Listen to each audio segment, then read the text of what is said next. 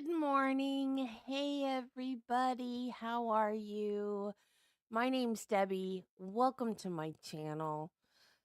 Today, we are going to be doing day 2 of the attempted honor killing trial because we missed it yesterday because,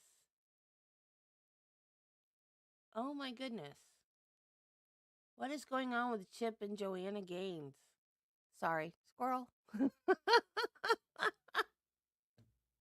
sorry.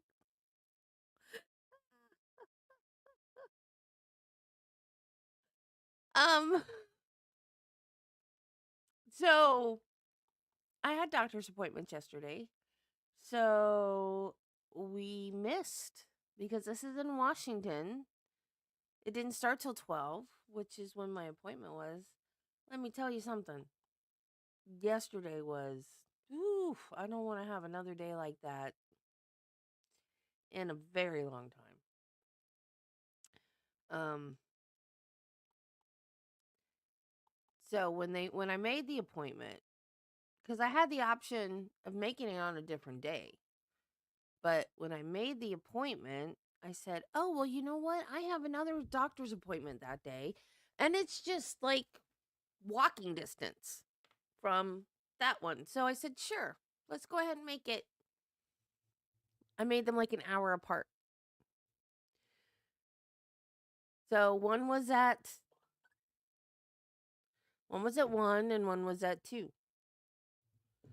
And they said, "Get there at 12:30, that way if she's able to take you early, she can take you early." It was 20 minutes to 2 before she saw me. And then this stupid dang port, it doesn't work. She insists that I come in and get it flushed. And we almost got in a fight. I'm like, I have a hobby job. I don't make a lot of money, but I have to be there. I was supposed to be there today, but I told them I had to go do this. She's like, "Well, I'm not in control of your schedule."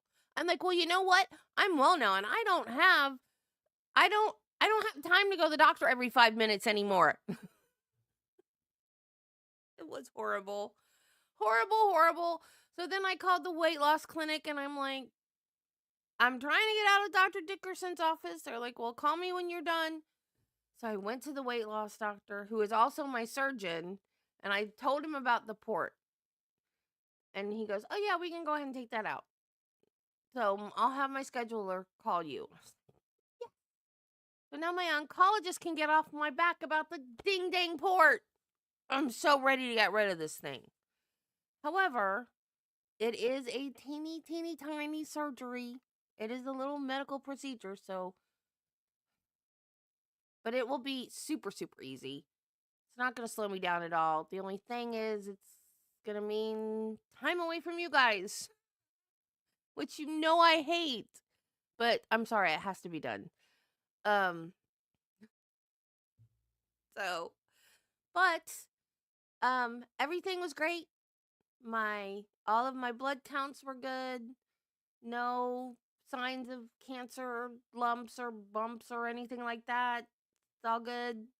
So I'm still cancer free, and they only need to see me every 6 months just to check my labs and make sure that everything is good.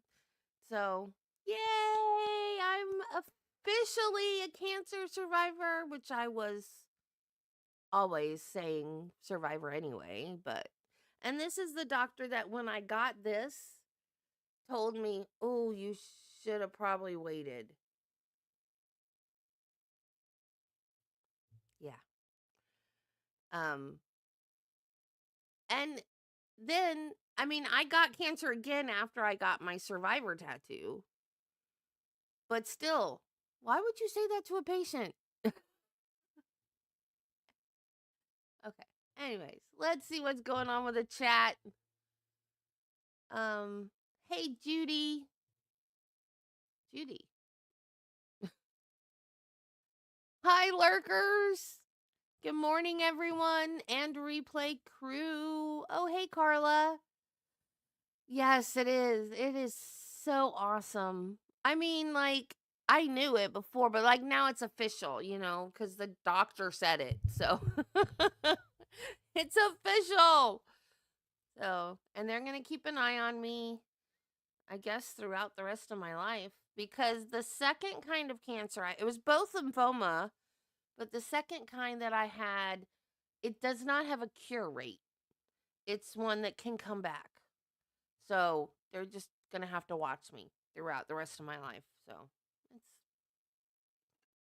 as long as I don't have to get in those stupid machines. I hate those scans because I'm claustrophobic. So as long as it's not scans and just blood work, I'm good.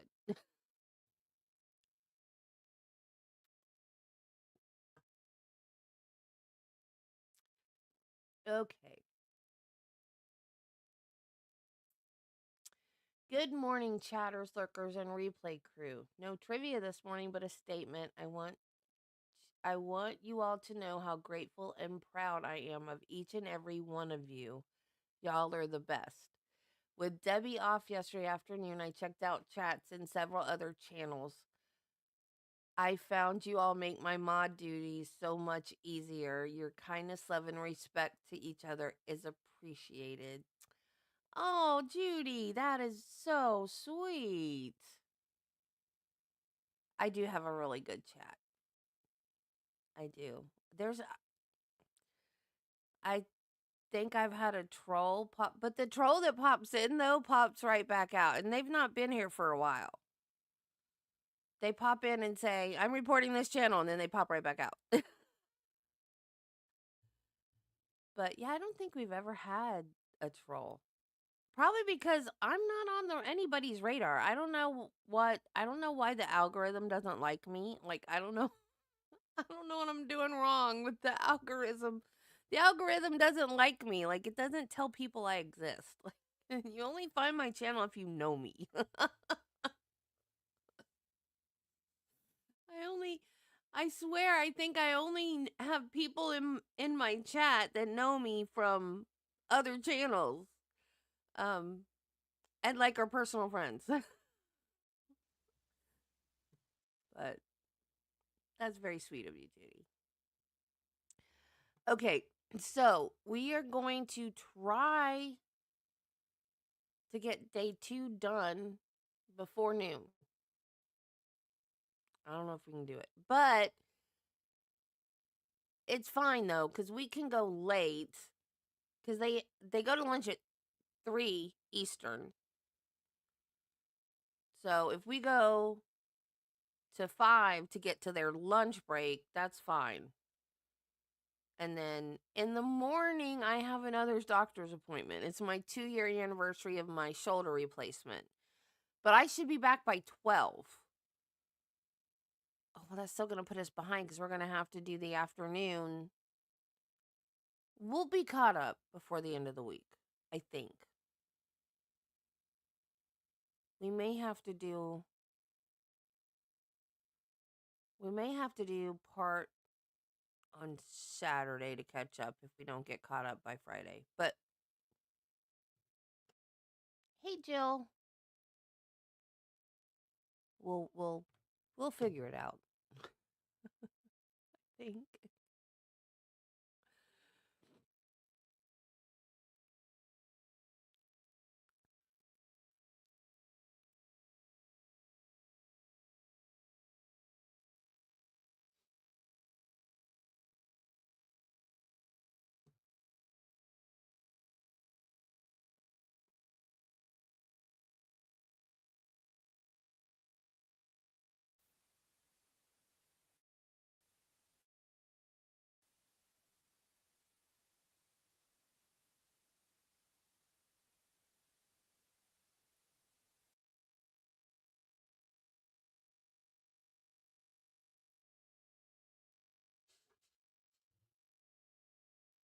Why are you buffering, you stupid thing?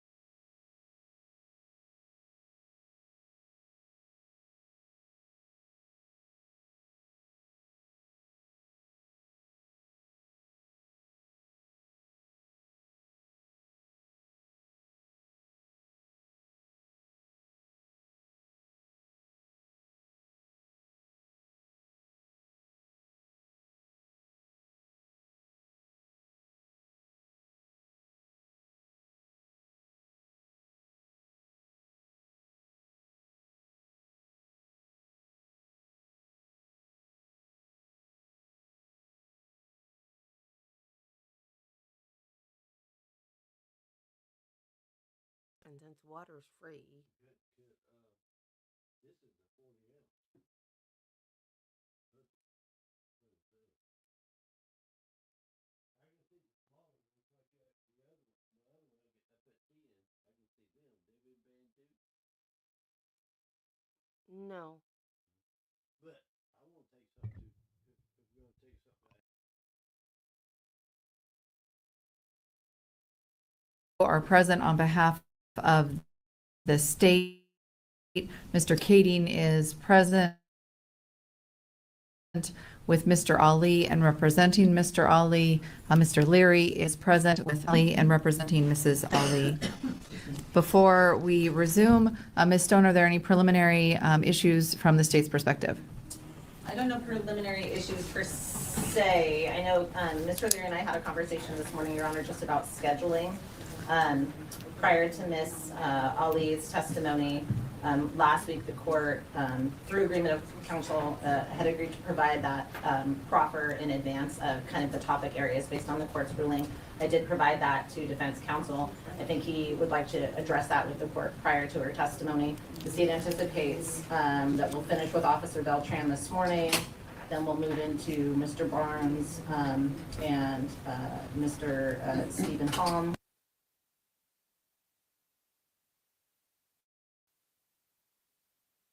I think we'll need to break prior to Ms. Ali to address that issue. All right, thank you. Mr. Kading, do you have any preliminary issues this morning? I know you. Thank you. Mr. Leary? Nothing additional, just a request to address it prior to her testimony. All right, and are the parties thinking this is 15, bless you, 15 minutes, 30 minutes? I have no idea how complicated or lengthy the issues are going to be. I have basically a paragraph and then another sentence that has been addressed as potential testimony. I would think it would be less than 15 minutes. Okay. So just, I have my concerns and how it dovetails with, is it inside the court's ruling or outside? All right, thank you. Oh, Carla, that is so sweet. We will talk about whether or not we try and address that at 1:30. And then just have the jury come back at 1:45 this afternoon, but we'll talk about that when we know better where we are at after the testimony this morning. Thank you. That is so kind. If you can please have Officer Beltran return to the stand, please, and if you could please bring in the jury. And then finally, there has been a request from the interpreters, a reasonable request, that the parties make certain that they keep their voices up and speak near a microphone because at times they've had trouble hearing the lawyers. May I ask that to grab? Yes. Understood, Your Honor. Thank you, Your Honor.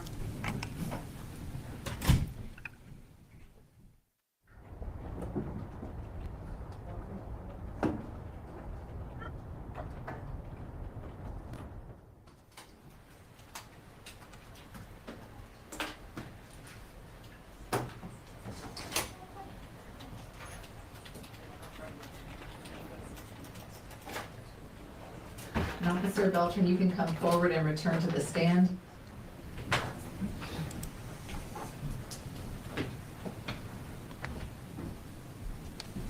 She is the best mom, and I forget to thank her so much.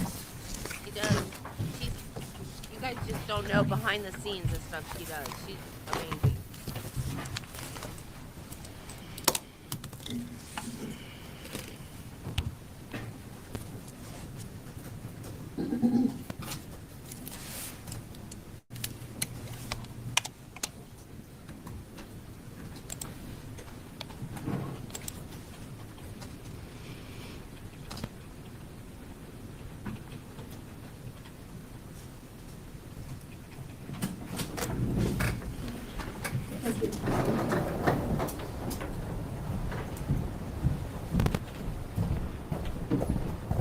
Are they out on bond?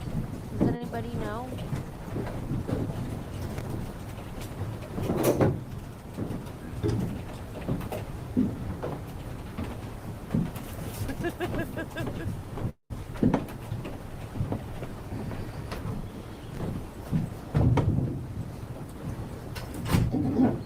Please be seated. Good morning, members of the jury, and welcome back.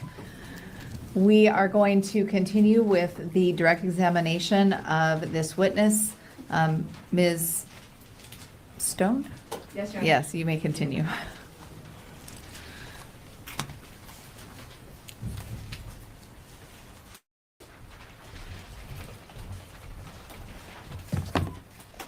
Excuse me.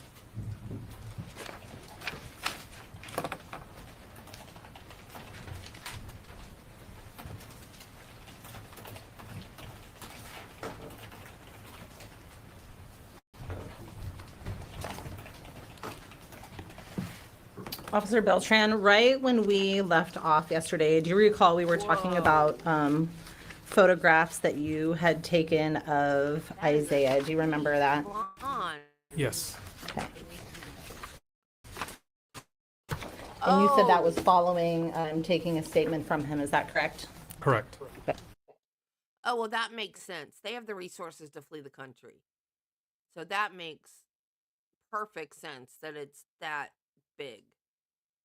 Yeah. May I approach, please, Your Honor? Yes.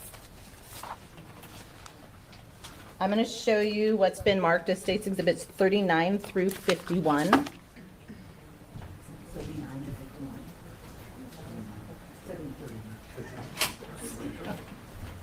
Yes. I'm going to ask you to review these silently to yourself for a moment, and then look up at me when you're done, please, sir.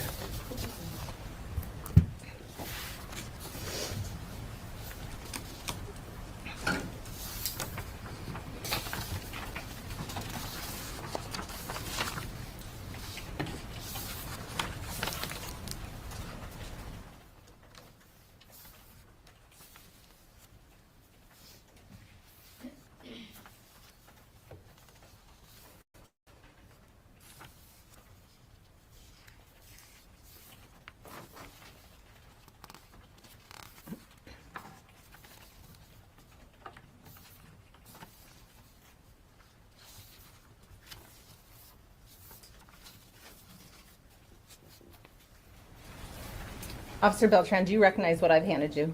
I do. What are those? Photographs I took after an audio and video recorded statement with Isaiah. Okay, and photographs of who? Isaiah. Okay. Do those appear to you to be a true and accurate representation of Isaiah as he appeared to you on the afternoon of October 18th, 2024? Yes. Okay. Again, at this time, the state moves to admit States Exhibits 39 through 51. Any objection, Mr. Katie? No objection. Mr. Larry? 39 through 51 shall be admitted. Request permission to retrieve and publish, Your Honor. You may. Take those back.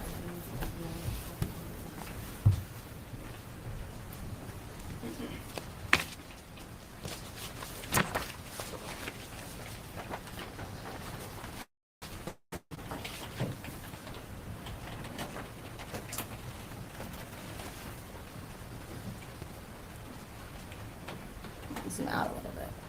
Screen is not coming up.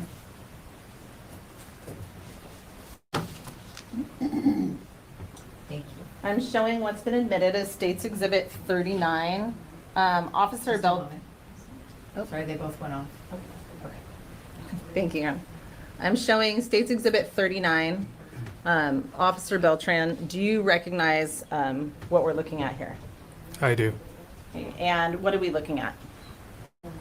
Isaiah's the left side of Isaiah's face. And what were you trying, you took these photographs, correct? Correct. And you've previously testified as to the injuries that you physically observed, is that correct? Correct. What were you trying to capture in this photograph, States Exhibit 39? Just above his left eyebrow, you see like a bump. There's some redness and swelling there. That's what I was trying to capture on my department issued cell phone. Okay. I'm going to show States Exhibit 51.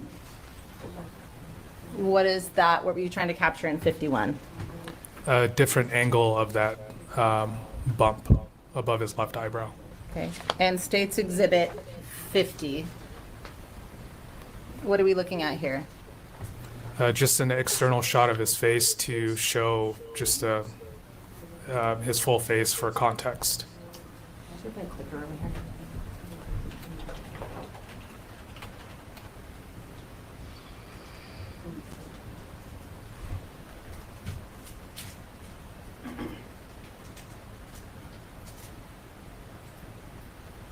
Okay, Carla, you have a good day. I'm actually going to move it over. I think our clicker is.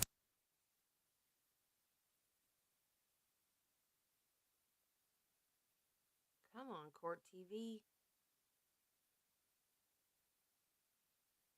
In terms of what you were trying to photograph. Well, this photo just provides just a full context of his face, but you can also see the elevation on the left, above his left eyebrow or left temple area. Thank you.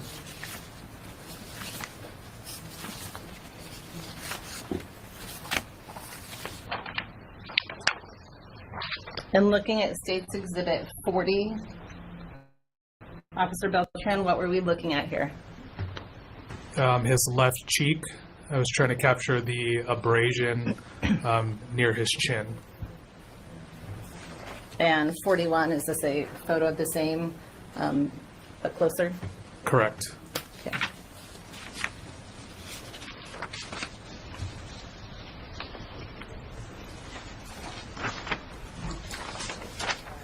State's Exhibit 49, who is that? Isaiah. Okay, thank you.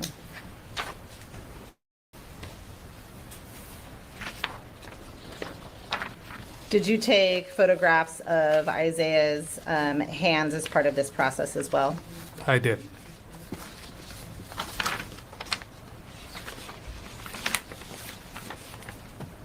Showing you State's Exhibit 42. What are we looking at here? The top part of Isaiah's hands.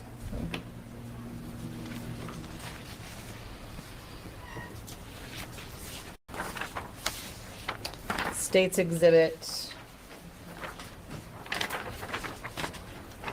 47. What were you photographing at State's Exhibit 47? Some scratches on his left shoulder. Okay. And what about State's Exhibit 45? What were you trying to photograph in 45? To see if there were any markings on his neck. Okay. Did you have any indication that Isaiah had been engaged in the same way with the adult male, with Mr. Ali, as Fatima had? No. Okay.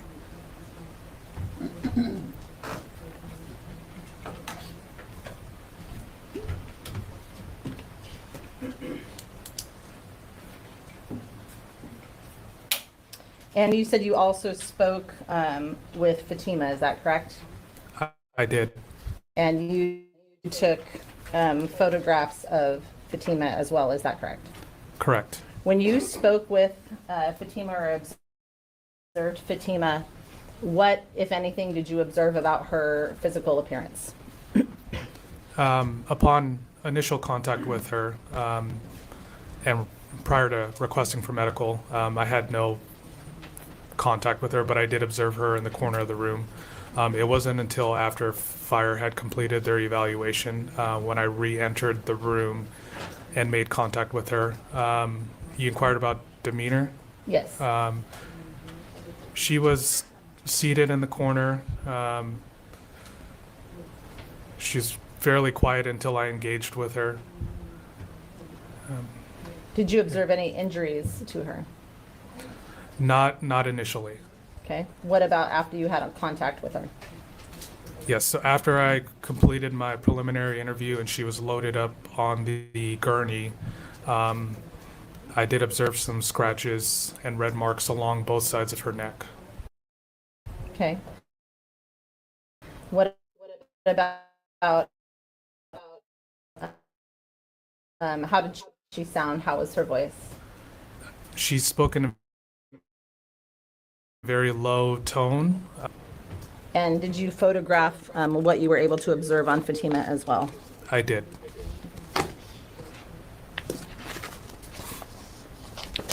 May I approach, Your Honor?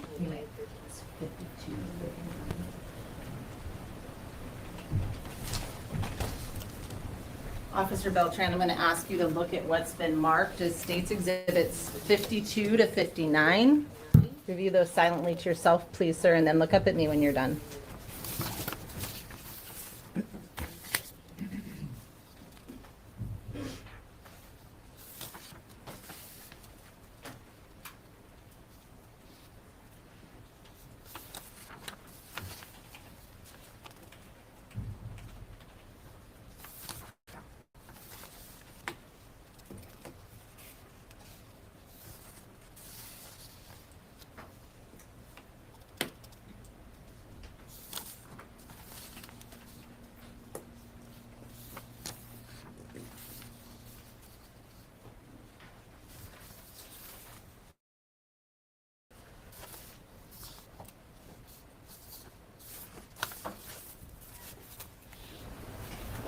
Officer Beltran, do you recognize what I've handed you?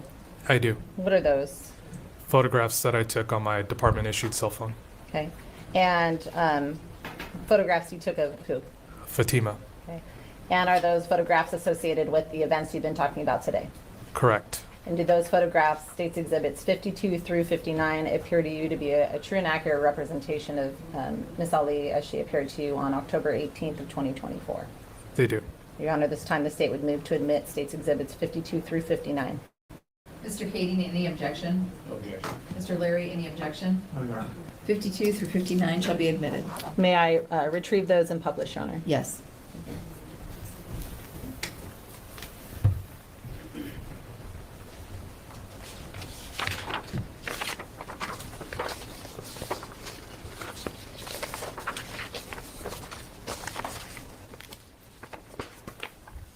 Starting with States Exhibit 52.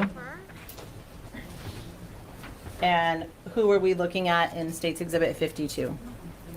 Fatima. Okay, and where is Fatima located at the time you took this photograph? In the main office of Timberline High School. Okay, and how is she currently pictured in this photograph? In a gurney, prepped, ready to go to the hospital. Okay, so you've looked at her, you've taken these photos after medics, is that correct? Correct. Okay. States Exhibit 53. What are we looking at here, sir? Facial photograph of Fatima. Okay. States Exhibit 54. What were you trying to photograph there? And I know it's bright. There are some red marks and some scratches, I believe, on the left side of her neck. That's what I was trying to photograph. Okay. Are you talking about what I would describe as just below the center of the photograph here? Correct. Okay. States Exhibit 57. What are we looking at here? The right side of Fatima's neck. Okay. And again, there's lights right over the TV screens, is that correct? Correct. Okay. So when you're talking about the other side of her neck, was there anything about her jaw that you were trying to photograph? Not at this time. Okay. What about later? Yes, so when I conducted the photographs, I inquired if Fatima had any other injuries or felt pain anywhere else. And so she advised me that she was feeling pain in her lower jaw. So were you trying to take a photograph of that or capture that as well? Correct. Okay. States Exhibit 56. What is that a photograph of? I think that was Judy, A Jennifer. closer shot of the right side of her neck. Okay.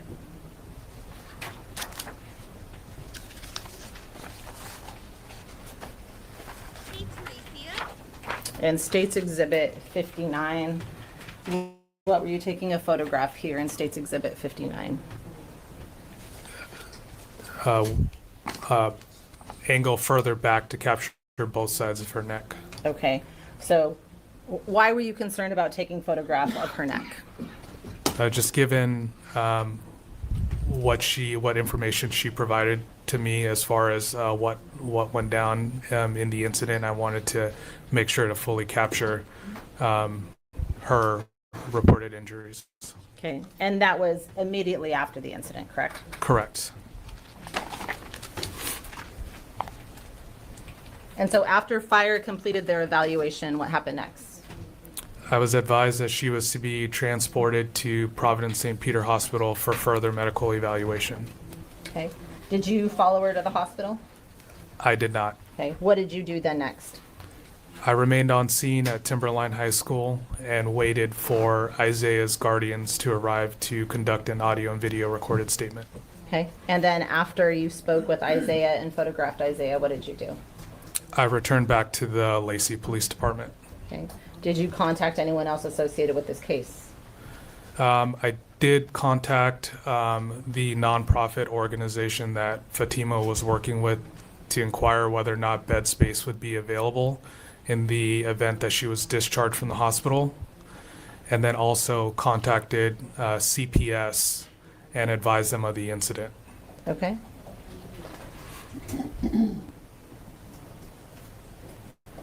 What about, are you familiar whether a protection order or trespass order was associated with this case? I am. Did you do anything with those? Yes, I located the temporary protection order that was issued on, I believe, October 14th between Isaiah's family and Fatima's mother. I uploaded that as part of evidence for the case, as well as the North Thurston Public School District trespass letter that was issued to Fatima's mother on September 17th, 2024. Okay, thank you. And you indicated just before that you had contacted the nonprofit associated with this case, as well as CPS to check on status of whether there was availability for Fatima. Is that correct? Correct. Were you aware whether Fatima was listed as a runaway at this point during your interactions with Fatima or that nonprofit? After the fact, yes.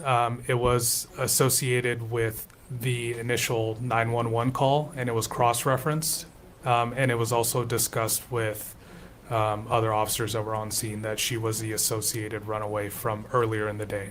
Okay, and let me ask you a general question. When somebody is a runaway, are they given a specific status, or is there a formal indicator of that?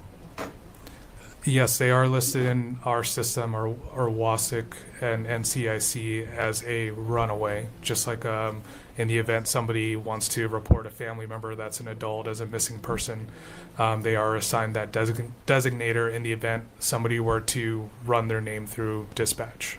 And that's not, to be clear, that's not a crime, right? Being a runaway is not a crime that you would charge someone. Correct. It's a status offense. In the off chance that they were of an adult age, they wouldn't be entered into the system. Okay. And when, let's say a school, well, you work in the schools, correct? Correct. And if somebody in the school, whether they know that they are formally listed as a runaway or they don't know, or maybe they just know colloquially, right? Maybe the student has just told them, is a school required to notify you if they come in contact with that person? No. Are you required to notify parents or guardians if you come in contact with that person? Not initially. Okay. And in what situation may you not be required to do that? Did he just say if you're an adult and you run away, you're not entered into the system? So adult missing persons aren't entered into the system? That doesn't make any sense. In the event the student expresses safety concerns, And what about the school to you? Is that the same? If those safety concerns are expressed, does the school have to notify you? no. Thank you. I have no further questions. Thank you. Mr. Kading, cross-examination. Thank you, Your Honor.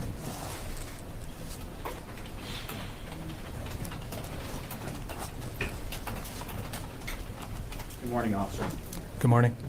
I wanted to show you some exhibits here that have been marked as exhibits 524 through 5 504 through 524.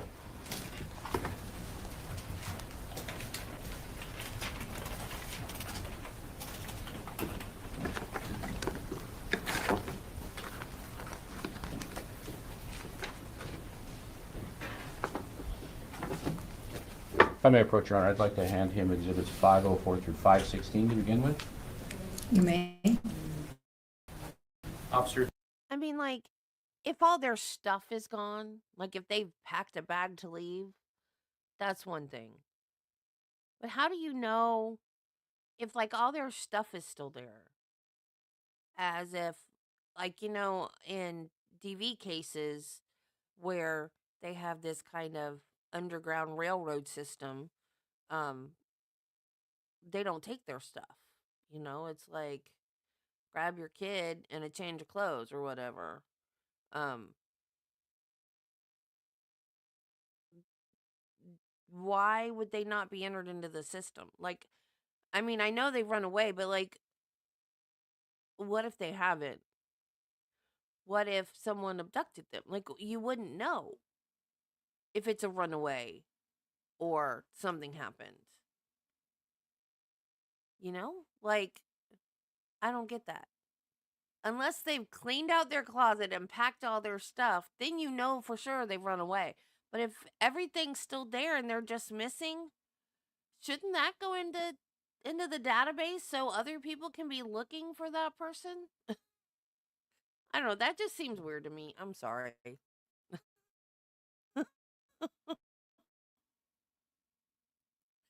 Oh, and yes, please no spoilers if you've already seen it. You can just take a look at those for me real quick.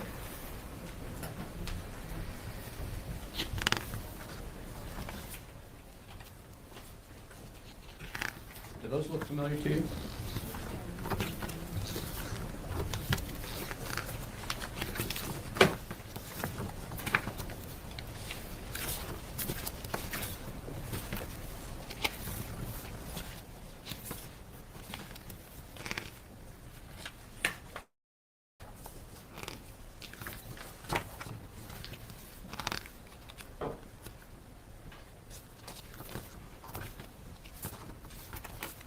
Yes. And could you please tell us what those are? Photographs of Isaiah. And are those the same photographs that the prosecutor showed you? I believe so, yes. Okay. Let me approach and take this back down real quick. You may.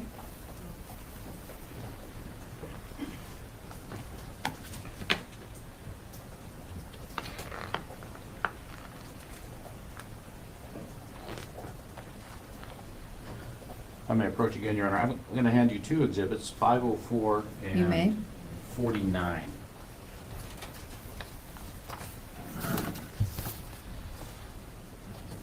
Officer, do those appear to be the same photograph?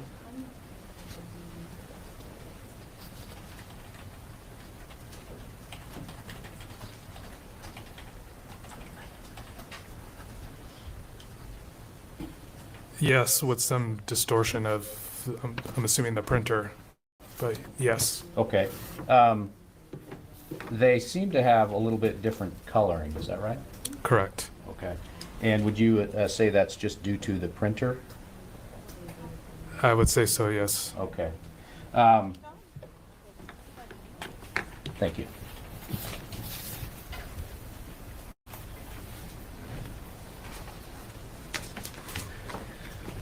I want to look at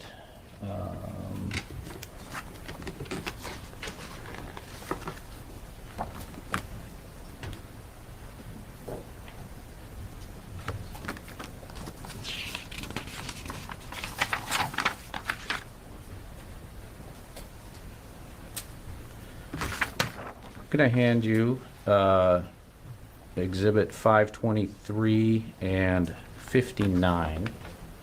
One moment. Take a look at those. Do you recognize those photos as the same photo? Yes. Okay. Now, in those photos, can you see different markings on the photos, on the face? I do. Okay. And could you tell us who that is that we're looking at there? Fatima. Okay. And in exhibit number, is that 516? 523, is there more or less markings in that photo? More. Okay. And what about the color of the sweater she's wearing? The color of the sweater in 523 appears to be lighter. Okay. And do you remember what the actual color was closer to in those? Dark colored, possibly black. Okay. So you think the photo that has more detail is of the face is less accurate color-wise?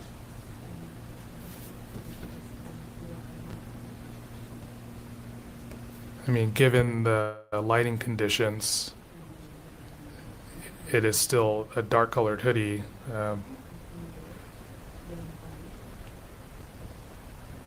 Can you rephrase that question? Well, or I just asked, the face on the one seems to show more detail, right? Yes, on 523 it shows more detail. Okay, but the sweater seems to be lighter in color. Correct, versus the other exhibit, number 59. Okay, so my question is, do you have any recollection that of when you took the photo, which color was more accurate? Of the sweater, excuse me. I don't. You don't? No. Okay.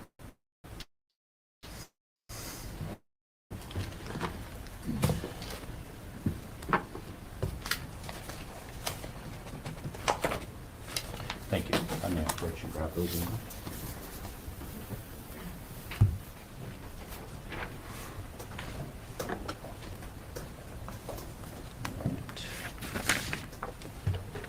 And so,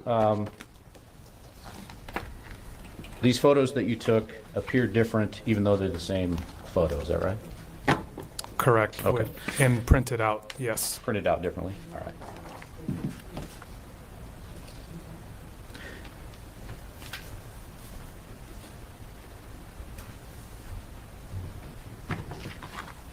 And the photos, did you check 524 through 517 of Fatima? Did you look at those yet? Or just the ones above? So Mr. Kading is handing the witness what's been marked 517 through 524, is that correct? That's correct.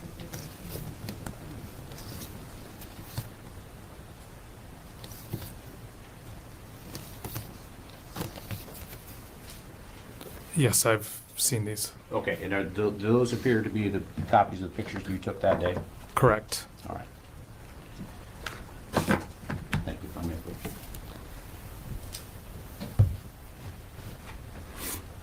Your Honor, at this time, I'd move to admit exhibits 503, or excuse me, 504 through 524.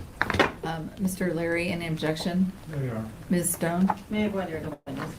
you may.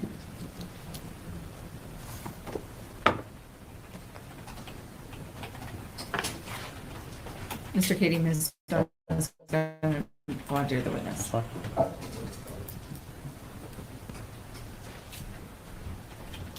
Officer Beltran, just to be clear, when you take photographs, do you do anything special in terms of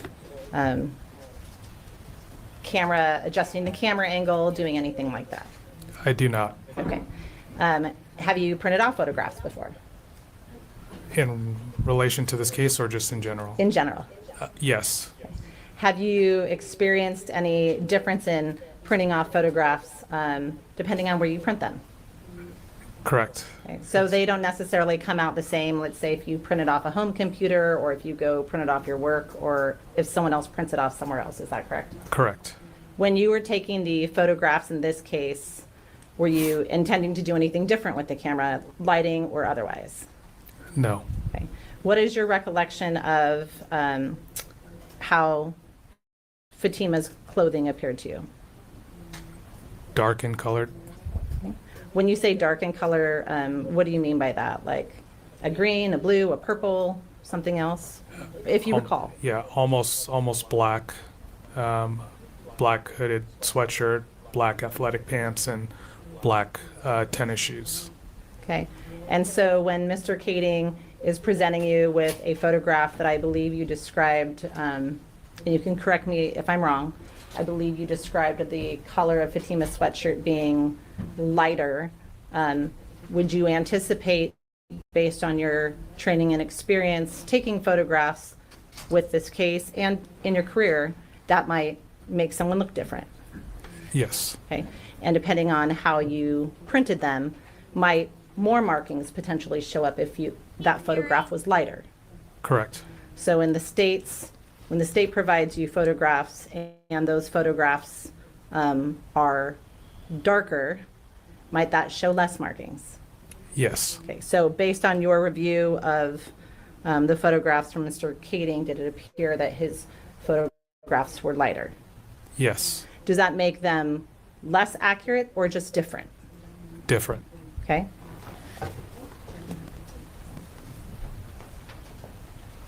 Ms. Stone, you're voir diring the witness as it relates to whether or not you have an objection to 504 to 524. Yes, Your Honor, I just had a follow-up question.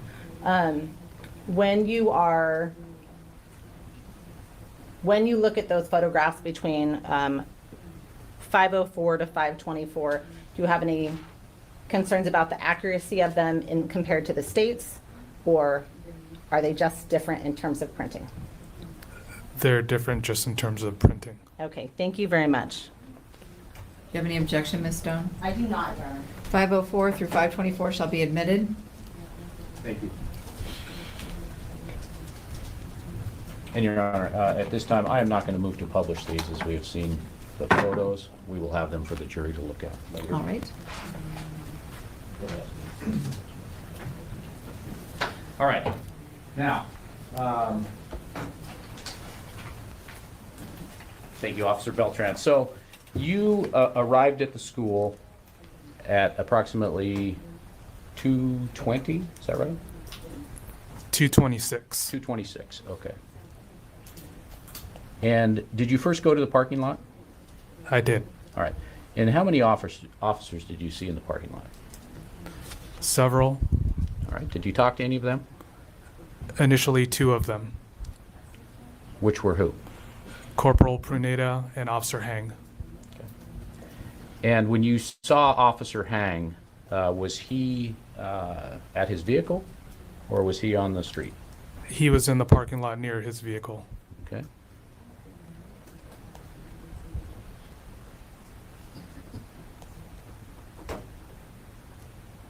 And at that time, did you see the defendant anywhere? I did not.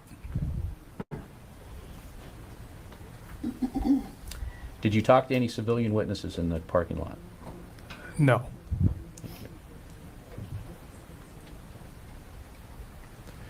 All right.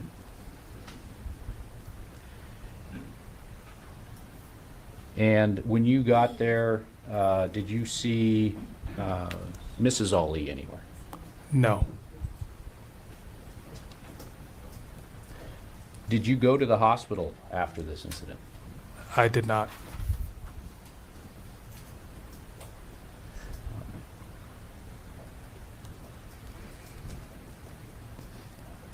Subsequent to the 18th of October, did you talk to anyone else about this case?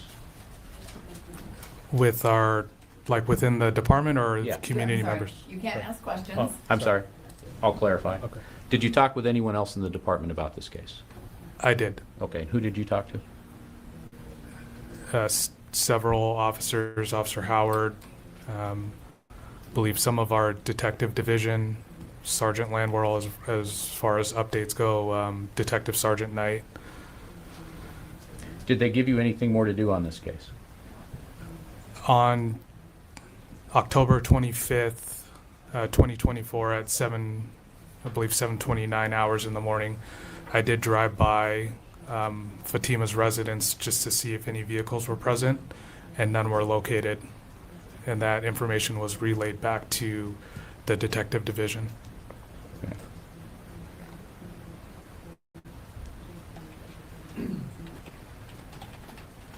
So you were directed by someone in the department to go drive by the residence?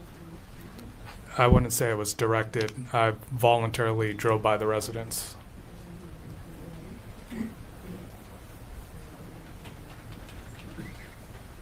I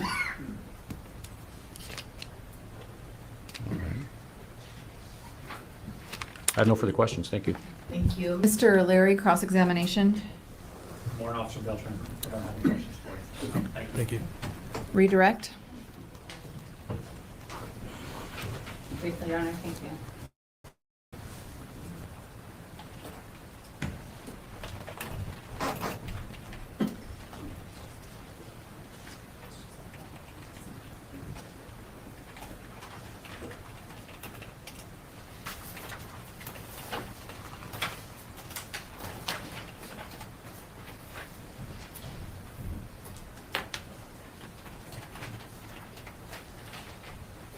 Officer Beltran, are you familiar with something called body cam? I am. What is that? It's a department-issued camera that all officers carry on them when they're out and patrolling or out doing their job function. Okay, and how does that work? Is it on all the time? Is it something that you turn on? How does that work, system? Typically, it's something we activate, but in the event that we have a emergency signal that gets activated either through our patrol vehicle, sometimes the camera does auto-activate.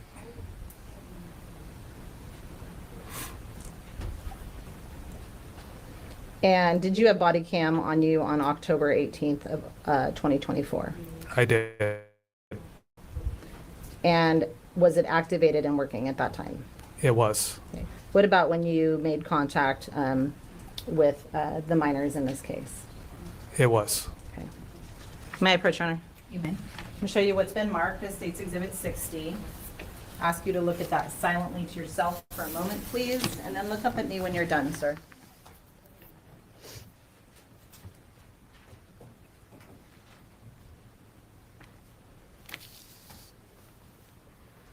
Do you recognize what I've handed you?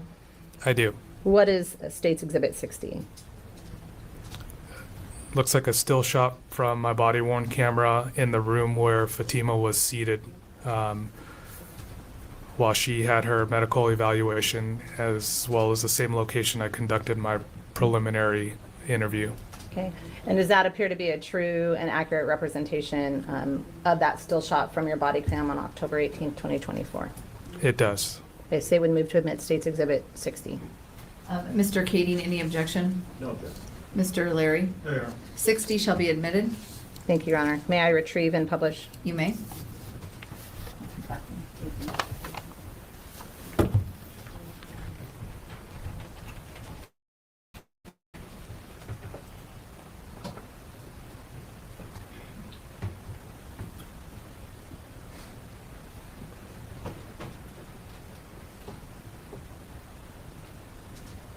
I'll give it a second to autofocus. Officer Beltran, can you orient the jury to what they're looking at in this photograph? Yes, Fatima's seated on the couch. This is where I conducted my preliminary interview. Just for reference, my body camera is located on the left side of my external carrier. So this would be the angle from my external vest. Okay, so just to clarify, when you say external carrier, do you mean your vest? I do. Okay. So when it's on the left side of your vest, that's the angle based on that. There are markings on this exhibit in the upper right-hand corner of that still shot.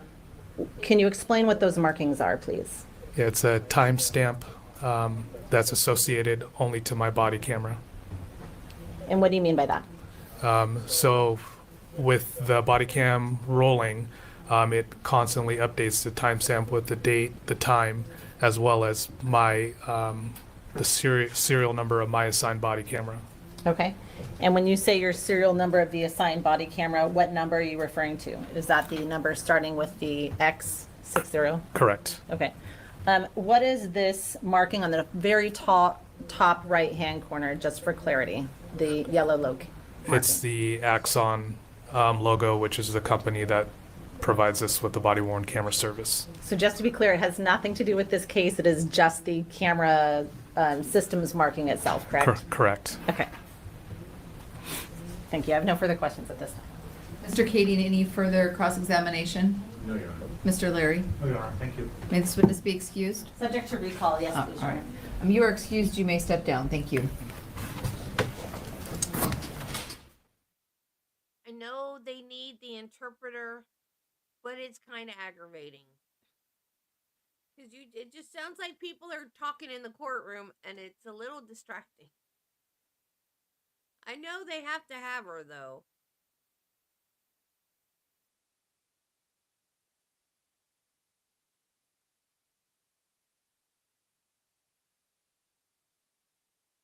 Why do they turn the sound off in between witnesses? That drives me crazy. Please raise your right hand. Do you solemnly swear or affirm that the testimony you're about to give will be true and correct? Yes, Your Honor. Please be seated. Ms. Stone, you may inquire when you're ready. Thank you, Your Honor.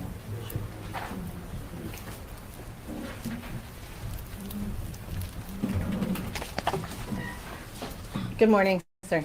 Good morning. How are you? Good. How are you? Good, thanks. Mr. Barnes, can you please state your name and spell your last name for the record?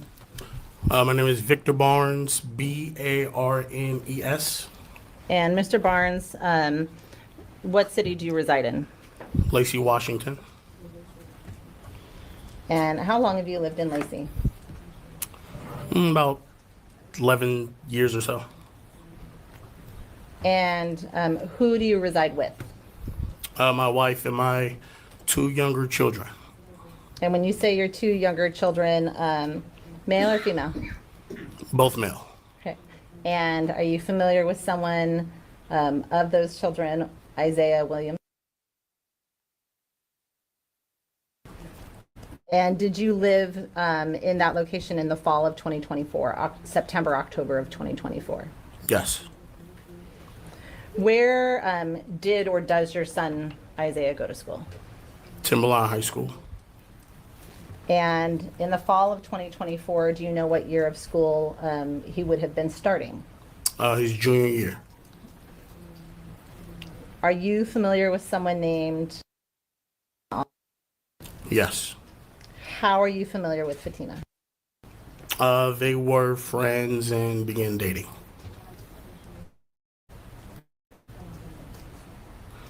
Quit bleeping their names. We know their names. And you're missing them half the time. And were you familiar with Fatima's parents at all? After a while, yes. Okay. Had you met or spoken with them at any point, either or both at any point during the time Fatima and Isaiah were friends or dating? Yes. And just timeline-wise, when about did that occur? I had a phone conversation with Ihsan Ali on about September. September of 2024? Yes. 16th or 17th.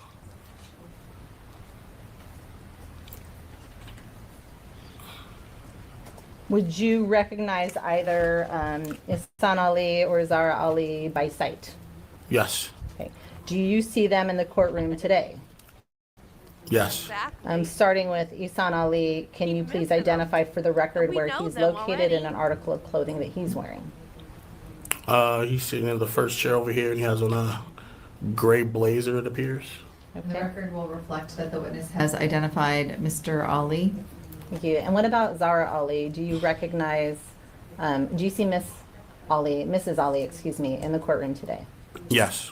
And can you identify for the record, please, where she is located and an article of clothing that she is wearing? She's sitting at the end of the table over there with a black shirt, dress shirt. And the record will reflect that the witness has identified Mrs. Ali. And Mr. Barnes, without providing any details, was there an incident between your son and Miss Ali somewhere, or excuse me, Mrs. Ali, somewhere around September 17th of 2024? Yes. As a result of that incident, did you or your wife, or both, and Isaiah have any concerns for Isaiah? Yes. I'm sorry. Could you, it's one of I think they changed their mind. No objection. Based on those concerns, did you engage the court or judicial system for assistance? Yes. And what assistance did you request from the court system? I went to go get an anti-harassment protection order against Mrs. Ali. Protecting who? Isaiah Williams. Were you, in fact, granted a protection order? Objection as to, well, I guess I would ask for clarification as to the date of the order that was granted. I'm going to overrule that can be either further addressed if the state chooses to in other questions or addressed by you in cross-examination. So you said you were granted that. Do you recall what court that order was issued out of? The juvenile detention center over there in Tamar. Okay. And do you excuse me, that order, do you recall when that order was requested? October 14th. Okay. And who petitioned for that order? I did. And did you petition for it on behalf of yourself or someone else? I petitioned on behalf of my son Isaiah. How old was Isaiah at the time? 16 years old. Okay. And who were you petitioning for protection against? Mrs. Ali. And when you say Mrs. Ali, do you mean Zahraa? Yes. And how did you make that request to the court? Meaning, is that something that you do online? Is that occur in a court hearing or something else? I went in person. At a court hearing, yeah, court hearing. Okay. As part of that court hearing, is that a court hearing that Miss Ali attends? Did she attend that hearing? I don't recall seeing her there.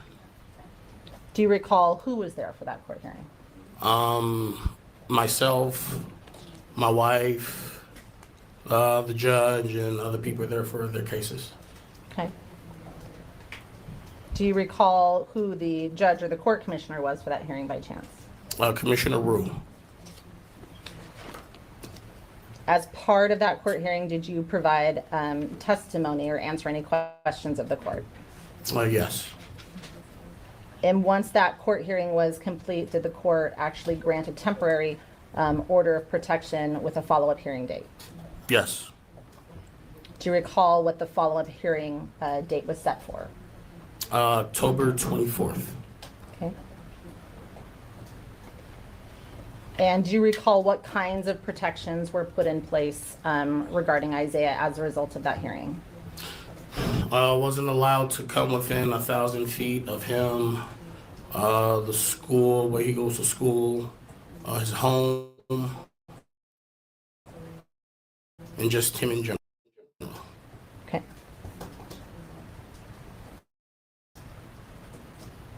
Are you aware, had Miss or Mrs. Ali been to your home prior to that? Do you recall if she had been at your residence at any time? Yes. Okay. So would she have known where your residence was? Yes. Okay.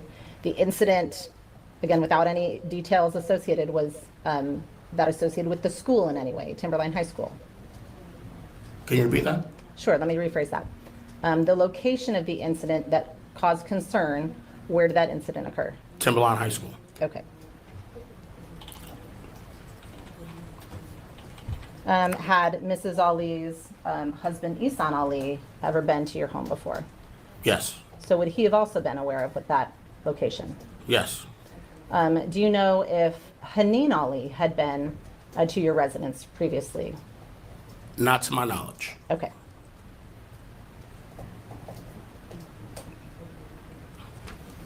And do you know who was directed to serve a copy of that order on Mrs. Ali? Lacey Police Department.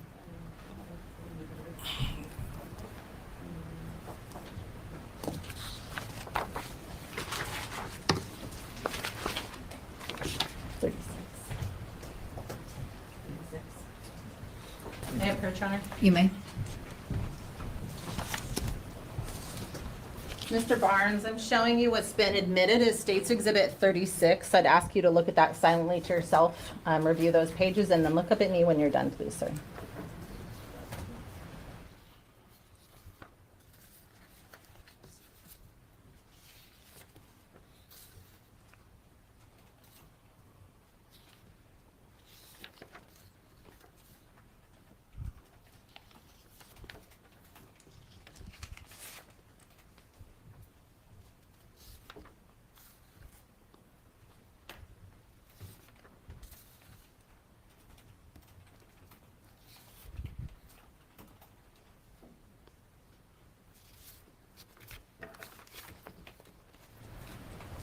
Mr. Barnes, do you recognize what I've handed you?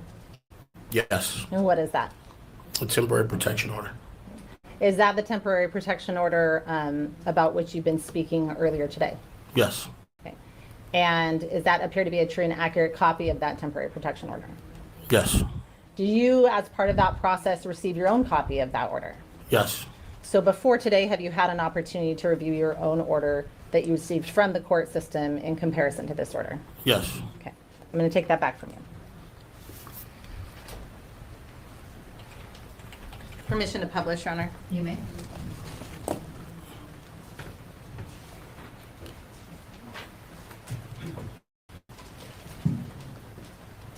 Okay, Mr. Barnes, I'm going to ask you some questions. First of all, who is listed up top, I would say top third of the page here in the header block? That would be my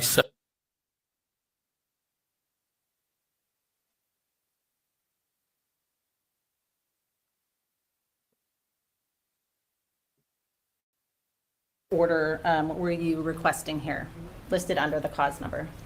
harassment. Okay. And is it a permanent or listed as a temporary protection order? Temporary. And what is the date for the next hearing that has been provided? October 24th. Did you attend that hearing? Yes. Okay. What was the result of that hearing? Objection as to relevance as to what happened on the 24th. Sustained. Did you attend that hearing? Yes. Okay. And in terms of the order, what information then is followed on that order? Who is identified, I suppose, down here on the front first page? Oh, Personal information for Miss Ali. yes. Okay.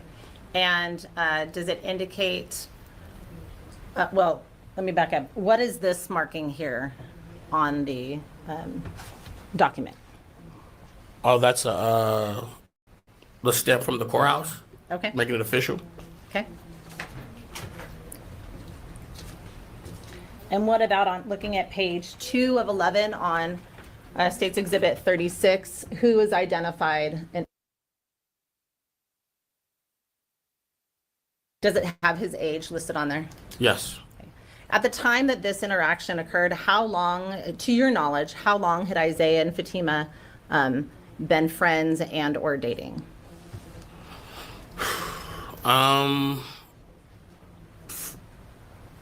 About a year or so. Okay, so this wasn't, at the time of this wasn't like a brand new relationship between these two. Is that fair to say? Very fair to say.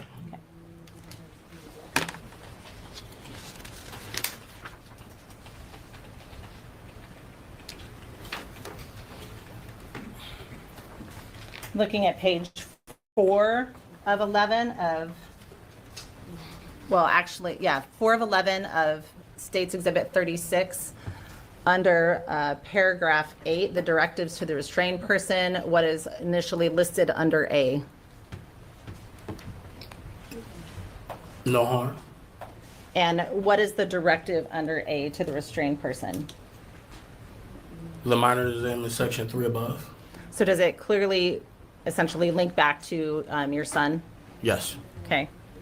And under subsection D of that, does it indicate where your address is, the address specifically to stay away from? Yes. Okay. And is that the address that Ihsan Ali and Zahraa Ali had previously been to? Yes, So it wasn't a different address than what they had previously visited? correct. Okay.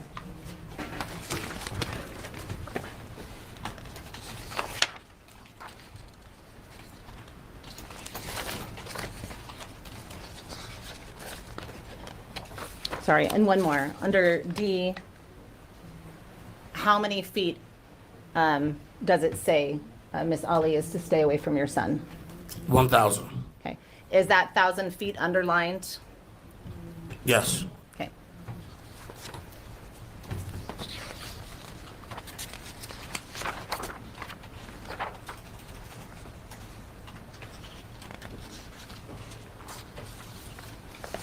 And had your son gone to school, if you know, with Fatima Ali at the time of those events? yes, Okay. So was there any confusion? Well, had there been any change in your son's school since September to October? no.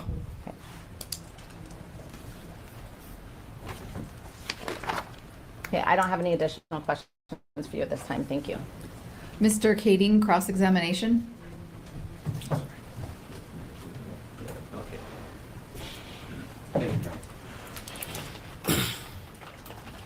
Good morning, Mr. Barnes. Morning.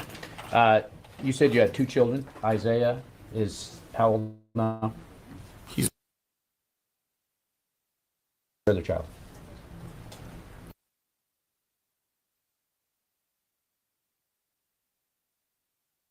Do you have any other children? no, Okay. So, just one preliminary. Have you watched any of the proceedings on this case on TV at all? no, Okay. Have you seen any videos on this case? no, Okay. So, let me ask you this. When you parent your children, you have rules, right? yes, Okay. And they're pretty set. The kids know what to do. correct. Okay. And if they break the rules, you punish them, right? Depends. Okay. So if they break the rules, what do you do if you don't punish them? I asked them why they broke the rule. Okay. What if they don't have a good reason? Then do you punish them? Depends on what their answer is. Okay. Do you have the final call on what happens after you talk to them? Yes, Okay. me and my wife. All right. And so you have different boundaries, different punishments, that kind of thing, right? Yes, Okay. And if they do something bad, worse punishment, right? Right? that's fair. Okay.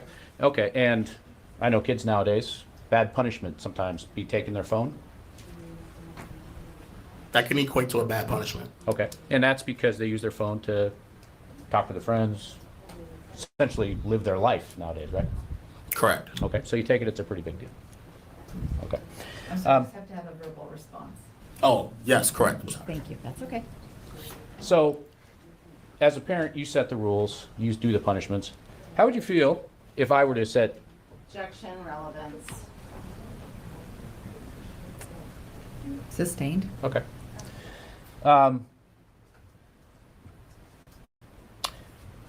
If you didn't get the desired results from your punishment or your discipline or your talking to your kids, what would you do? I will consult with my wife. Okay. And you said you went to court for your son to get this protection order, right?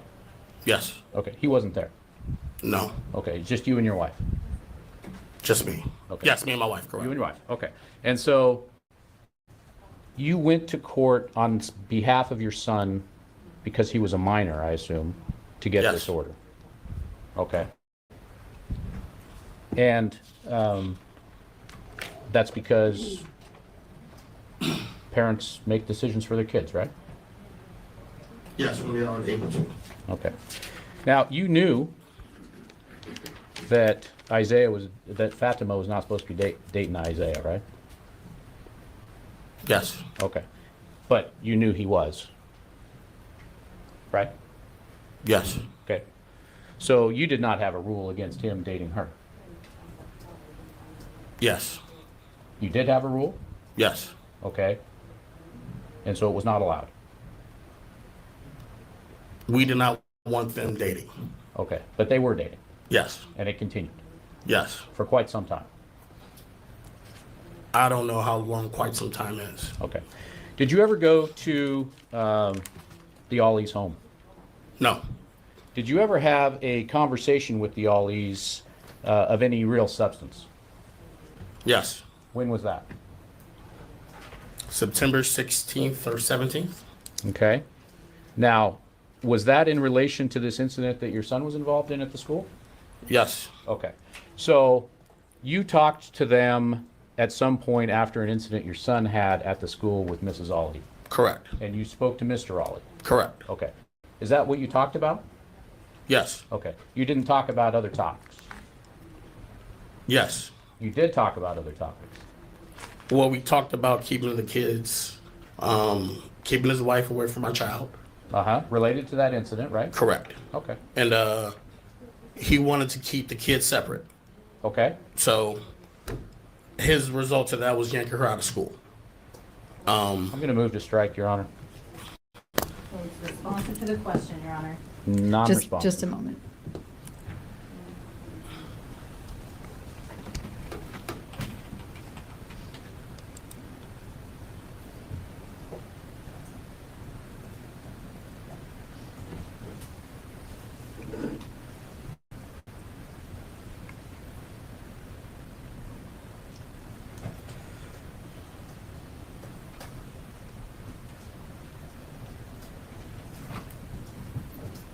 Sustained is to non-responsive. So, in the year that your kids were friends and dating, you talked to Mr. Ollie one time. Once over the phone and once in person when they came to our house. Okay.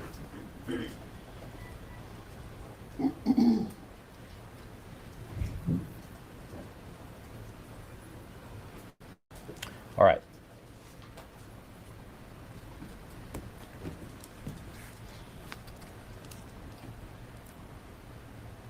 And fair to say you're not friends with them, Very fair. okay?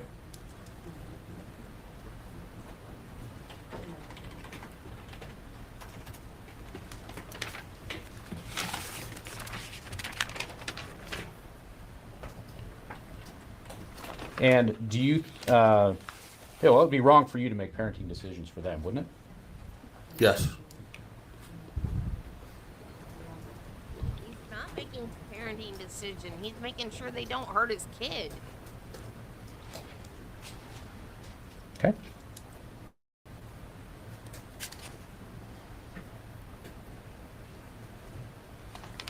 I have no further questions. Thank you. Mr. Larry, cross-examination.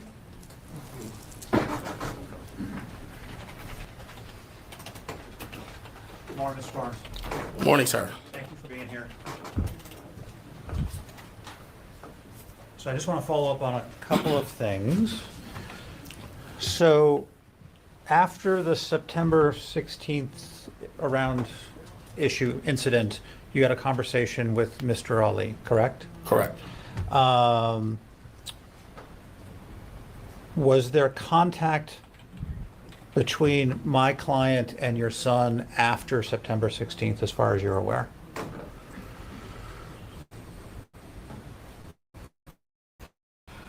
Not to my knowledge. Okay.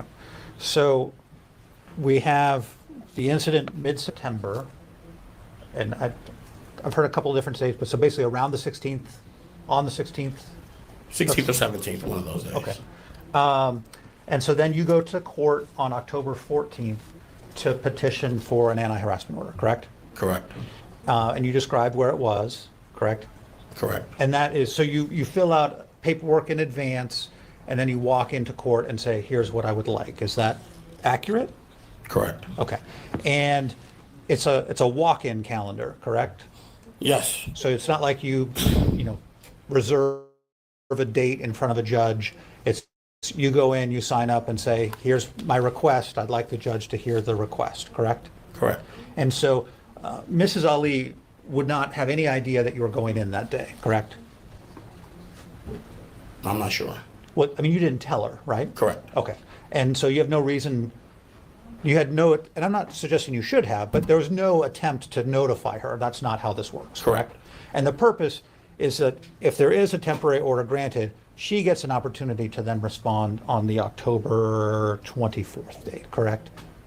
Is that a yes? Correct. Okay. Yes. And so were asked on direct as to whether Ms. Ali was present at the temporary order, and you said you weren't sure, correct? I didn't see her when I was there. Okay, so, but just to be clear, there was no reason to think that she would have been there, correct? Not if she wasn't notified.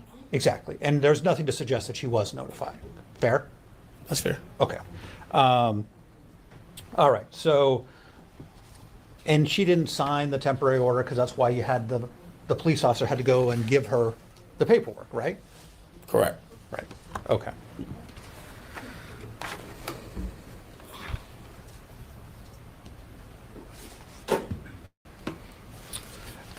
National And Hot so, Day, and y'all. the thrust or the reason that you talked about going to get the order in October was the September 6th. I forgot a word in that sentence. I said it's National Hot Day. It's National Hot Dog Day. 16th incident. Nothing further. I appreciate it. Thank you. Redirect.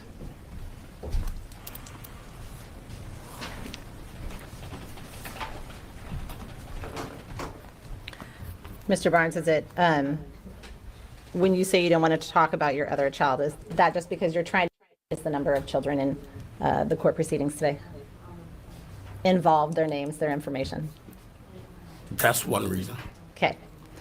And Mr. Kading asked you questions about your parenting style and punishment and consulting with your wife. Do you talk to your kids? Yes. Okay. Well, how would you describe your relationship with your kids? Pretty strong, pretty good. Do you have an open communications or something different? Very open. Okay. So when you went to get this order, was Isaiah aware of it, that you were going to get this protection order requested? Yes. Okay. Is that because you guys talked about it as a family? Yes. Okay. You said that they, you were aware at the time that Fatima was not supposed to date and you were trying to keep the kids from dating. Tell me about that. What do you mean? Well, at the beginning, they were just friends. And then I guess somewhere along the way, they began dating. Wasn't to my knowledge until they were a little while into dating. And I realized she wasn't allowed to have a boyfriend. And I tried to, say, hey, let's not further this more than what it needs to be. If that's their rules, that's their rules. Let's not involve ourselves in that. But, the kids, so it's hard to, love is a strong thing when you're a child. And when you don't know no better, you sort of don't know no better. So that's sort of where we were coming from as parents. But as time went on, things got very strange, and into the incident on September 16th or 17th. And again, without going into those details. Yeah. So ensued that situation, then follow up a few weeks later. Policemen escort the parents to our home, looking for her when she wasn't there. Then follow up. Our son's being hit at school. So, yeah, and she's getting choked. Okay. And have you met Fatima before? Yes, Okay. How would you describe Fatima? she's a nice young lady.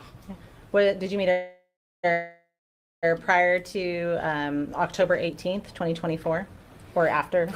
I want to say I met her after. Okay. If you met her before, do you have a specific recollection of it?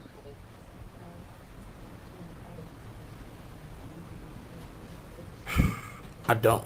Okay, that's okay.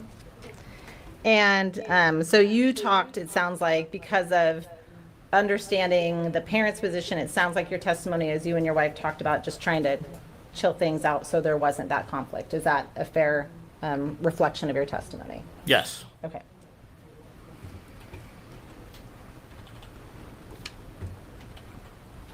When you spoke with their parents, did you speak with both Mrs. Ali and Mr. Ali, just one or the other of them? Just Mr. Ali. We were because before I went and pressed charges, filed a complaint on mom. I wanted to inform him and let him know. Okay. So I think. So it's not.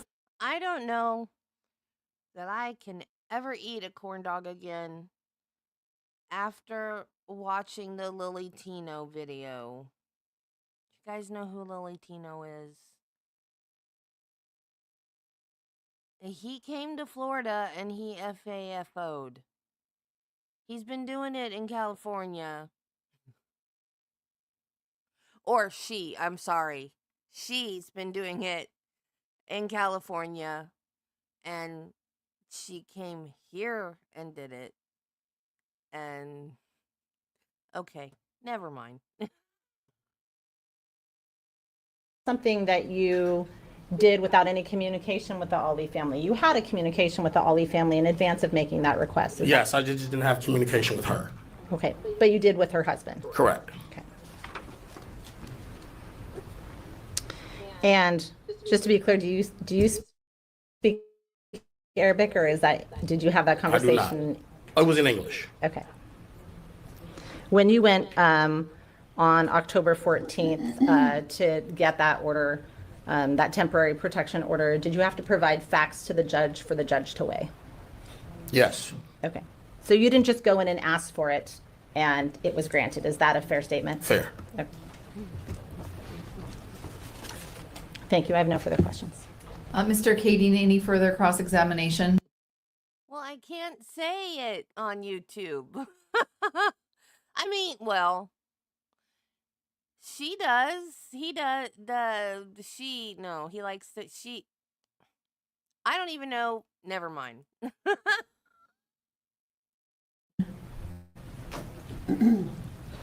Yes, Your Honor. So, Mr. Barnes, you mentioned that the Alis came to your house with the police, is that right? Yes. And they were looking for Fatima? Correct. Okay. And when was that?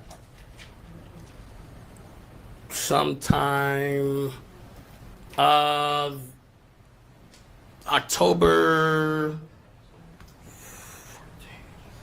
probably October 10th or 11th.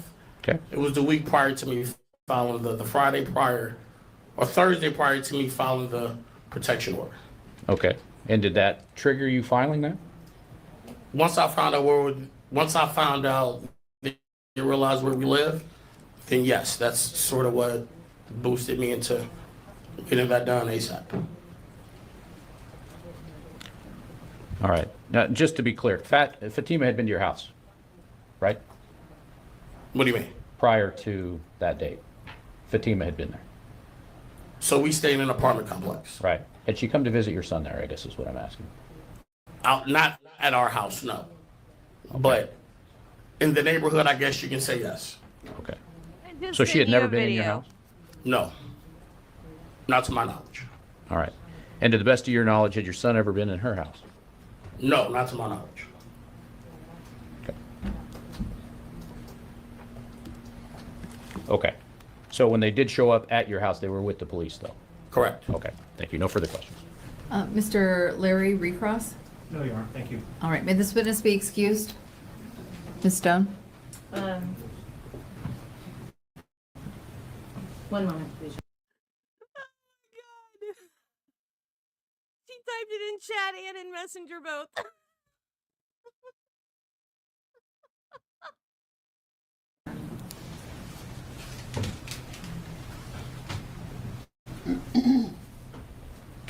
I have one final question, Your Honor. All right. Mr. Barnes, when you had that conversation with Mr. Ali prior to filing the protection order to let him know that it was coming, had you made the determination that it was coming at that point? Or were you having a conversation with Mr. Ali to decide whether you were going to file it once they knew where you lived?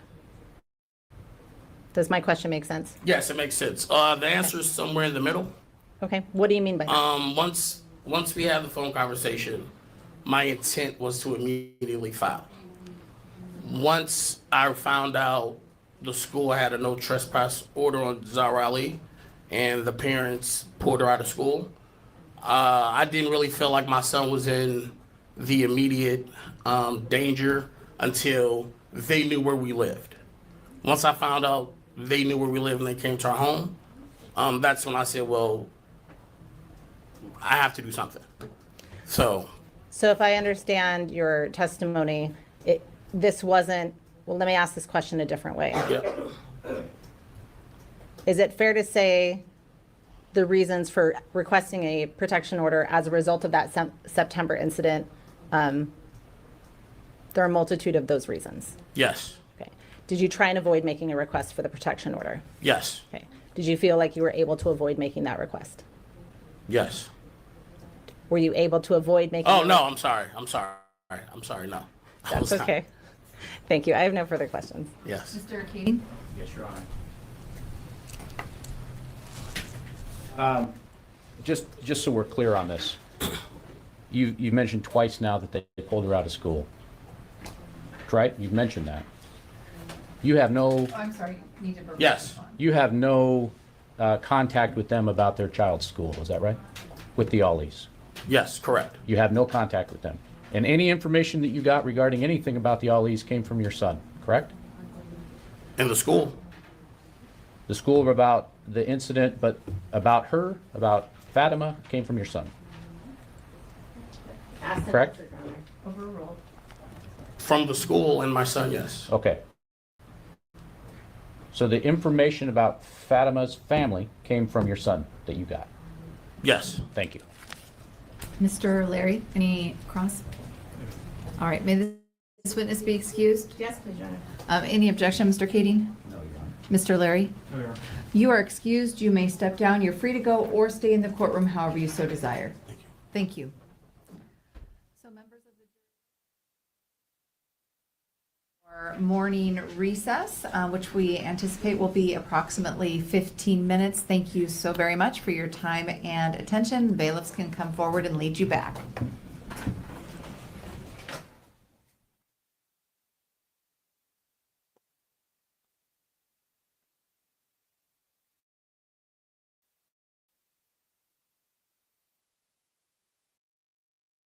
I was not, I also have not watched, I have no intention to watch or look, but I have not had any reports from anyone as to Court TV. We've had multiple communications with Court TV in advance of this. They've been nothing but accommodating and understanding based on minor victims as well as the victim in this case, or excuse me, minor witnesses as well as Miss Ali in this case who has just recently turned 18. I think that they are aware of that, but they also understand that at the time of these events, she was a minor, and she also, for all of the reasons the court previously ruled, is not to be recorded. They understand that. I just wanted to make that very clear for other media as well. All right, thank you. Finally, before we bring the jury back, right before I came out on the bench, I was provided a copy of the proffered information, so I have not looked at that yet. If we conclude, is it?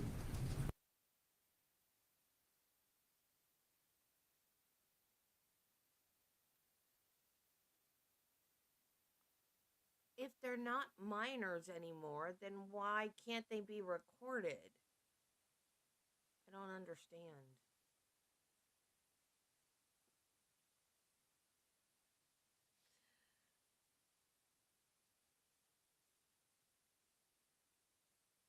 Did you watch it, Jill?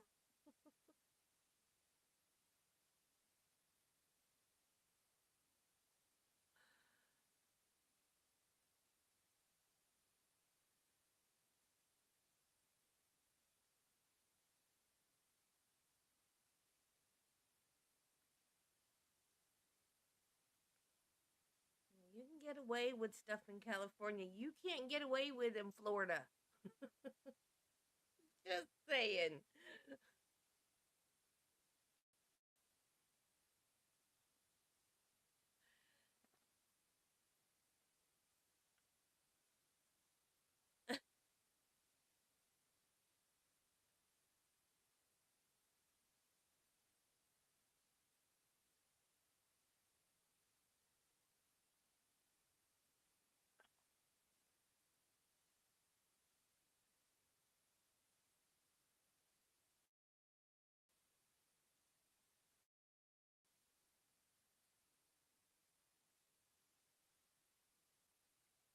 Okay, so is an underage kid gonna? Are we gonna hear him? Is that what's happening?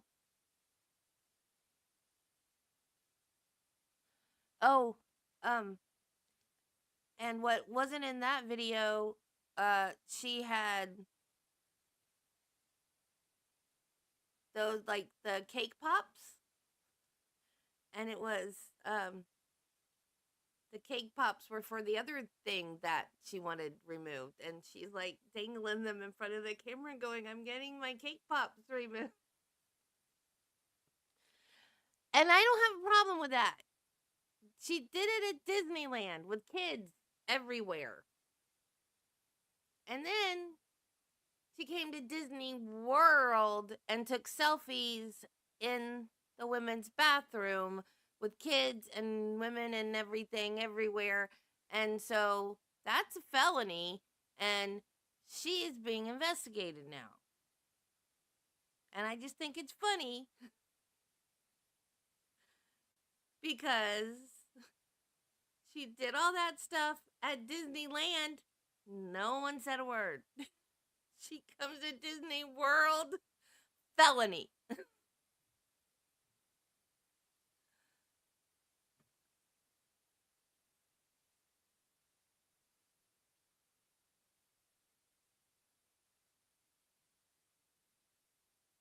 Oh, okay.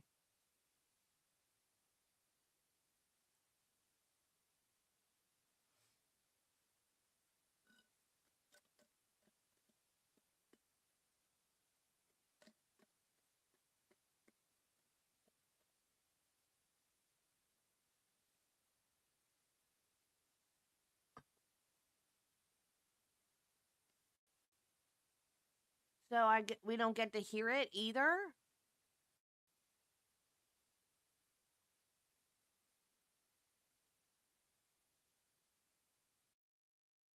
Push and then a punch.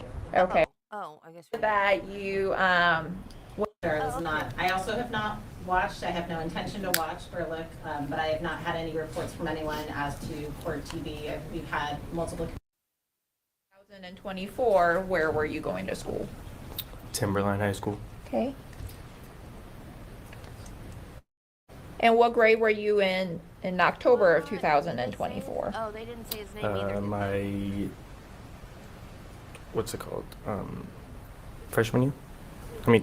Sorry, sophomore year. Okay.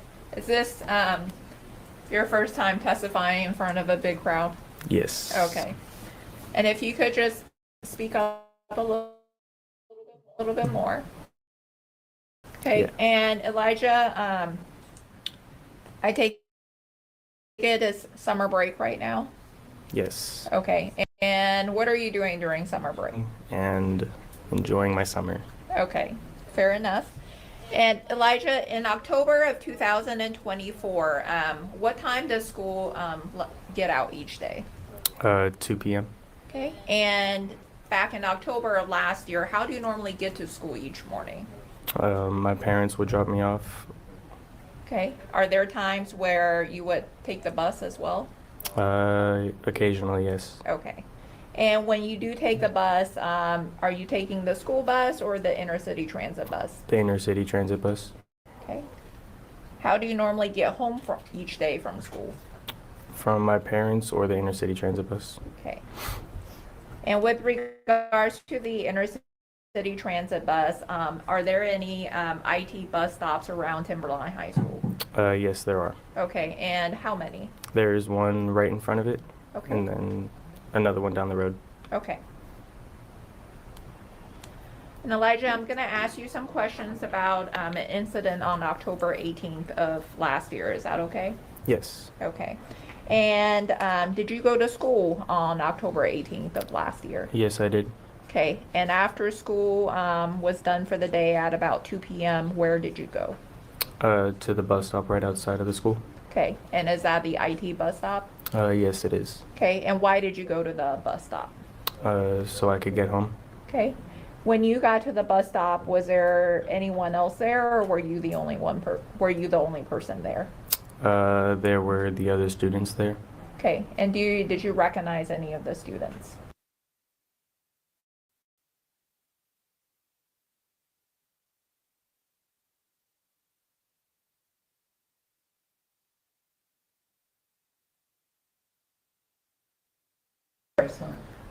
I know it's hard, and I don't know if you can scoot just a little bit I'm sorry. closer. It's okay. We just want to make sure that everyone can hear you, okay? Yeah. The microphone also, you can twist it up a little bit so if it's easier. Okay. You indicated that you, when you got to the bus stop, you recognized your friend. Who were some of your friends that were at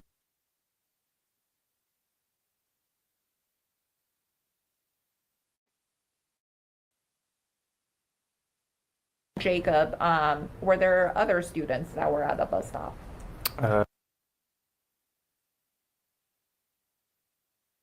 While you were at the bus stop, did something out of the ordinary happen? Yes. Okay, and what did you observe happening? I observed a girl getting attacked by an adult. Okay, and the girl that you indicated that got attacked, do you know who she is? Yes. Okay, back in October of that day, did you know who she was? I had heard of her. Yes. Okay, were you friends with that girl? No. Okay, and do you know what her name was?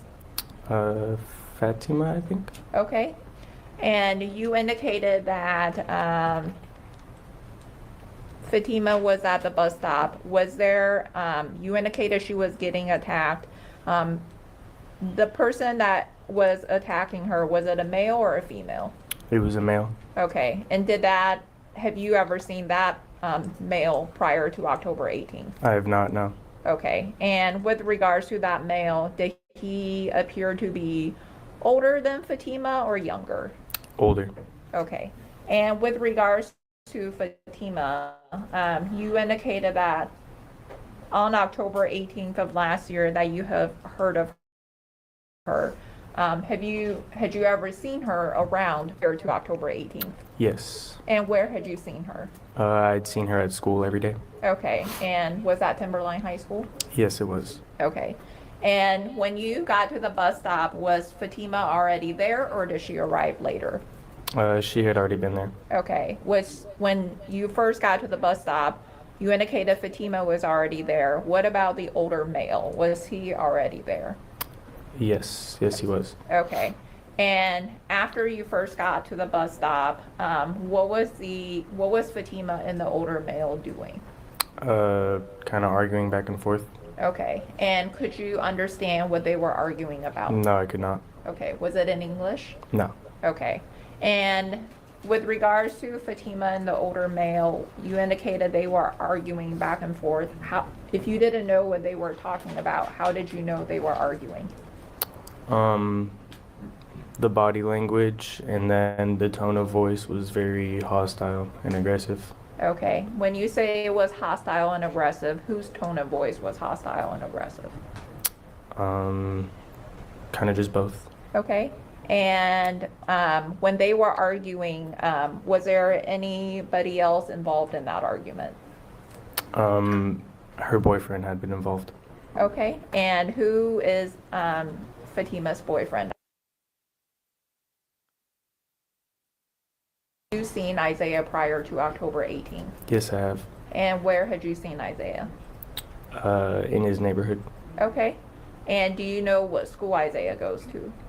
Timberline Okay. High School. And are you friends with Isaiah? Acquaintances. Okay. I know you're very soft-spoken. Sorry. It's okay. If you could just remember to speak up. You indicated that when you arrived at the bus stop, Fatima and her and the older male they were arguing. What, if anything else, happened while they were arguing?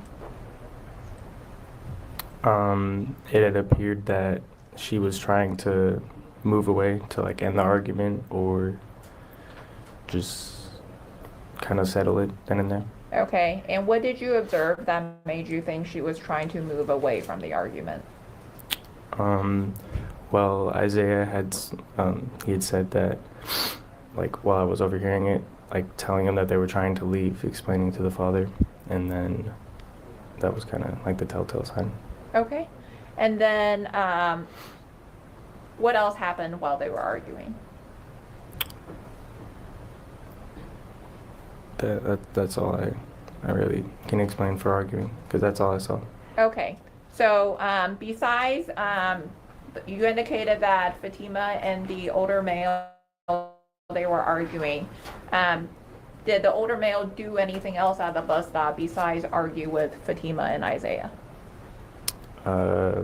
He attacked Fatima. Okay, you indicated he attacked Fatima. What did you observe? I observed him push her boyfriend away and then go in for like a headlock, and then watched her try and take her down to the ground. Okay, so I'm going to ask you a few follow-up questions. You indicated the older male pushed Isaiah away. How did he push Isaiah?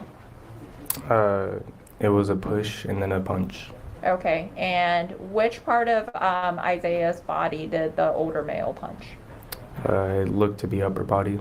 Okay, and when the older male punched Isaiah, did you hear anything when he did that?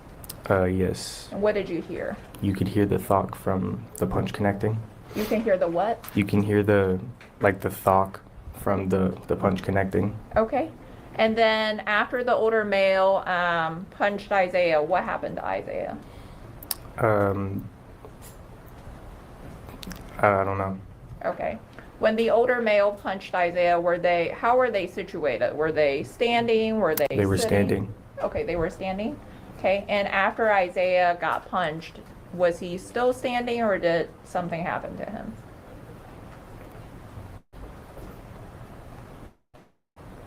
I think he was standing. Okay. And after the older male punched Isaiah, what did the older male do after that? Turned around and put the girl in a headlock. Okay. And when you indicated that he put the girl in a headlock, can mean different things to different people. What do you mean by a headlock? It was like a two-hand headlock, one around the neck and then the other like that. Okay, so you indicated you had your left arm sort of around your neck and then with your right arm pointed upward. Yes. Okay, and then when the older male put Fatima in a headlock, when he first did that, how were they situated? Were they standing? Were they seated? When like the arms were first wrapped around, they were standing. Okay. And then they had like tripped, and then that's how they ended up on the ground. Okay. And then when the older male ended up on the ground, what happened to Fatima? She was there struggling and flailing, trying to get out. Okay. When the older male first fell to the ground, you indicated prior to that he had put Fatima in a headlock. When he fell to the ground, what happened to his arms? I don't know, but they stayed in the headlock. Okay. So they stayed in the headlock, and did Fatima remain upright, or did she also fall to the ground? She had also fallen. Okay. And after they ended up on the ground, where were the older male's arms? Still around her neck. Okay. And then after they ended up on the ground, what happened?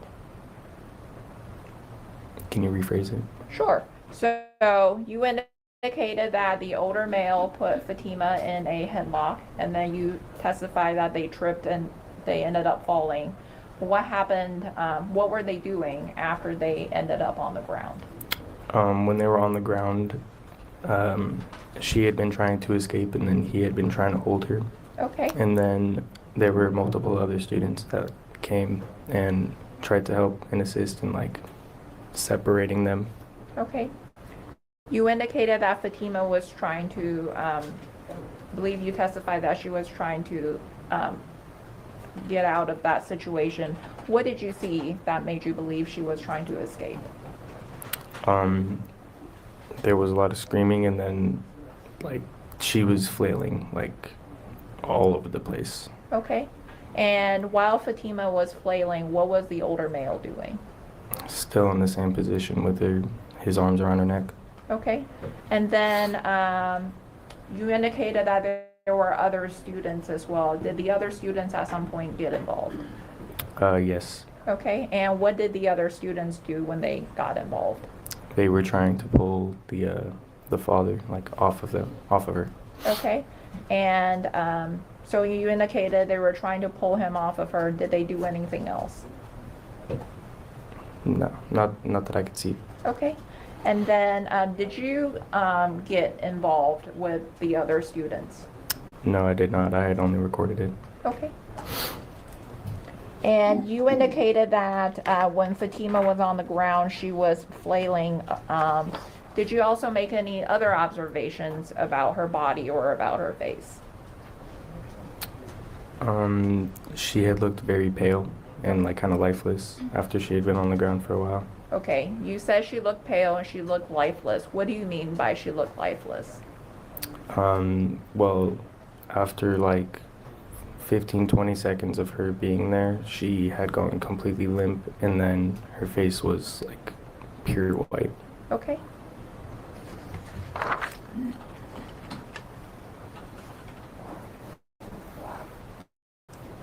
And you indicated that, Elijah, you testified that the other kids at some point got involved. After the other kids got involved, were they successful in getting the older male to release his arms around Fatima's neck? The teenagers were not. Okay. Besides the teenagers, did other people come and assist? Yes, there was a bus driver and then 2 other adults that had stopped to help. Okay. The 2 other adults that stopped to help, were they male or female? They were both males. Okay. And then after the other adults arrived to help, were they at some point successful in getting the older male to remove him from Fatima? I'm not sure. Okay. And at some point, do you know whether or not law enforcement showed up? Yes. Okay.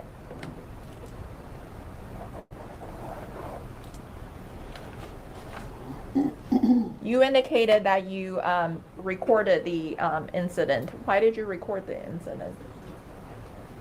For this exact situation. Okay.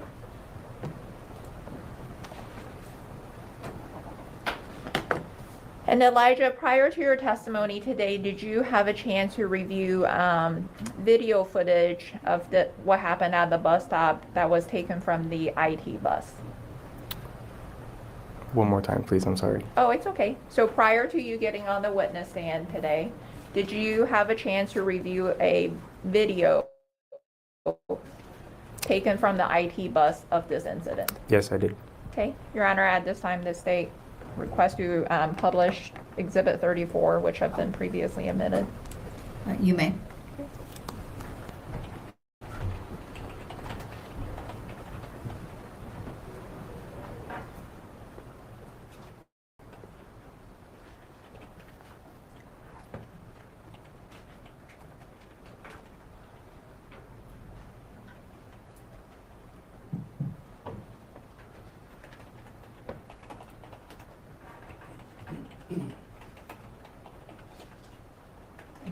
So before you play it, can you indicate what view that you are publishing to the jury, since there are multiple views in this exhibit? Yes, Your Honor.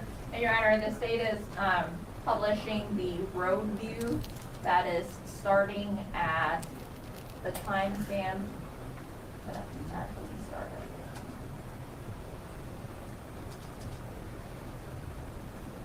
Starting at 12:15.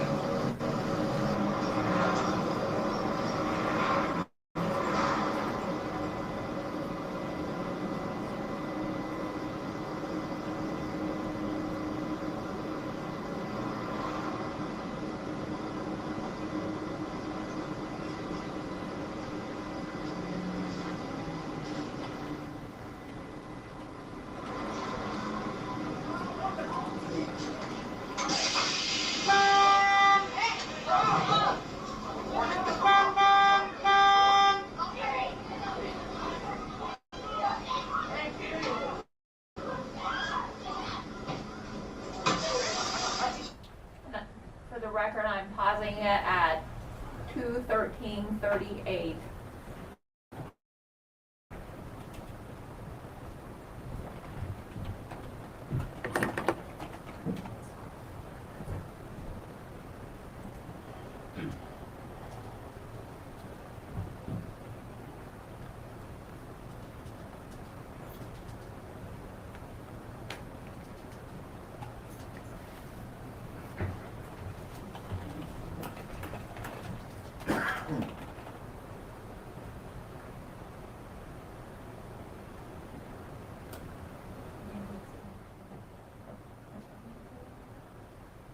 And Elijah, are you able to see yourself in this video?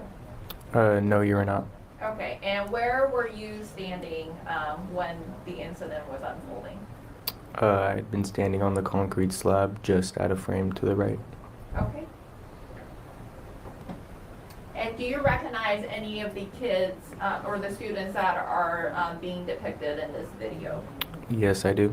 Okay, and the individual wearing sort of the grayish backpack that is in the center of the screen towards the right, who do you recognize that student? Yes, I do. And who is that?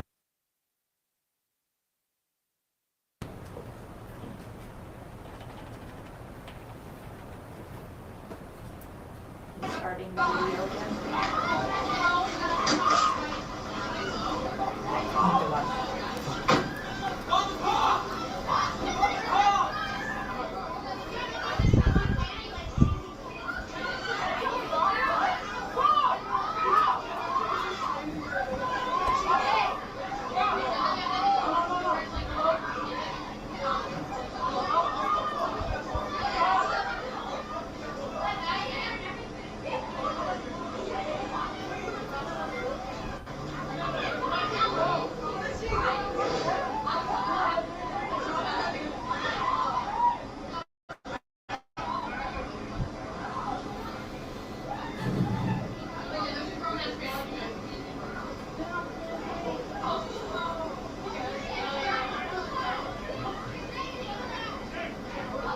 I made a new emoji. I'm pausing it at 2:14:36. Elijah, do you see yourself in the video at Can you tell what it is? this point?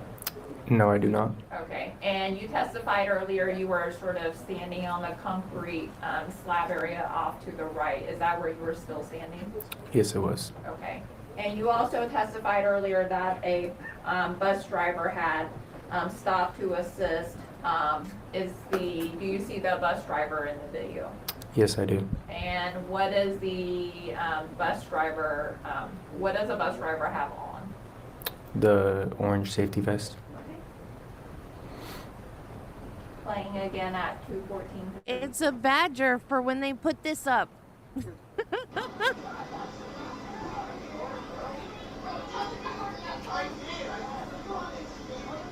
Because now I can't unsee the badgers. I didn't see him at first, and now I see him every time I look at it.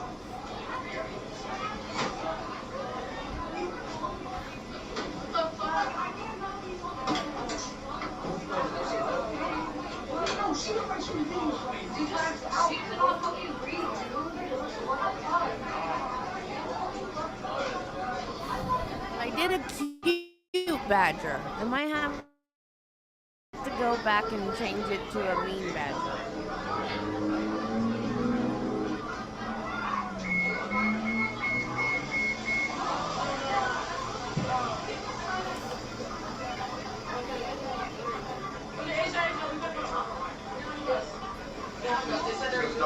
Yeah, they're on their way.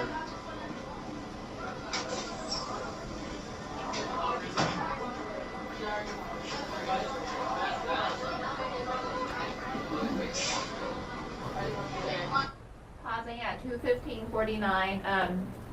Elijah, do you ever see yourself at any point in the video footage? Not in this video, no. Okay. And when the IT bus left, did you get on the bus or did you not get on the bus?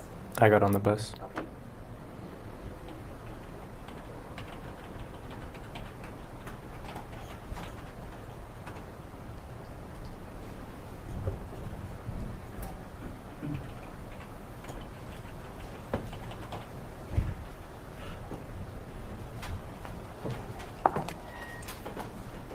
Elijah, you testified earlier that you also took a video of the incident yourself. Is that right?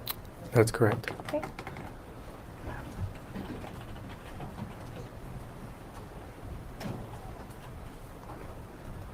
And did you at some point provide a copy of the video to a police officer from the Lacey Police Department? That is correct. Okay. Permission to approach the witness, Your Honor. You may.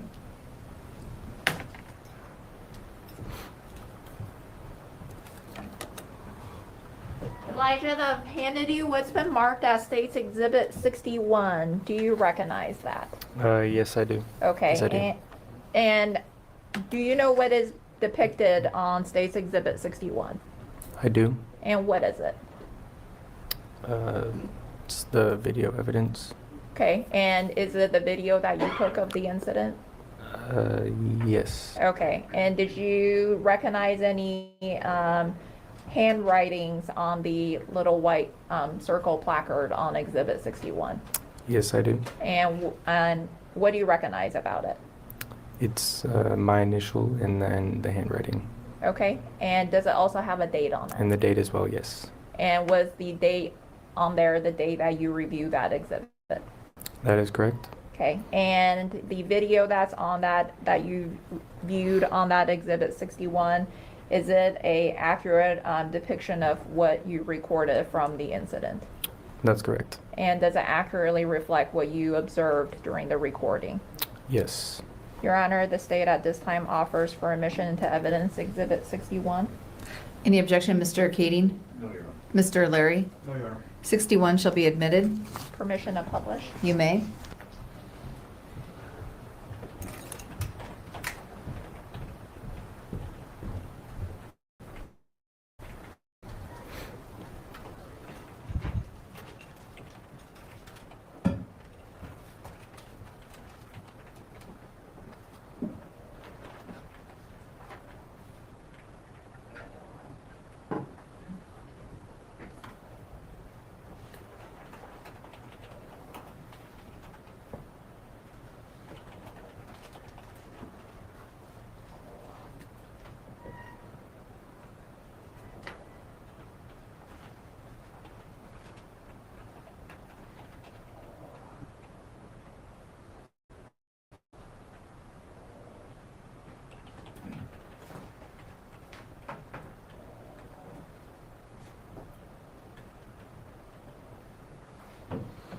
Starting from the beginning.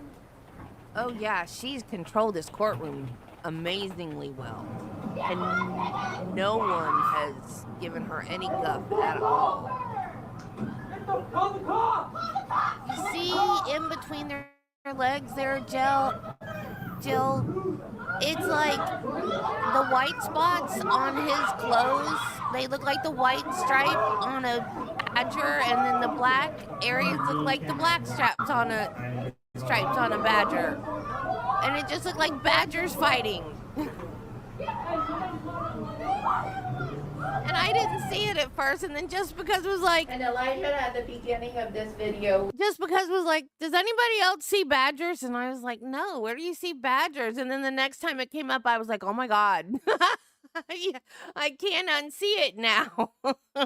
we sort of see an individual on the ground with their arms sort of moving back and forth. Who was that individual? It appeared to be Caleb. Okay.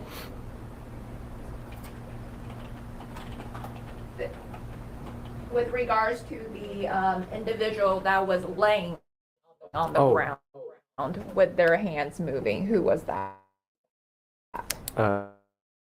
That was Fatima. Okay. Also, well, let me ask you this question. Was Caleb also in the video? Correct. And was he still the one wearing the gray backpack? Yes. Okay.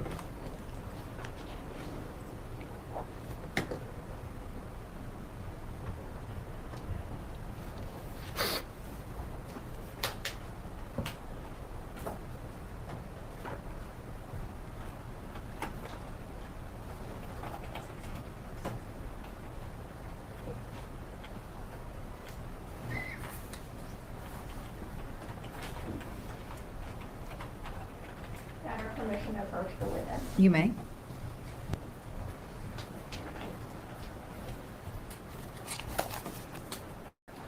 Elijah, I've handed you what's been marked as State's Exhibits 62 to 65.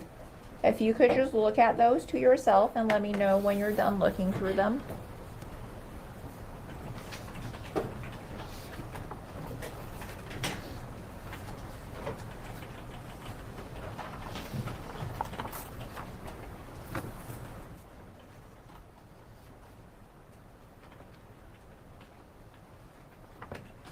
I finished. And do you recognize those four pieces of documents? Yes, I do. And what are they?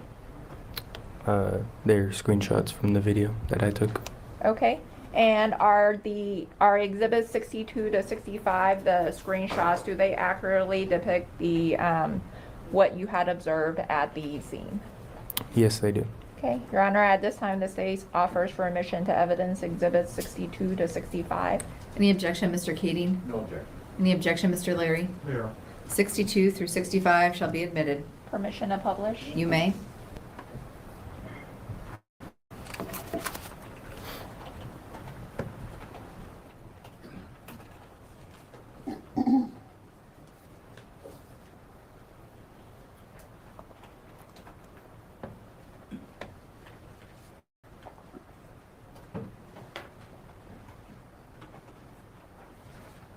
And Elijah, I'm showing you what's been admitted as State's Exhibit 60,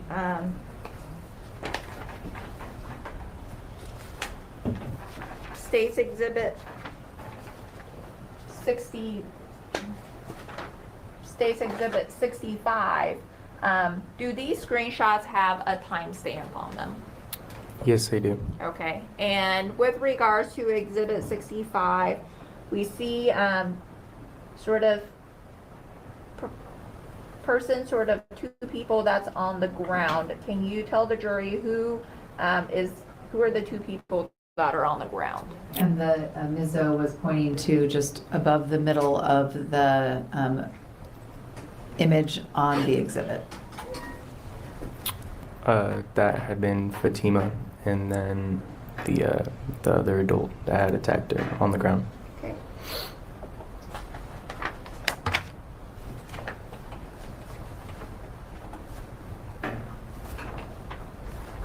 Exhibit 64.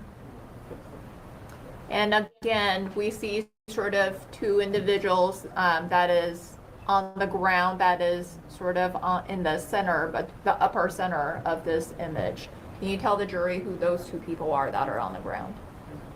That is still Fatima and the other adult that attacked. Okay. And we also see somebody in the image that is also in the center, but towards the upper portion of this image with a gray backpack. Who is that? That was Caleb. Okay.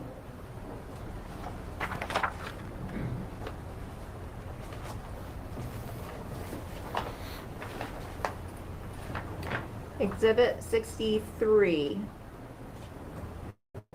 We see again, sort of two people on the ground. That is towards, again, the upper center portion of the image. Can you tell the jury who are those two people that are still on the ground? That is still Fatima and then the adult that attacked. Okay.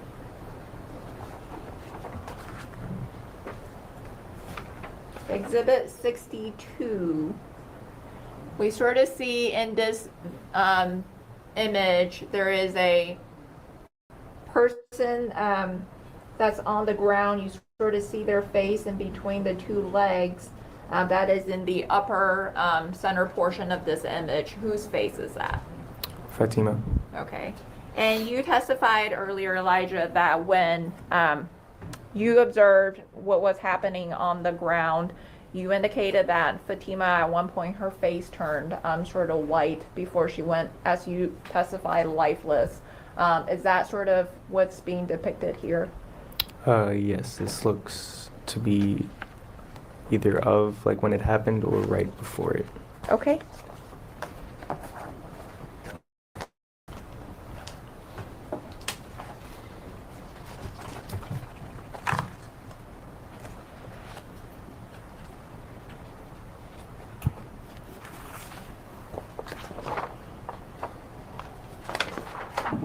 You testified that there were other adult males that showed up at the scene at some point to assist.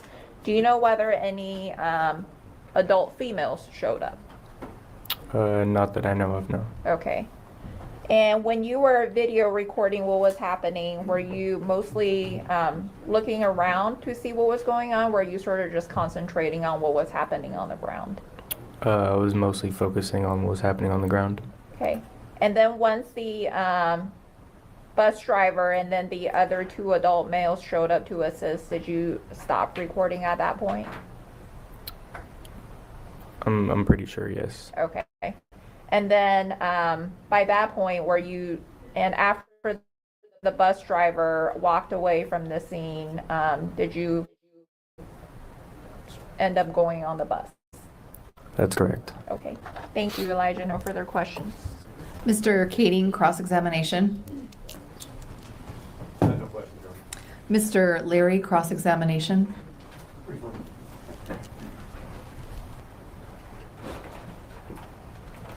morning. Good morning. Thank you for being here.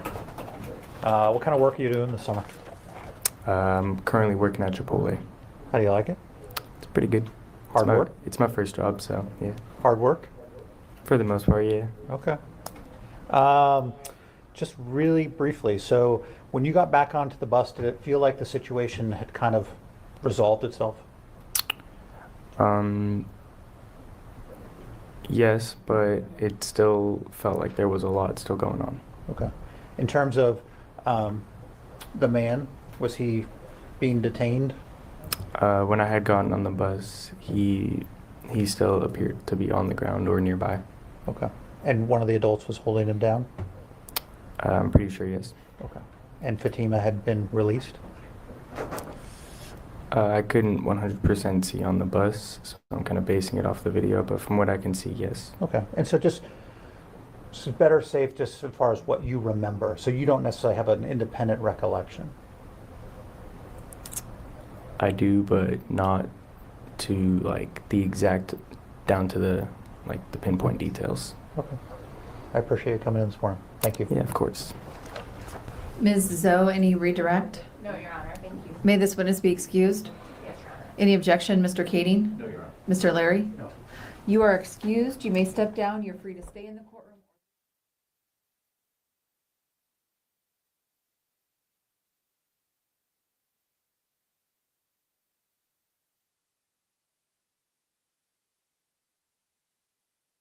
Our lunch break today.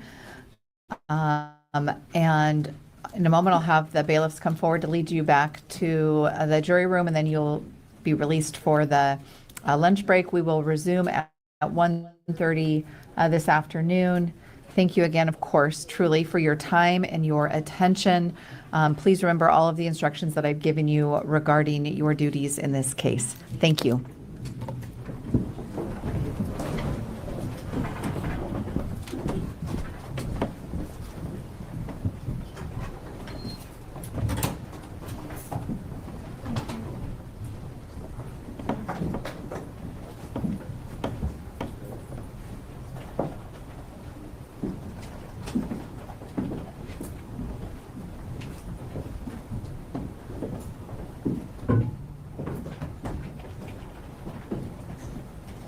Please be seated.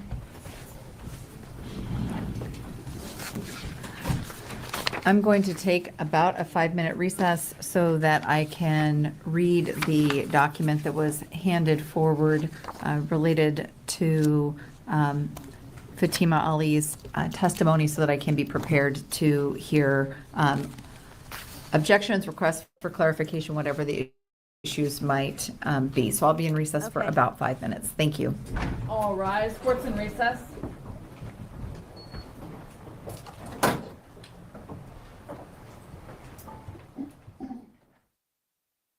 Okay, so we're only zooming 5 minutes ahead.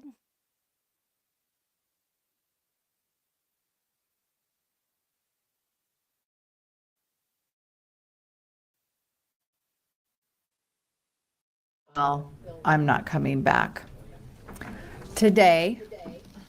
She said, I'm not coming back today, and left. And so that's an issue and a problem obviously from my perspective.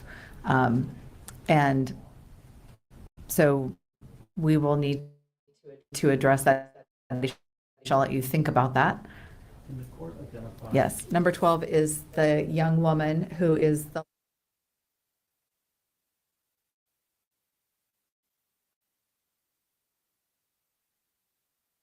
So I'll let the parties kind of just mull that over while we address the other issue. I have had an opportunity to review the document that I understand was provided to Mr. Leary and Mr. Kading by the state. The version I have is a 3-page document. Ultimately, I'm going to file this with the court since it's something that I'm looking at and considering. And I will start by hearing concerns and/or objections that was alluded to that you have regarding I think you said number 18, and then the 2 questions related to the trip that are the last 2 questions on this document. Mr. Leary? And so just to clarify, as to the last one, I was going to get abused over there. That was my concern. And then also 18A, although there's only one under 18. My concern is, I know the court wanted to limit the res geste as to kind of what was going on with her in the days leading up to October 18th. My concern here is the things contained in 18A, specifically that it was an abusive household there. There was much arguing, fights and stuff, a lot of throwing stuff around. Male cousin hit me. I would complain, no one would do anything. It was normal for them. It was toxic, lots of heated arguments, people hitting each other and stuff. So my concern for that is that, from the sounds of it, that, well, we know she didn't tell her parents she didn't want to go or list reasons as to why. And so I analogize this to kind of in a self-defense case where the knowledge of the defendant as to the violent proclivities of the victim is only admissible if they have that knowledge. And so the fact that this wasn't communicated to my client as to why her daughter didn't want to go, to talk about things that are far afield that happened about at least a year or 2 before, is not res geste, and we're not gonna hear from the male cousin. It is collateral. I think the level of detail there is concerning, and the accusations are concerning and collateral, particularly given the fact that if she had said, Mom, I don't want to go to Iraq because cousin name does 1, 2, and 3, can I not see him? Can we do things? Then it becomes part of res geste because it's communicated to Mom and Dad. There's an attempt to try to neutralize it, and Mom and Dad weren't accommodating to my concerns about the abuse of the cousins. None of that is in play. So the fact that something happened allegedly 2 years before, 18 months before, that isn't communicated to my client as to why she doesn't want to go, so she feels that her only recourse is to run away. There was no attempt to address the concerns, and therefore, I don't believe it's res geste, and I believe it's unduly prejudicial under 404B. And the generalization, I was afraid I was going to be abused over there, would be the same objection. All right, thank you. Mr. Kading, do you have anything for the court's consideration as it relates to the information that I have in a 3-page document related to questions of Fatima Ali? Your Honor, I'm going to take no position on this. Ms. Stone? Thank you, Your Honor. Your Honor, as we've gone through this case, we've heard about Fatima being a runaway from her household. We've heard about her going to the school and speaking to the counselors at school and what that process looked like. We've also heard questions during the course of questioning, as well as during defense interviews. I anticipate that those will be re-raised about how the school responded to those requests, and plainly why Fatima was running away in the first place. Fatima has made it very clear since the outset of this case that she did not feel safe. She did not feel safe going back to Iraq. She had safety concerns within her own home, and she has expressed that on a number of occasions. Certainly in front of the jury, we have not discussed the other safety complaints that she had made to the school prior to these events associated with the other runaway events. We've not discussed the prior CPS reports that had been made. We've not discussed, and I don't intend to ask Isaiah about what he witnessed as part of that process, but Fatima has consistently expressed her fears about safety. In terms of this specifically, the way it has been presented and the way I anticipate it being presented, as if Fatima had some sort of special information that her parents had no idea about, and essentially, and it's not the right term, but she was just being bratty and running away that morning to try and foil these families' vacation plans. That is not what that situation was. The state should be entitled to present that. There is nothing that is presented in 18 that indicates her parents were striking her over there. Fatima specifically is not going to make that statement. She is discussing the abusiveness of that household itself. And notably, she has said during the course of that visit, when she was struck, she made those complaints to her family, and nothing happened. That spoke further to her fear that she does not have a voice in that environment, and she did not feel safe. That was a consistent feeling of her role in that household. She expressed that consistently. That was part of her fear that morning in leaving, and so I'm asking that she be allowed to express those generalized concerns as to the nature of her experience in Iraq and why she didn't want to go back, so that the jury has some context for that, instead of just saying she woke up that morning and decided she wanted to go see a movie with Isaiah instead, or whatever more trivial event that is proposed as, that somehow that's the reason she decided just to not go that day. That's not the case. That's not fair to Fatima. That's not fair to the presentation of both parties. It is not unfairly and substantially more prejudicial to defense counsel with those statements. So I would ask the court to allow Fatima to express that when she is testifying. Thank you. Mr. Larry, anything further? Nothing further, Your Honor. All right.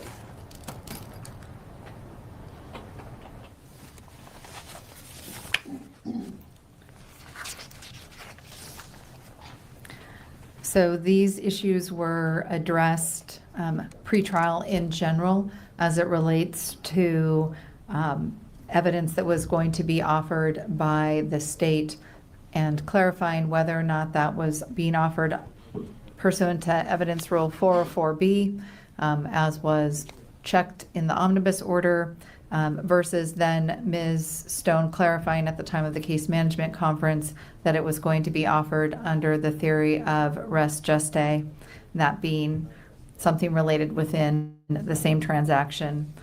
I'm not going to repeat the ruling that I made at the beginning of trial that discussed case law and what res gestae is and anticipated to be. But of course, it must be very close in time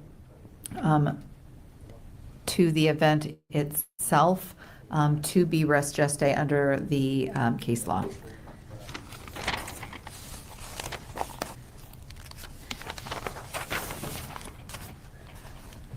And I would indicate that evidence that may be admissible, also the court needs to balance that under Evidence Rule 403 that indicates that although relevant, evidence may be excluded if its probative value is substantially outweighed by the danger of unfair prejudice, confusion of the issue, or misleading the jury.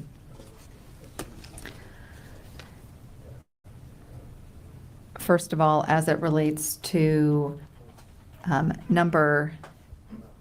what is currently called question 18, and it is on page 3 of the document that I am referring to.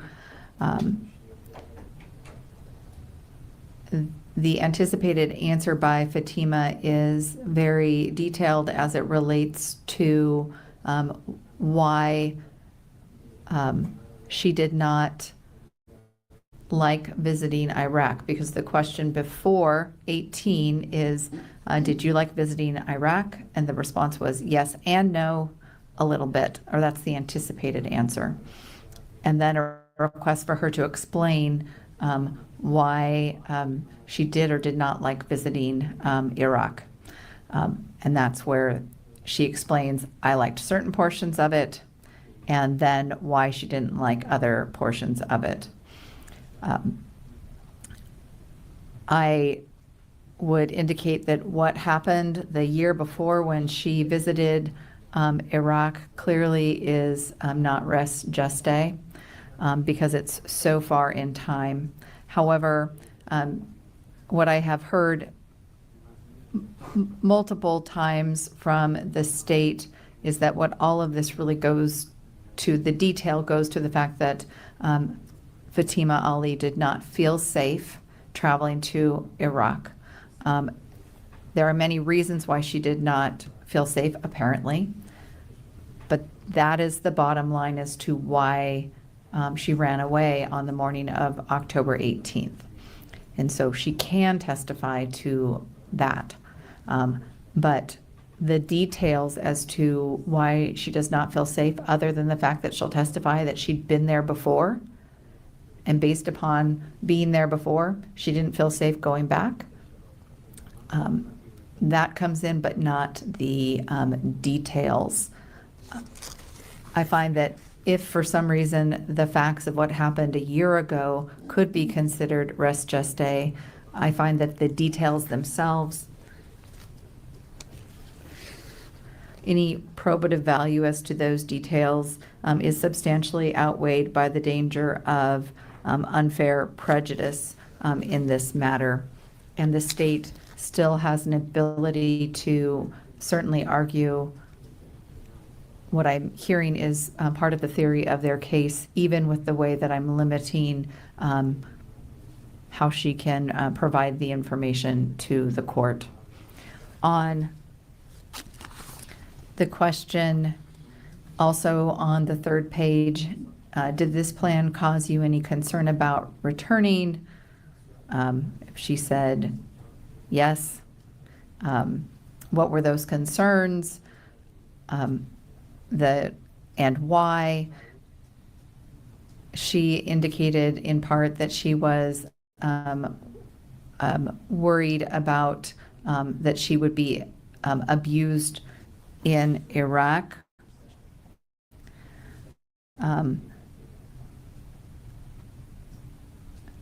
Because I am not allowing the detail in 18, and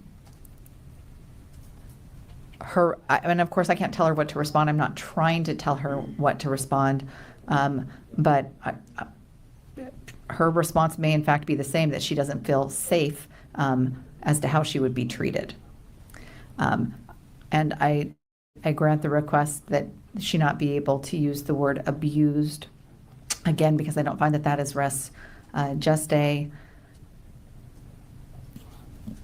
And it gets into issues with more particularity about how she was treated by her parents, which is not being introduced in this trial. And again, if for some reason that was res gestae, I find that allowing her to use the term abuse, that she was afraid that she was going to be abused, any probative value is substantially outweighed by the danger of an unfair prejudice or confusion of the issues, because this trial is not about her trip to Iraq. And that is why I also believe that the jury could be confused if too many facts as it relates to her previous trip and how she viewed that were to be admitted during the trial. Ms. Stone, do you have any questions as it relates to my ruling on those issues? I do not, Your Honor. Thank you. Mr. Leary? All right. And I'm not asking Mr. Kading because Mr. Kading had reserved, but do you have any questions about my ruling? No. All right. Also, I wrote on the copy of what was handed forward to me for my review, and so I would just ask that there be a clean copy provided. It doesn't have to be now, or it can't be now, but when we come back at 1:30. And I won't file that. Oh, thank you.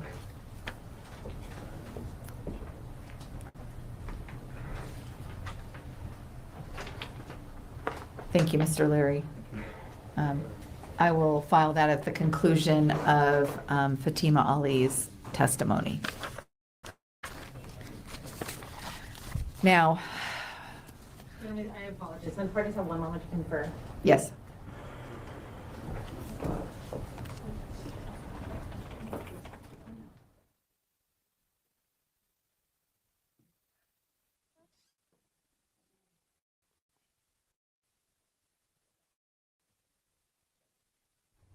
Thank you, Your Honor. One other piece of information as it relates to number 12. First of all, occasionally the bailiffs will give me information about the jury that's not ultimately relevant for me to share. But I will share this since we're now talking about juror number 12.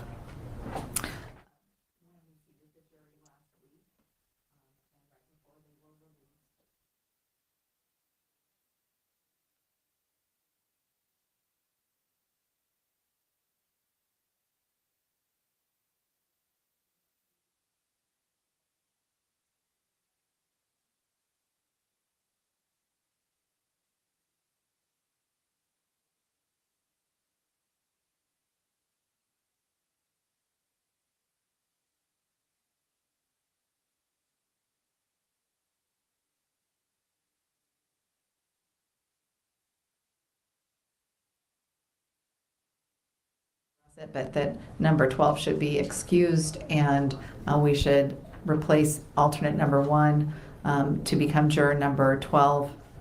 I'm concerned if we were in recess this afternoon. We don't know if she's coming back tomorrow or not.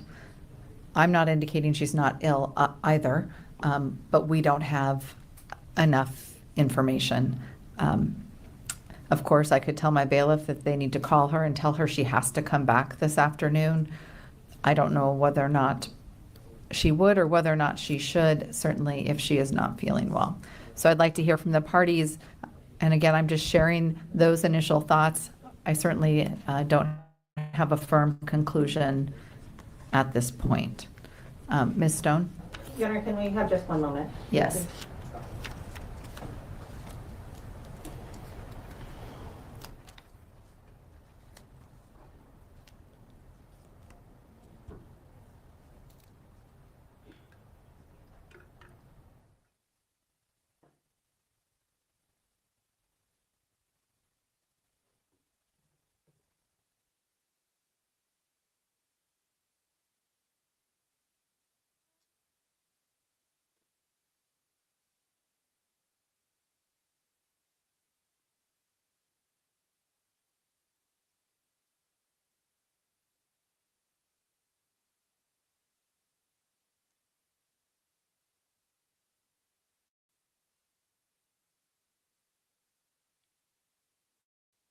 I know.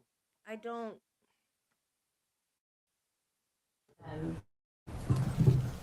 Obviously, Ms. Zoe and I were talking about scheduling.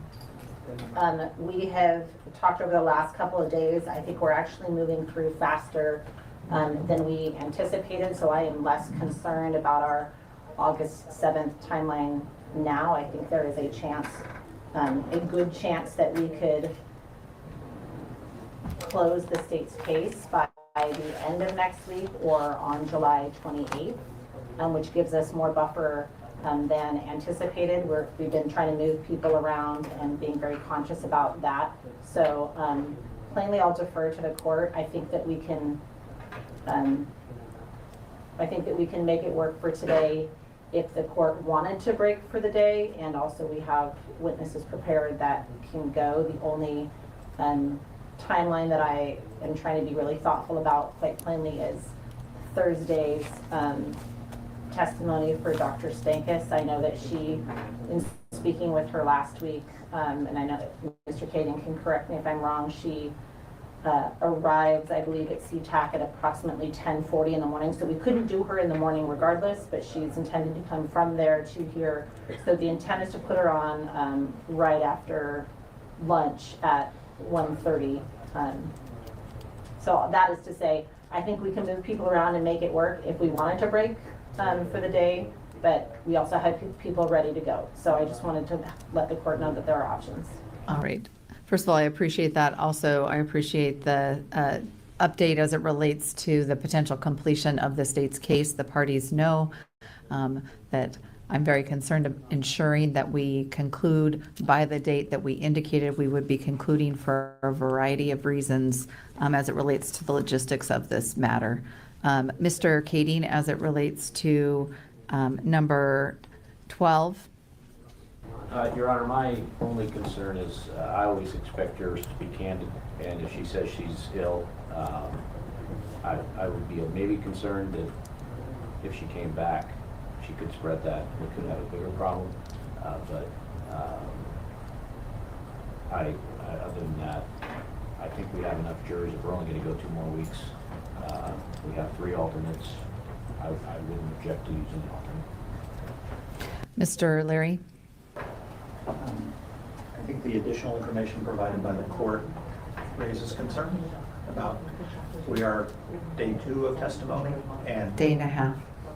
day and a half. We're on the 2nd day of testimony, and she already communicated, that she didn't want to be here apparently, and then basically walked out from the sounds of it. So, and if she is sick, that's what we want people to do, right? So, either she doesn't want to be here and is going to make efforts to not be here, or she's so sick that she needed to get home, and thus tomorrow is in doubt. So I think, given that we are going faster, I think makes me more comfortable using an alternate. So I would ask that we excuse juror 12 and proceed this.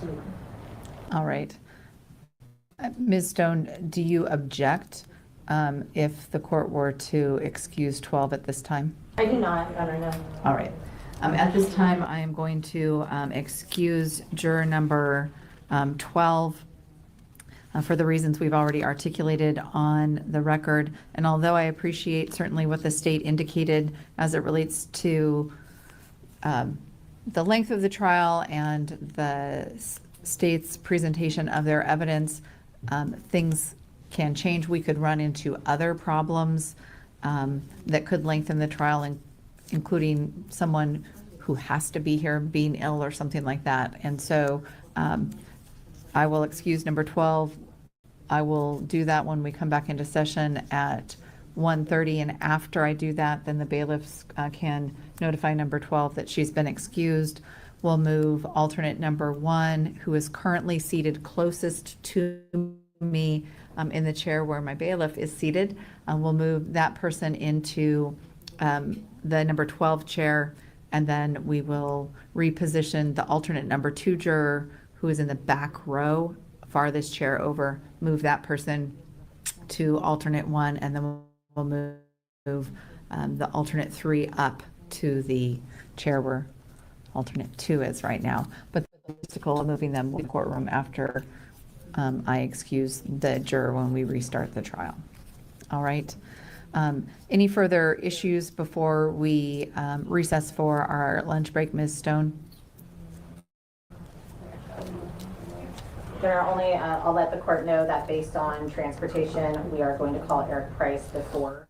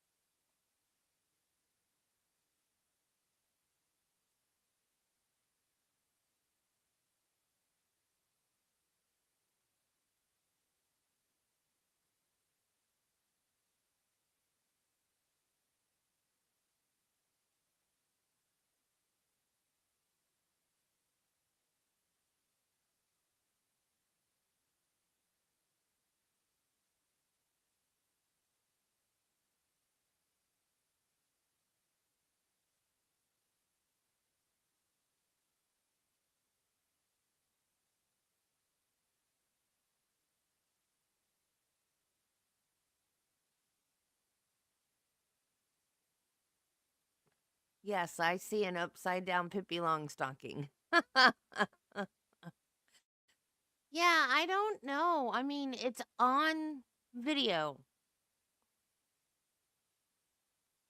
I don't know. I mean, I get they think they're in the right and they think they're in the right because of their culture. But in America, that's illegal.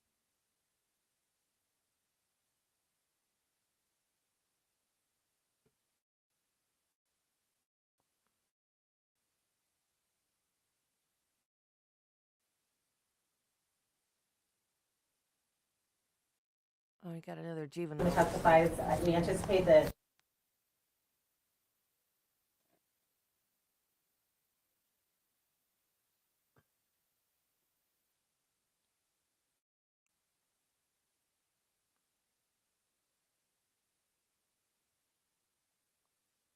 permission, it won't be visible. Item. Does the court have any issue with that? I wanted to obviously bring it to the court's attention. Hey, Ken. Prior to advising her, she can come in here Doing with that. good. How are you? It's a rock, quite honestly. My understanding from, I believe, the state's brief was that she would have a comfort item and there had been no objection, and I have no objection. The question that we have from the advocate is Whoa. if the court or defense had any That objection is to too fast. being in the courtroom, in the back of the courtroom during the course of Ms. Ali's testimony. I wanted to raise that before the jury came in as well. Certainly, I don't have an issue with that. It's common to have the courthouse dog in any courtroom, frankly, in our courthouse, and would not be on the stand. Certainly, if the house dog was going to be on the stand, we would handle or request we'd handle it differently. But any objection to the courthouse dog being in the courtroom, Mr. Katie? They have a courthouse dog? Mr. Larry, thank you. That is so cool. All right, and just so that everyone is on the same page, I think you are, but we're bringing the jury in. We'll have them seated as they have been seated since we started. I will then announce that juror number 12 has been excused. We will then reconfigure the jurors. The bailiffs will do that, and then we will proceed. Please bring the jury in. That is so cool. This is a crazy case. Oh my gosh. And Your Honor, permission to get my witness. Yes. I cannot imagine. I understand it. Like my head gets it, my heart doesn't get it. How can a parent do that to their child? For that reason. Like, don't you want your kids to be happy? Like, I don't get it. I mean, I get it's their culture, but I get it, but I don't get it. Like, I head understand it, but I don't.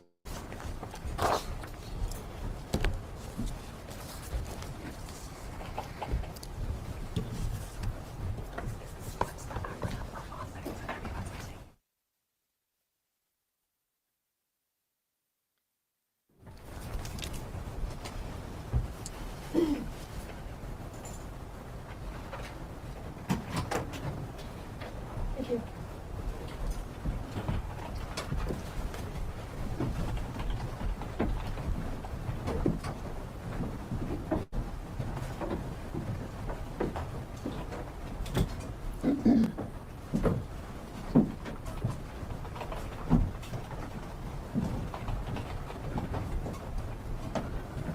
Please be seated. Members of the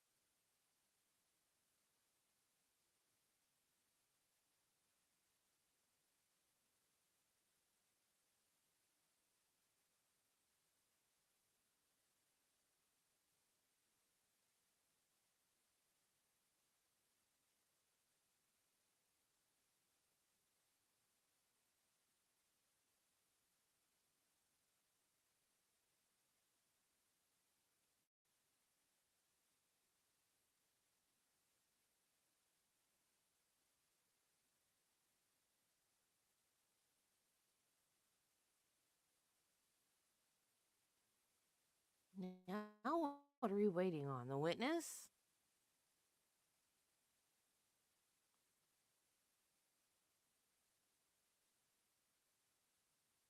Oh, we're waiting on the jury.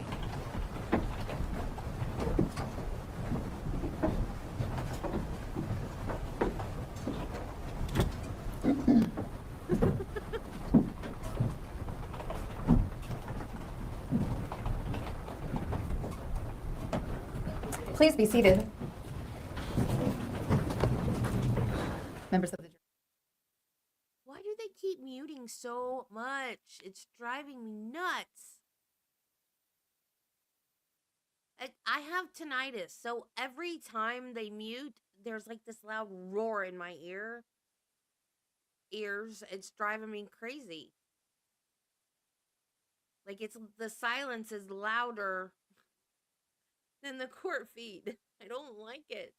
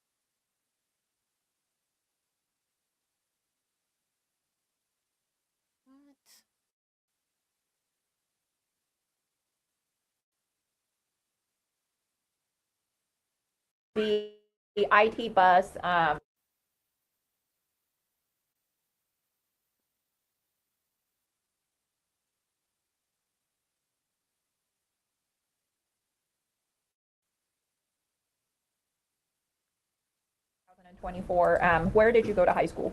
Timberline High School, And what grade were you in October of 2024? 12th grade, Okay.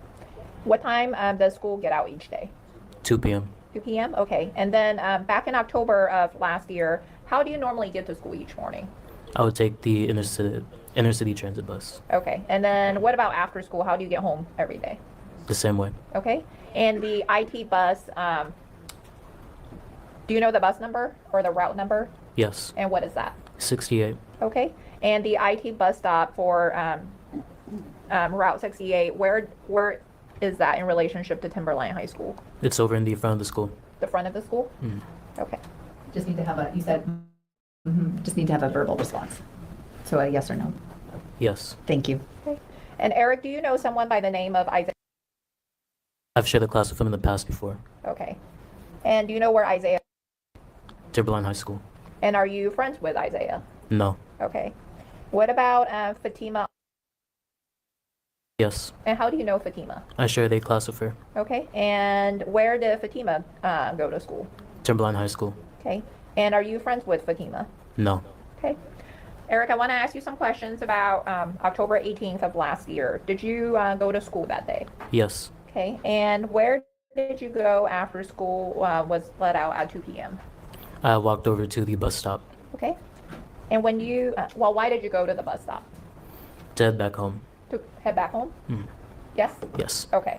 And then when you first got to the bus stop, was anyone already at the bus stop? Yes. And who, do you remember who was all there? And besides Caleb and Zayla, were there other students at the bus stop? Yes, but I cannot recall upon their names. Okay. And what about Isaiah? Was he at the bus stop when you? He wasn't. Okay. What about Fatima? Was she at the bus stop? She was shortly after I had came over there. Okay. And at some point, did any adults show up to the bus stop? Yes. Okay. And who was the first adult that showed up at the bus stop? It was a adult man. He had a beard. He had a brown skin complexion. Okay. And he was following both Fatima and Isaiah to Okay. the bus stop. And the male that you're referring to, was he older? Did he appear to be older or younger than Fatima and Isaiah? Older. Okay. And you indicated that he followed them to the bus stop. Had you seen that man prior to October 18th? No. Okay. And after they got to the bus stop, what were they doing? They were arguing. Okay. And could you, well, who was arguing with who? Yeah, and Fatima and the man, they were arguing. Okay. Isaiah had kept in getting in between them. Okay. So Fatima and the older male, they were arguing, you said? Yes. Okay. And could you understand what they were arguing about? No. Okay. Were they arguing in English? Some of it was in English, yes. Okay. You just don't remember what they were arguing about? No, I do not remember what they were arguing Okay. And then you testified that Fatima and the older male were arguing, and you said that, well, what was Isaiah doing when they were arguing? He was trying to step in between them. Okay. And you indicated that Isaiah was trying to step in between Fatima and the older male. What was the older male's demeanor like when he was arguing with Fatima? Angry. Okay. And what did you see or hear that is making you say that he appeared angry? Him raising his voice and him trying to get closer to Fatima in an aggressive manner. Okay. And then, so you indicated that Isaiah tried to get in between Fatima and the older male. When Isaiah tried to do that, what, if anything, did the older male do? He had thrown a punch at Isaiah's face. Okay. And do you know if he actually made contact with Isaiah's face? I believe so. Okay. And after the older male punched Isaiah in the face, what happened to Isaiah? Isaiah had stepped back a few feet. Okay. And when the older male punched Isaiah, how were they situated? Were they standing? How were they situated? They were standing. Okay. And then after the older male punched Isaiah in the face, what did the older male do after that? He had put his arms around Fatima's neck. Okay. And you indicated he put his arms around Fatima's neck. Did he put just one of his arm around Fatima's neck or both of his arms? He had one of his arms wrapped around her neck and the other one placed over his, securing it. Okay, so one arm was around Fatima's neck and you said the other arm was securing it? In this motion. Okay, so you have sort of one of your arms raised in a horizontal manner and the other one in a vertical manner, for the record. Correct. And when the older male sort of put his arms around Fatima's neck, how were they situated? Were they standing at that point or were they on the ground? They were on the ground. Okay. And do you know how they got onto the ground? No. Okay. And so it was the first time when you saw the older male had his arms around Fatima's neck, they were already on the ground? Yes. Okay.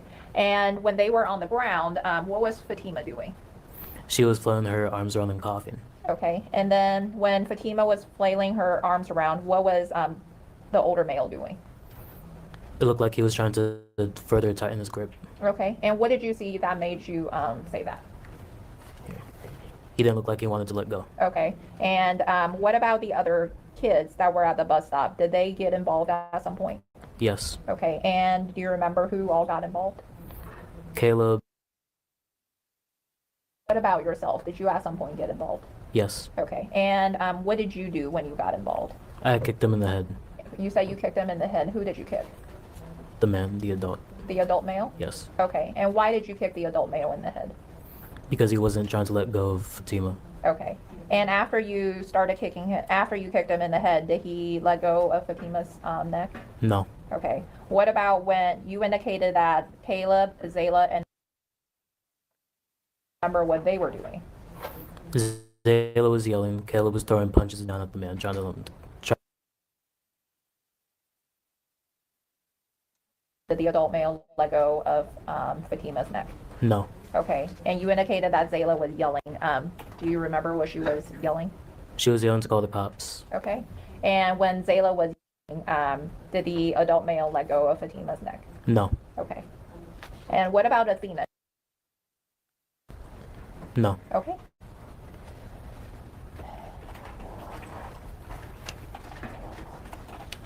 And you indicated when you, and as the adult male had his arms around Fatima's neck, you indicated that she was flailing around at first. Did you see anything else about her, or about her face?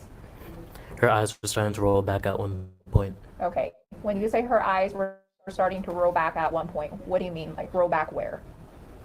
Going this way. Okay, going back, you're pointing sort of towards the back of your head? Yes. Okay. And then what about her facial color? Did her facial color stay the same or did it change? I wasn't able to tell. Okay. And you indicated that after the older male had his arms around Fatima's neck, that the kids at the bus stop got involved. Do you remember if at some point other adults showed up? Yes. Okay. And were they? And do you remember who showed up? Yes. The bus driver that drives the 68 bus route, he had gotten off, and then also a adult, they had gotten out of their car to go and help out. Okay. And you indicated the bus driver got off from the 68 bus, got off. Is the bus driver a male or a female? Male. Okay. And then what about the other person, the other adult that got out of their car to come assist? Was that a male or a female? Male. Okay. What about when the bus driver first showed up? What do you remember what the bus driver was doing? He was trying to push the man off the daughter. Okay. And when the bus driver was trying to push the male off of Fatima, was he successful in getting the male to release his arms around Fatima's neck? No, I don't think so. Okay. What about when the other male from the car showed up to assist? Was he successful in getting the male off of Fatima? Yes. Okay. You indicated that other males showed up. Do you remember if at any point whether any adult females showed up? Yes. Okay. Do you remember if it was one or two adult females? I believe it was one adult female, but she was accompanied by someone else. Okay. And the person she was accompanied by, was that a female or a male? Female. Okay. And the adult female, when she first showed up, do you remember whether, at that point, whether the male still had his arms around Fatima's neck? No. Okay. You don't remember, or he didn't? I don't remember. Okay. And then do you remember when the adult female showed up, what if anything was she doing? From the looks of it, she was just watching. Okay. And then at some point did the police from Lacey Police Department show up?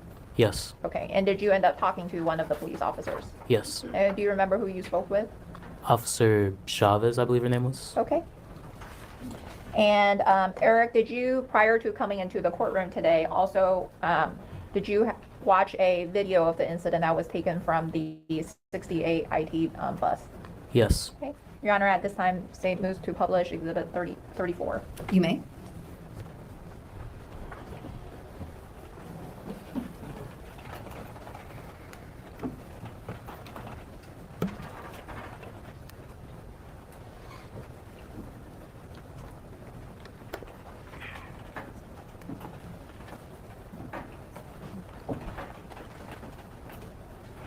And for the record, I am playing the video that is roadside video starting at 2:12:53.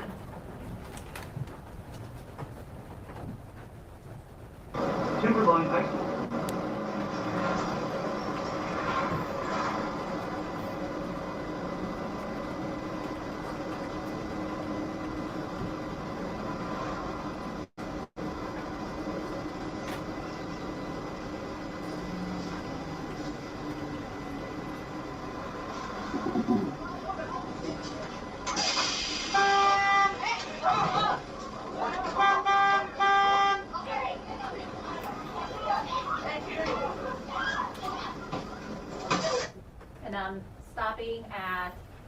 213:37.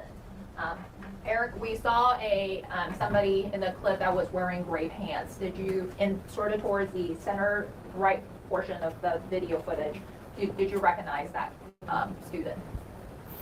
Yes. And who was? This shirt. Okay. And were you wearing gray pants? I was wearing bluish pants Okay. with a dark blue stripe along Oh, going down. okay. Starting again.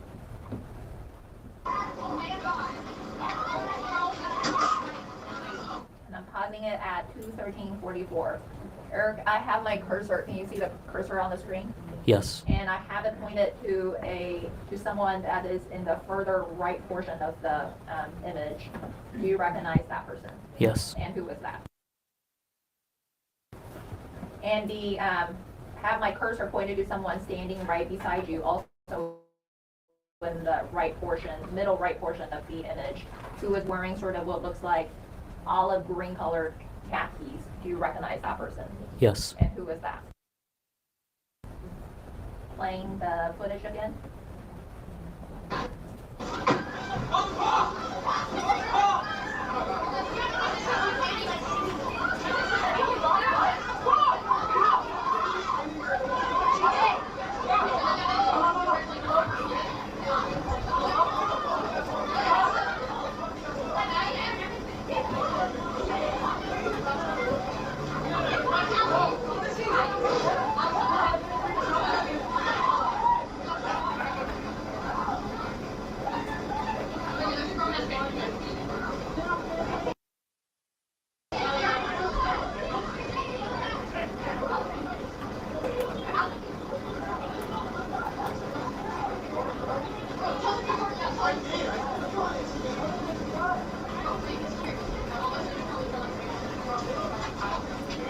I'm stopping the footage at 2:14:51.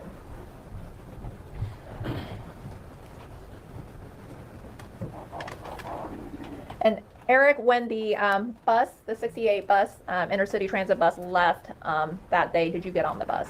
No. Okay, and why didn't you get on the bus? I felt panicked. I'm sorry? I felt panicked. You felt panicked? Yes. And why did you feel panicked? I didn't feel right about just walking away or leaving from that situation. Okay. Especially when cops were called. Okay, thank you. No further questions. Mr. Kading, cross-examination. Thank you, Your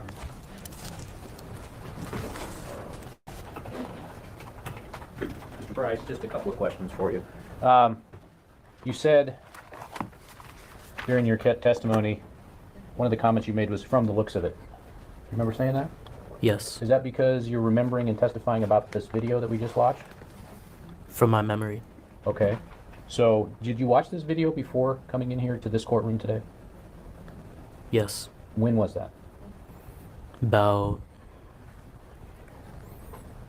30 to 40 minutes before I got in here. Prior to that, 30 to 40 minutes before coming in here, had you ever seen that video before? Yes. Where did you see it? I had saw it during my Zoom meeting when I was first talking to Olivia.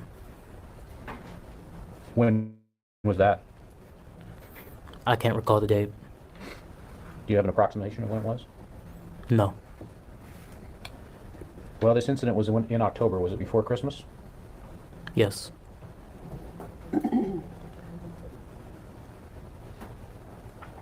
Okay, so sometime before Christmas you watched it, and then you watched it again 30 to 40 minutes ago? No. No, okay. I got confused by your question, sorry. I'm sorry, okay. When you were talking to Olivia the first time, when did you watch the video? I saw it during that same Zoom meeting. Okay. So about a week or two ago. Okay. So you watched it prior to testifying today twice in the last 10 days or so? Correct.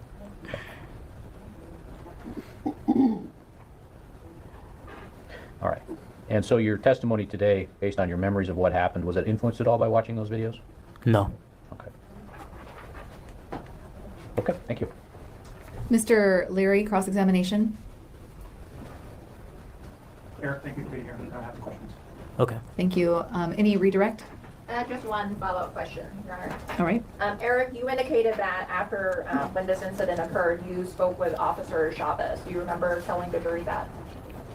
Do you remember saying that a few moments ago? Yes. Okay, and when you spoke with Officer Chavez, did you tell Officer Chavez what you have seen happen at the bus stop? Yes. Okay, no further questions. Mr. Kading, any further cross-examination? No, Your Honor, thank you. Mr. Larry? There. May this witness be excused?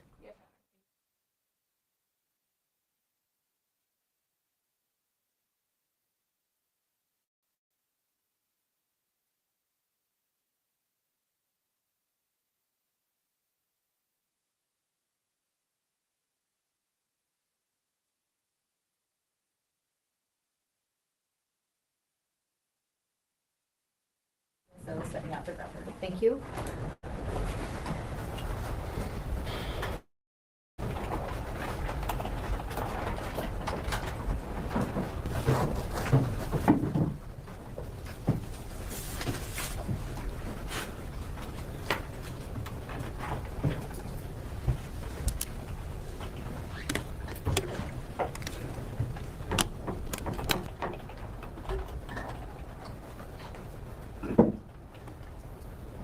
Members of the jury, you can stand up if you'd like to, just move around a bit while we wait for the next witness.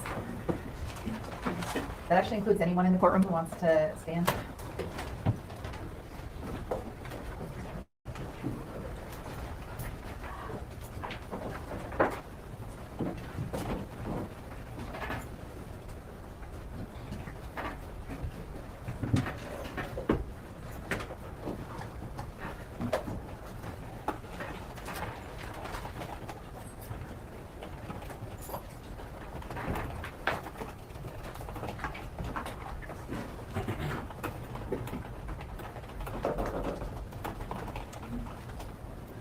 You can be seated, please.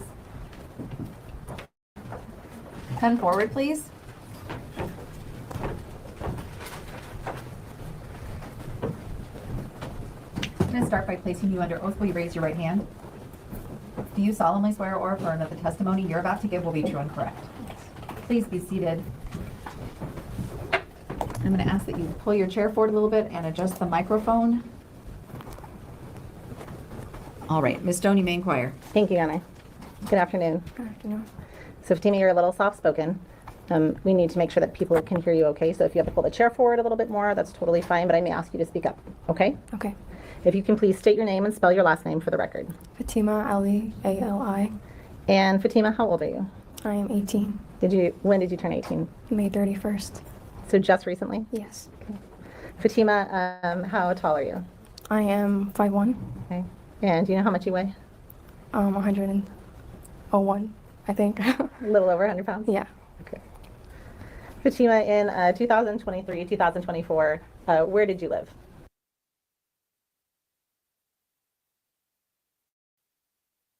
With my parents.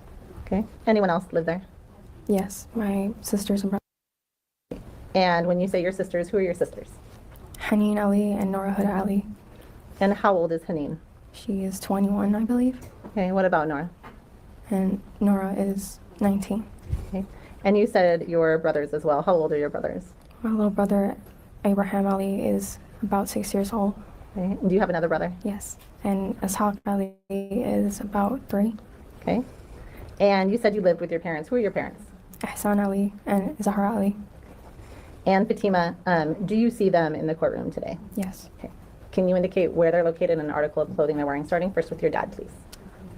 They're in the right next to the behind the window. Next to the windows. And What is your dad wearing? black and gray. Okay. And what about your mom? Pink and black. The record will reflect that the witness has identified Mr. Ali and Mrs. Ali. And did you always live in... Okay. Where did you live before that? Arizona. Okay. And how long did you live in Arizona? 6 years. Okay. Where were you born, Fatima? I was born in Iraq. And so how old were you when you moved to the U.S.? I was about 8. Okay. And Fatima, where do you currently go? Let me ask this a different way. In the fall of 2024, where did you go to school? Timberline. High School. At any point, did you stop going to Timberline High School? Yes. And where did you go then? Online. Online Summit High School. Okay. And was Timberline High School in Lacey, Washington? Yes. And what year of school were you in when you started at Timberline? Between freshman, sophomore, junior, senior year? I started for my sophomore year, junior, and my senior year, but I didn't finish my senior year. Okay, so in the fall of 2024, would you have been starting your senior year? Or at the beginning of your senior year of high school? At the beginning of my senior year. And you said you go online now, is that correct? Not now, but I'm sorry, you said at some point you went online, is that correct? yes. Are you at a different in-person high school now? Yes.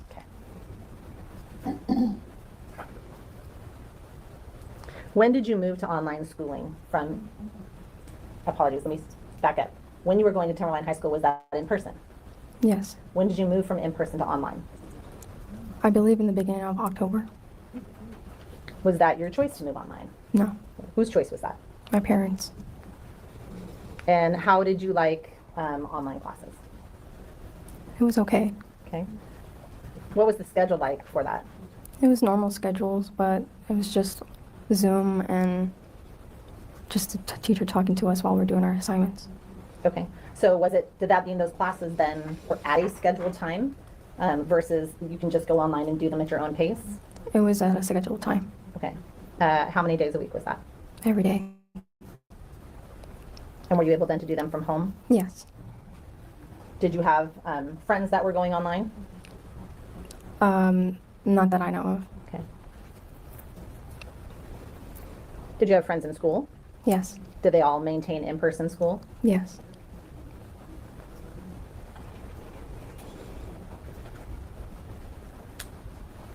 When we talk about your friends at school, are you familiar with someone named Isaiah? Okay. And where do you know him from? From Timberline High School. Okay. And was he in the same class or your group as you, meaning were you both seniors at the time? No, I was the senior. And what was he? He's a junior. Okay. And how would you describe the relationship between you and Isaiah in September, October of 2024? Acquaintances, friends, or something else? We were dating. Were you friends prior to that? Yes. Did you tell your parents when you started dating or talking to Isaiah? No. And why not? I was afraid. Okay. Well, are you allowed to date? No.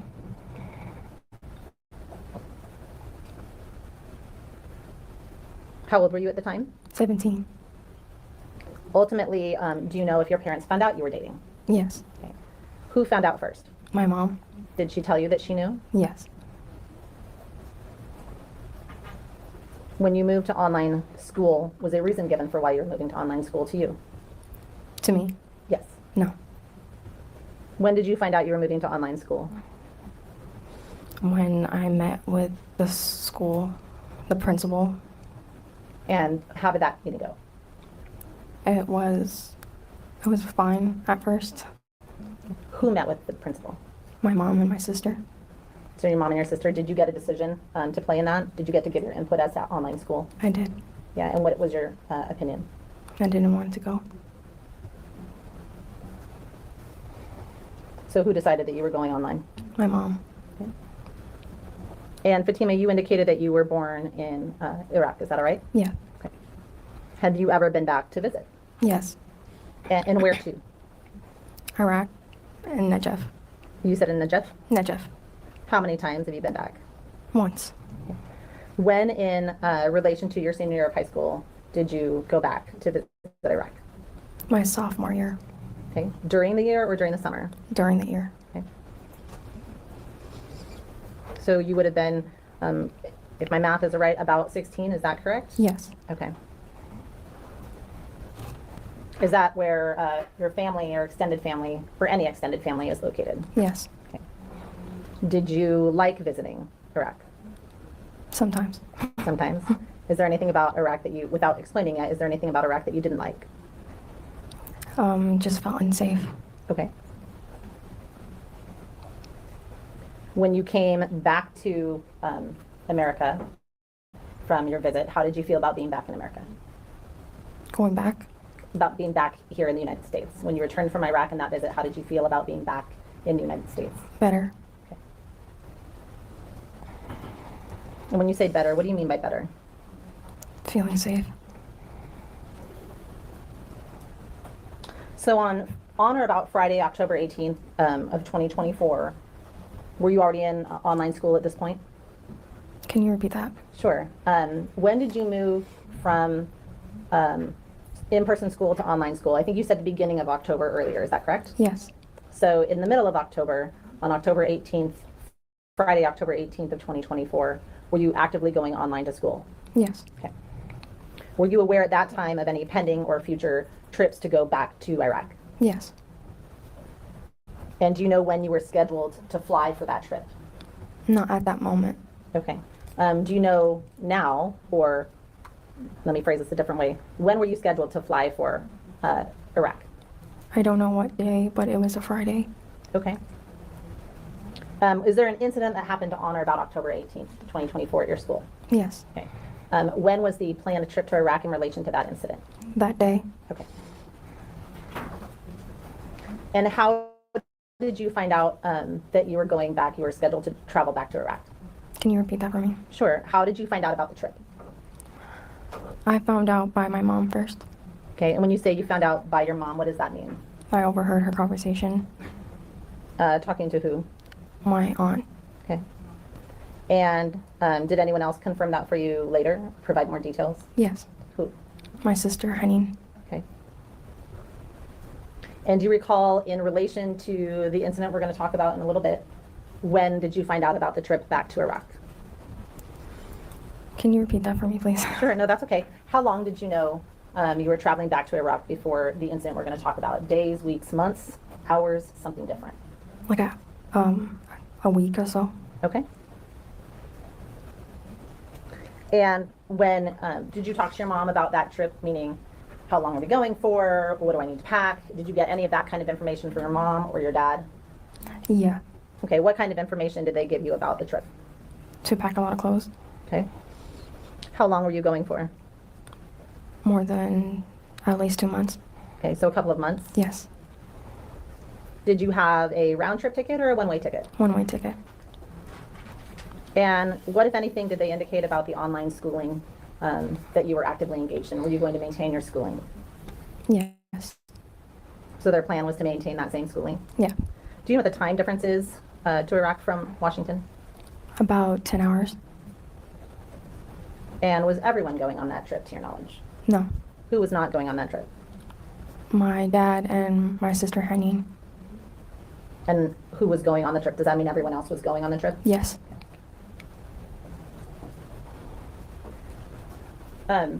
You have previously described your prior experience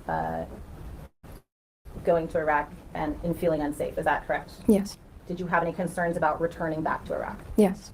And based on your prior experiences in Iraq, did you have concerns about being safe upon your return? Yes.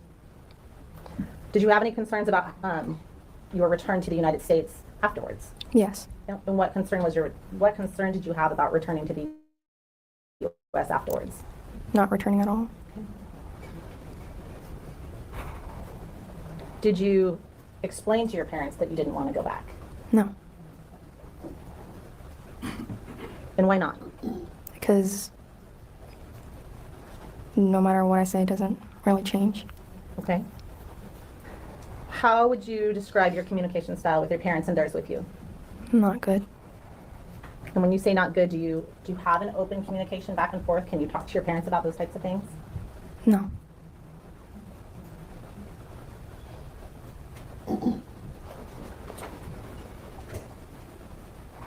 Fatima, do you recall, on a quick aside, do you recall participating in a hearing in March of this year where you were sworn in unrelated to this criminal case? Yes. Okay. And do you recall during the course of that hearing being asked a question about whether someone had contacted you, to which you indicated an answer that was not true and accurate? Yes. Okay. And would you recall during an interview with the defense counsel earlier this year where you were asked about that question specifically? Yes. And when you were asked about that hearing, did you indicate to defense counsel that the hearing statement you had provided was not true and accurate? Yes. Okay. So on October 18th of this year, as I understand it, you didn't feel like you had a very open communication style with your parents. Is that correct? Yes. Just a moment. Ms. Stoney said October 18th of this year. Oh, apologies, Your Honor. Thank you. October 18th of 2024. Yes. Okay, last year. You indicated that you hadn't expressed those travel concerns for the reasons that you stated. Once you decided you didn't want to go back, did you make a plan about what to do? Yes. Okay. And can you tell the jury, please, what that plan was? To run away? Okay. And how were you going to accomplish that? I have no idea. Okay. Well, on the morning of October 18th, 2024, tell me how that day started for you. What did you do that day? I woke up at 4 in the morning. And what did you do next? I decided to pack up all my things and go out in the back door. Okay. Did you take any money with you? Yes. Okay. How much did you take? $100. Okay. And whose money was that? My mom's. Okay. And you grabbed your things. You took $100 from your mom. You, what kinds of things? When you say you grabbed your things, what does that mean? My clothes. Okay. Anything else? Hygiene stuff. Okay. And where did you go? To the bus stop. And where did you go from the bus stop? To Walmart and Safeway. Okay.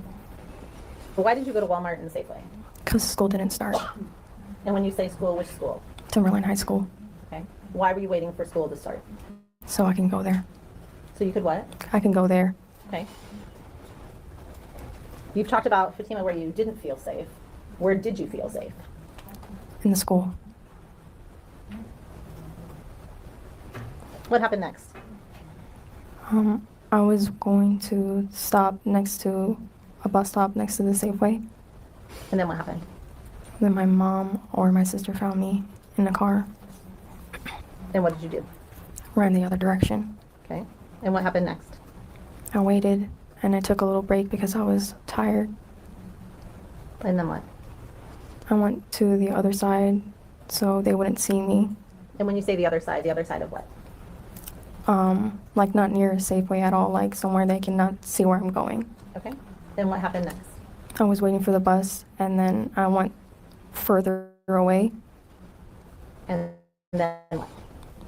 After I went further away, I was trying to come up with a plan or something so I can get to the school on time. Okay. And what did you do after you had some time to kind of come up with a plan? Where did you go next? I went into the bus and then I went straight to the school.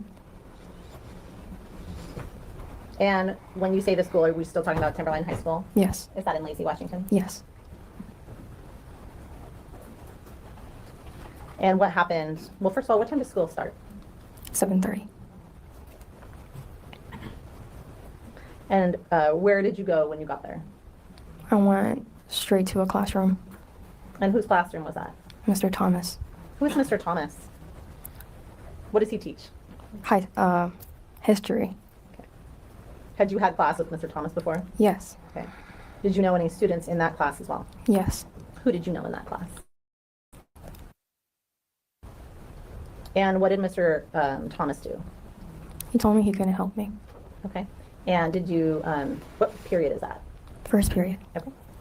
And after you spoke with Mr. Thomas, did he give you anything? He gave me some food. Okay. And then where did you go from there?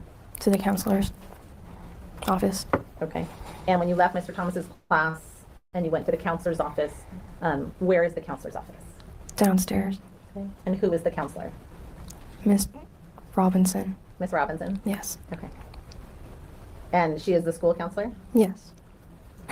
Are you familiar with Miss Robinson then from your time there? Yes. Did you have a relationship with Miss Robinson? Yeah. Without repeating anything that you said to Miss Robinson, what happened next? Eventually I had a place to stay and I had to wait until school was over. Okay. Did you tell her what was going on? Yes. Did you tell her what you were afraid of? Yes. And when you say you got a place to stay, did she assist you in getting that place to stay? Yes. Okay. Did she provide you with any additional items for the purpose of getting you set up in that place to stay? Yes. What kinds of items? A blanket and a computer. Okay. Computer. Computer, I believe she said. And Computer? Yes. were you trying to still do your online classes? Yes. And then how long did you stay at the school? I don't know. So did you stay until school ended or? Oh, I thought you meant That's okay. I stayed until school was over. Okay. And do you recall what time school lets out? Ends at 2 o'clock. And what happened when school let out? Where did you go when school let out? When all the bells ring, I'm assuming there's bells. When the bells ring and everyone's in the mass exodus, where do you go? I went to the bus stop. And where was Miss Robinson at this time? She was leading me outside. Okay. Did you see Isaiah at any point during the day? Yes. Where did you see Isaiah? I saw him coming out from the front of the door, and then I was waiting on him. Okay. And when you say the doors, which doors to the building? The front Doors? front doors. Okay. So were you with Miss Robinson then at the time that you met up with Isaiah? Yes. And you said she started walking you to the bus stop. Did she go all the way to the bus stop with you? No. Or where did she leave you at? Right in the front of the doors. Okay. And did anyone walk with you to the bus stop then? Yes. Who did? And why were you going to the bus stop? So I can get to the place where I can stay at. Okay. Is this a nonprofit location? Yes. Had you told your parents during this where you were going? Not at that moment. And as you're walking to the bus stop, well, let me back up. What are you dressed on this day? What are you wearing? A hoodie and some black pants. A hoodie and some black pants. Yes. Did you have any hats or masks with you? Yes, I had my hood on and I had a beanie and a mask on. And when you say mask, what kind of mask? Like a COVID mask. A COVID mask? Yes. Were you wearing them as you walked to the bus stop or had you taken them off? I was wearing them. Okay.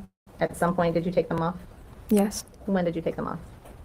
When my dad was talking to me.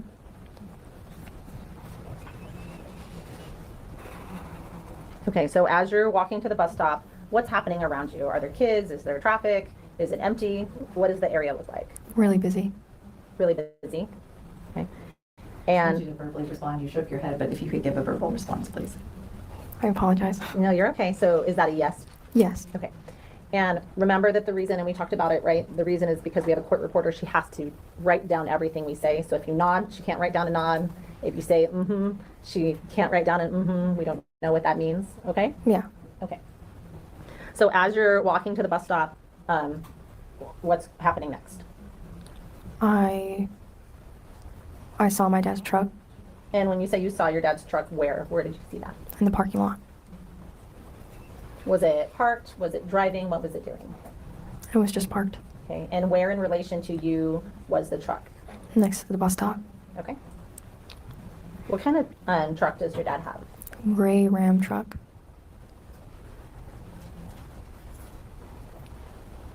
Do you recall what you were wearing underneath your dark hoodie, your black hoodie or dark hoodie, and those black pants at the time? Yes. What was that? A pink shirt.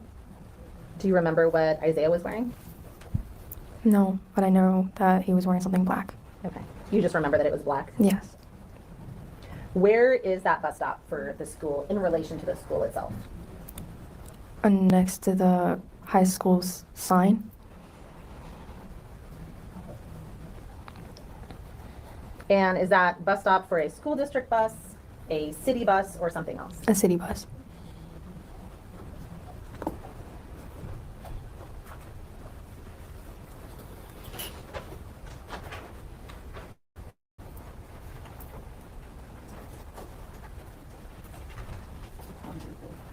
And for Turner? You may. Fatima, I'm going to give you what's been marked and admitted as State's Exhibits 1 through 4. I'm going to ask you to look at those silently to yourself for a moment and then look up at me when you're done and ready, okay?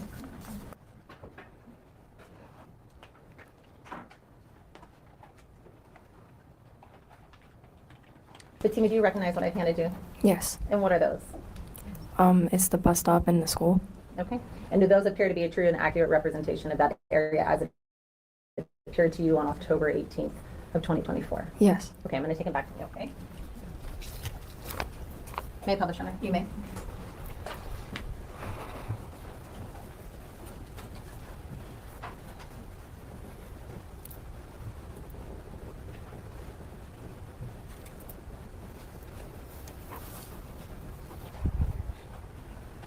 Give it a second. Okay. Fatima, Can you please indicate which exhibit you have published? yes, Your Honor. I'm showing you what's been admitted as State's Exhibit 1. When you are looking at this, may I approach with the clicker? Yes. If you push this button, you see the little cursor on there? That will move it around, okay, so you can find out what I'm asking. There's a little bit of a delay, so just give it a second. There you go, okay? Fatima, when you said you left from the front doors of Timberline High School, where on the map here are we looking at on State's Exhibit 1? Right And you're there. pointing about the center, just above center of the map, is that correct? And it's Yeah. a little finicky. Okay. And when you said you walked across the parking lot to the bus stop, which direction did you go? And did you follow that trail or that pathway down the middle? It looks like it's almost dissecting the map through the parking lot, connecting to Mullen Road and the bus icon. Yes. Okay, I'm going to show you State's Exhibit 2. And Fatima, what are we looking at here? What is this a photograph of? A zoom in of the parking lot. Okay. And so when you were traveling from the front doors of the school to the bus stop, which direction are you going based on the parking lot here? How did you travel? So we need you to please try and verbally describe and use the pointer, okay? Okay. I was going the sidewalk. I was just following the trail. Okay, so where the crosswalks are marked on the map with the trail, the crosswalks are marked on the map with the sidewalk that's top to bottom of the photo, about a third of the way over from the left-hand side. Is that correct? Yes. Okay. When you first remember seeing your dad, where was your dad's truck when you first remember seeing it? He was on my right and he was near to the bus stop. Okay, so you pointed out about center left of the photograph, him parked in one of those side lots. Is that correct? Yes. Okay. Did his truck stay there or did his truck move, if you remember? His truck moved And do you remember where his truck moved to? to the front of the bus stop. Okay, and so now you've pointed towards the bottom left-hand side of the photograph, to the parking lot slots that are almost right directly next to the bus stop. Is that correct? Yes. Okay.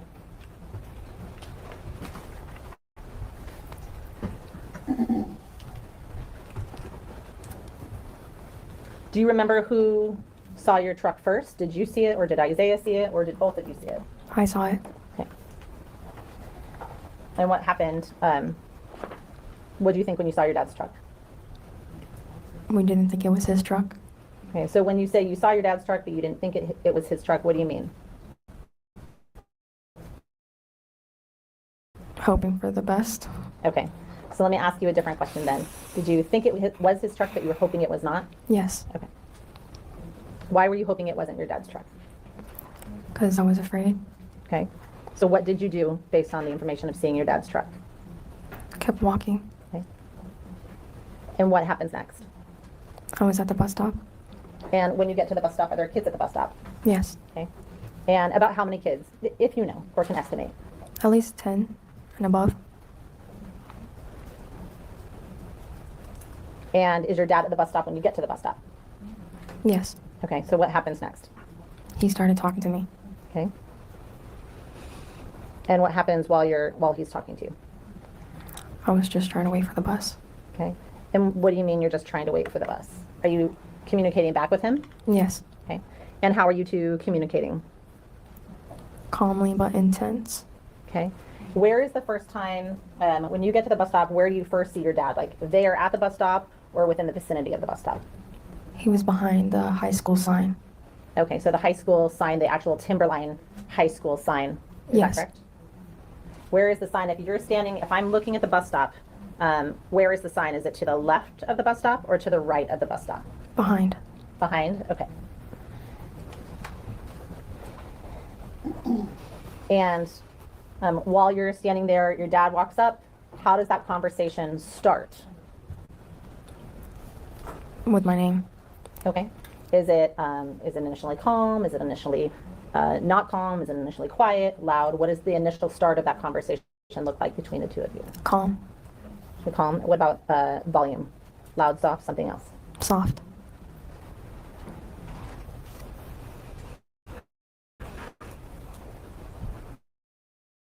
Does that the tenor of that conversation change? Does the volume and interaction between the two of you change as that conversation progresses? To me. What's that? To me, it was different. Okay, and what do you mean by that? I felt the energy and the intensity. So it felt like it got more intense? Yes. Could you tell if other kids were noticing that this conversation was happening? Yes. Okay.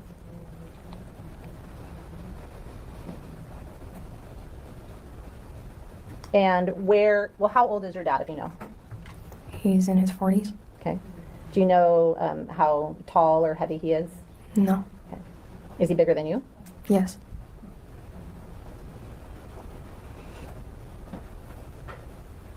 And when you were talking, did you talk back to your dad? Meaning during the course of the conversation, was he just talking at you and you were waiting for the bus? Or did you engage back with him and speak back with him? I talked back. Okay. And was that in English, Arabic, or something else? Arabic. And what were you telling him? I didn't want to go back home. And did he accept that? No. And as this conversation is going, is your dad getting louder or quieter or something else? He didn't get louder. Okay. He didn't get quieter either. Okay. And what about his demeanor or mood? Was he happy and relaxed or something else? He looked frustrated. Sure.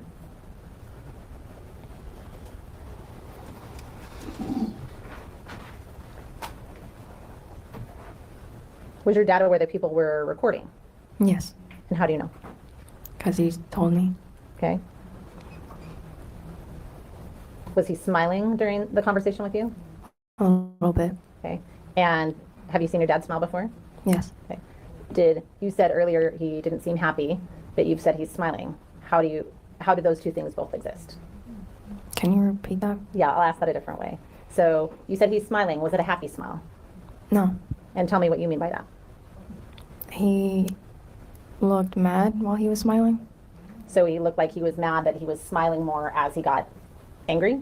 Yes. Does your dad speak both Arabic and English? Yes. And as this conversation is continuing, where is Isaiah? Beside me. Is he doing or saying anything? Just comforting me. And what does that mean when you say comforting me? He was patting my back.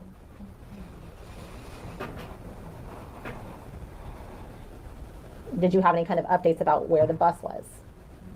Like, meaning, did you know if the bus was coming? Could you see the bus? Or were you still no idea where the bus is at this point? I knew that the bus was coming. And how would you describe the distance between you and your dad physically as this conversation is happening? Can you explain it a different way? Sure. Were you standing on one side of the bus stop and he's still over by the sign? Are you standing super close to each other, something farther away, or something else entirely? How would you describe the distance between you and your dad during that conversation? It was not too close, but not too far. And every time when I back away, he comes closer. Okay. Did he comment at all about Isaiah patting your back? Yes. What did he say about Isaiah patting your back? That he was getting really upset about it. Okay. Did he have any concerns about how close Isaiah was standing to you? Yes. And what were those concerns that he expressed? I mean, what did he say about it? He didn't say anything. I just knew that he looked really upset that I was standing by him. Okay. So what happens next? After you're having this conversation, Isaiah is patting your back, your dad's getting frustrated, and I believe you said he was getting mad. He's smiling more, but you know he's getting mad instead. What happens next? The bus came. Okay. What happens when the bus comes? I tried to go to the bus. And then what happens? My dad grabbed my hoodie. And what happened next? I don't remember. Okay. So your dad grabs your hoodie. Does he say anything? Yes. And what did he say? My daughter. Okay. Where is Isaiah during this? Beside me. Okay. Is Isaiah still patting your back, or is Isaiah doing something different? Trying to push my dad away. Okay. And this is after your dad has grabbed your hoodie? It was during. Okay.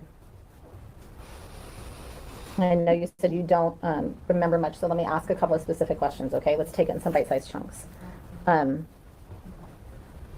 the time your dad makes contact with you and grabs your hoodie, are you standing up, sitting down, lying down, or something else? I was standing up.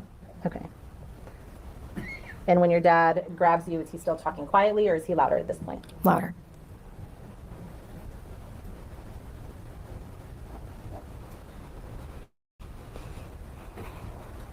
And after your dad grabs your hoodie, let's go through some of the senses. What's the next thing you remember seeing? What are some of the images that you remember seeing? I was seeing my hand reaching my neck. When you said you saw your hand reaching your neck, okay. Do you remember if it was light out or dark out? Light. And why is your hand reaching for your neck? Because I knew my dad was choking me. Okay. When you say you remember seeing your hand reach for your neck, do you remember if it was the palm of your hand, the back of your hand, or something else? The palm. Okay. And do you have any other images that you remember during this period of time? Yes. What do you remember? I saw darkness at first. Okay. And when you say you saw darkness, what else do you remember? Another Seeing? Any image. images that you remember seeing? I saw Isaiah and a friend standing above me. You saw Isaiah and a friend standing above you? Yes. Okay. Do you remember seeing anything else? I saw a lady holding a phone. Did you know her? No. Okay. Are you sure about the order of events in which these images are that you remember, or just images? It was just images. Okay. Do you remember when you see these things, if you're standing up, lying down, sitting down, or something else? Some of them were lying down, some of them were standing up. Okay. In terms of what you remember when you're lying down, which ones do you remember seeing while you're lying down? The one where I'm reaching for my neck, and the one where Isaiah and a friend was above me. Okay. And you said you remembered seeing your hand reach for your neck because your dad was choking you. How do you know that? Meaning, what were you feeling to tell you that? Can you rephrase that? Sure. Where was your dad when your dad was choking you? Behind me. So what's the next thing that you remember feeling, either touching you or that you were touching? I'm not quite sure, but I just knew that my dad was choking me. Okay. Did you feel arms around your neck? Yes. Okay. Do you remember feeling or touching anything else? Yes. What do you remember feeling or touching? The dirt on my face. Okay. And was there dirt on your face while your dad's arms were on your neck? Yes. Were you speaking or breathing or saying anything? No. What about air? Could you feel the ability to breathe? No. Did you have any pain? Yes. And where was that pain? On my neck. Okay. When you felt the dirt on your face, do you remember seeing anything while you felt the dirt on your face? No. Were you on the ground or standing up? I was on the ground.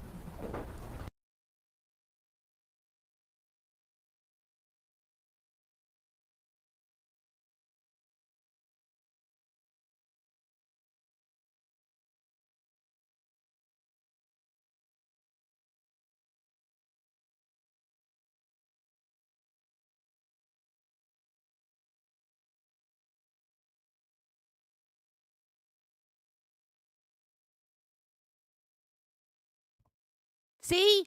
See, I'm going crazy. I am going insane.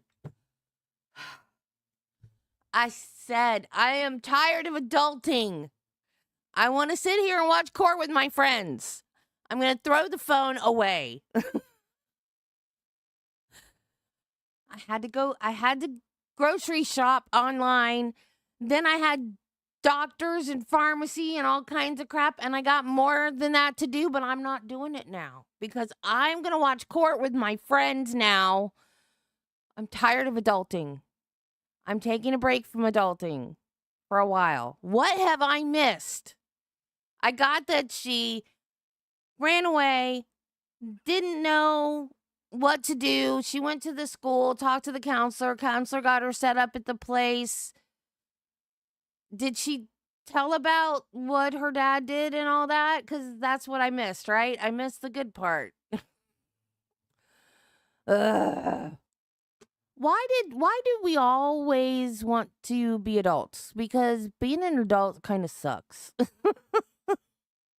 So the bus stop is on school property, even though it's an what are they calling intercity transit. So it's not.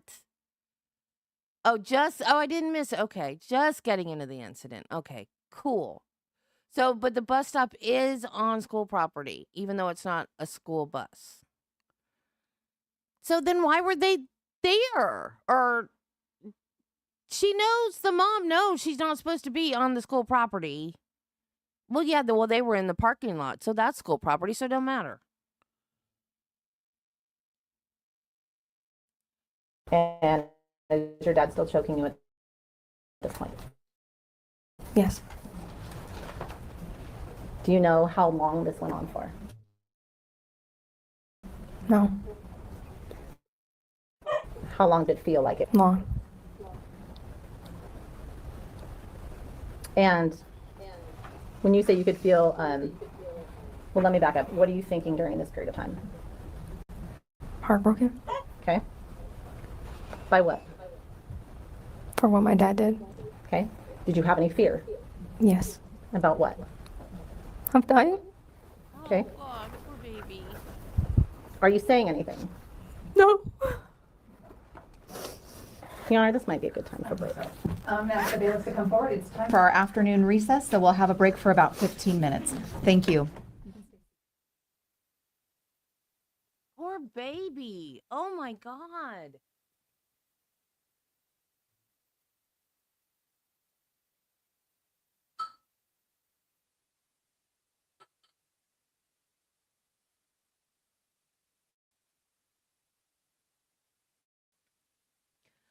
I told Travis that Shadow got up here and licked every single dog treat the other day. And he goes, well, how many were there? I said, Ms. I don't Dunn? know. I just grabbed a Mr. handful Keating? out of the jar. Mr. Leary? All right, we will be in recess for 15 minutes. Thank you. And he goes, well, how many did you grab? I said, I don't know. I just grabbed a handful out of the jar. Well, how many did Shadow lick? She licked every single one. I don't know how many it was, but she licked every single one.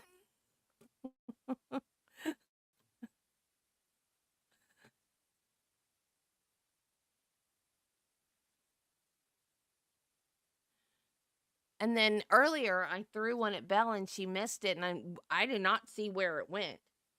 And Shadow was standing right next to her, and it just I threw it and it just disappeared. I think Shadow jumped in front of her and swatted it away, because later I saw her playing hockey with it.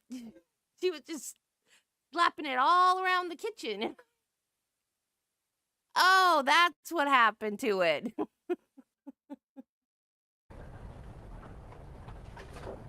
Here, dude, have a cookie.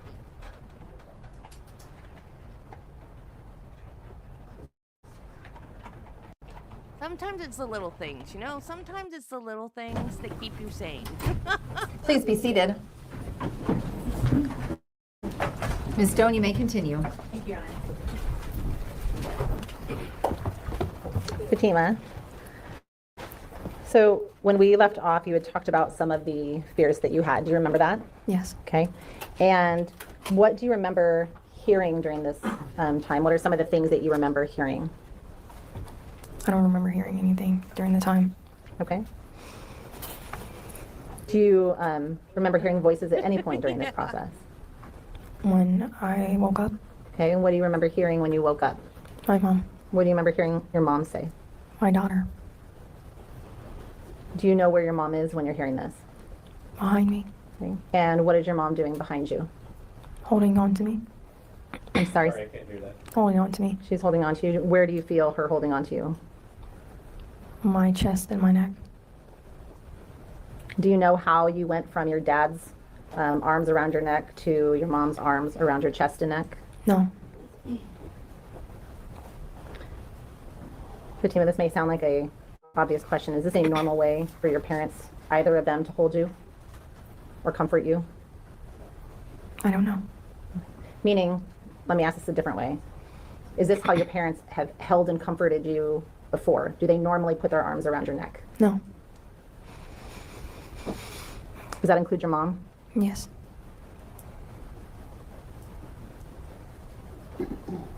What is the next thing that you remember after you described yourself as waking up? What do you mean by waking up? Regain consciousness? Okay. So did you lose consciousness during this event? Yes. Do you know how many times? Was it once, more than once, or something else? If you remember. At least 4 times. Okay. What's the next thing you remember seeing when you wake up? What do you see around you? The bush. You see bushes or the bush? Yeah. Okay. And is that when your mom is on you or at a different time? When my mom is on me. Okay. Are you talking to your mom or trying to talk to your mom? Trying to talk to my mom. And what are you trying to tell her? That I didn't want her arm around my neck. Okay. Are you able to breathe? A little bit. A little bit. Could you breathe fully at that point? No. How would you describe your mom's size compared to you? A bit bigger. Do you remember if you're standing, lying, or sitting down at this point? Sitting down. Fatima, how would you describe your awareness of your environment around you at this time? A lot of yelling.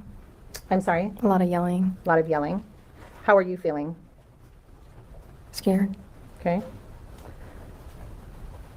How would you describe your physical feeling? Do you feel like your normal self or something else? Something else. And what is that something else? Hurt. Okay. What happened next after you're trying to ask your mom or tell your mom to let go of you? What happens next that you remember? Isaiah was trying to pull me. Isaiah was trying to pull you? Yes. Okay. And then what happens? I was trying to get up. When you're trying to get up, what happens when you try and get up? I couldn't get up. You couldn't get up? And then what? Hold on, you didn't respond to that last one when she said you couldn't get up. Could you not get up? I couldn't get up, yes. Okay. And then what happens? Eventually I got up and I tried to walk away. Okay. How would you describe your legs working at that point? Weak. Okay.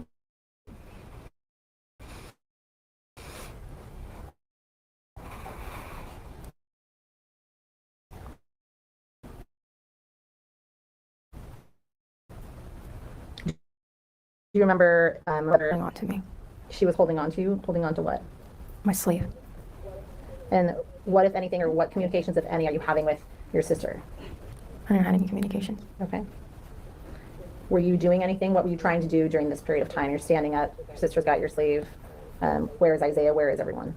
I was trying to let her let go of me. Okay. And what happens next? She let go and then I started running Okay. And where were you running? to the school.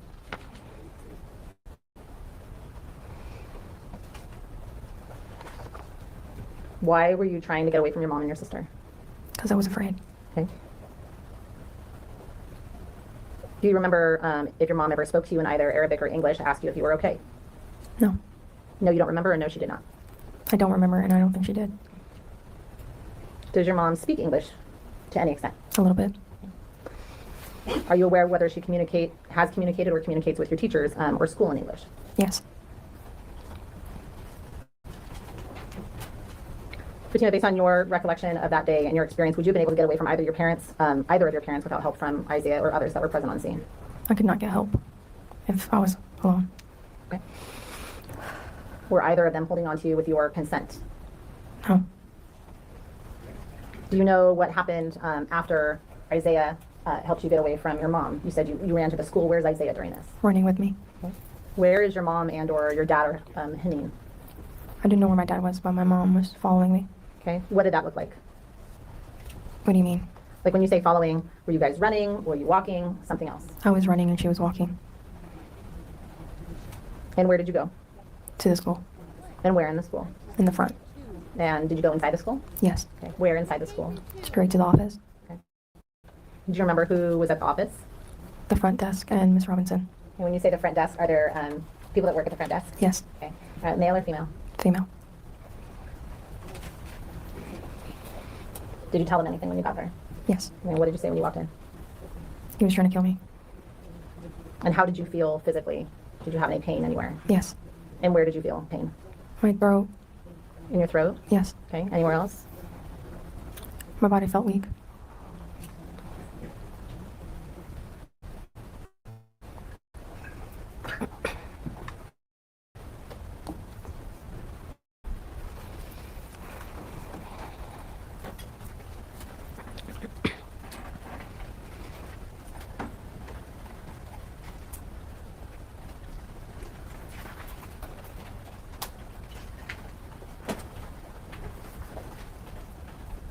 Have you seen any videos of the events in this case? Only one. And what video is that? Do you remember? I think it was a kid recording. A kid's video? Yes. Do you know who took that video? No. Okay.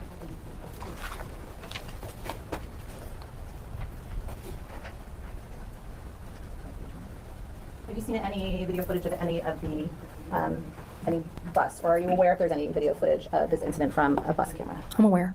Have you actually seen it? No. May I, Coach Runner? You may. I'm going to show you what's been admitted as State's Exhibits 5 through 20. I'm going to ask you to look at these silently to yourself and then look up at me when you're done. I recognize that they are in backwards order.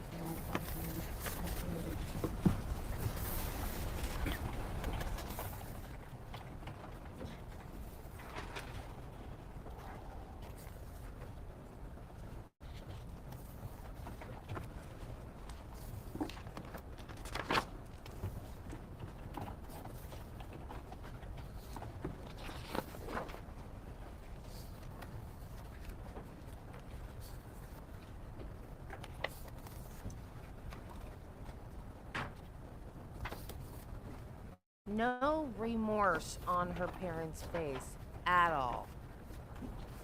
No tears from the mom. Fatima, have you ever seen those before? Nothing. Can you repeat that for me? Sure. Have you ever seen those photographs before? No. Okay. I'm going to take them back from you. Fatima, based on your review of State's Exhibits 5 through 20, are you depicted in these photographs? Meaning, can you see yourself in these pictures? Yes. Okay. And permission to publish, Your Honor? You may.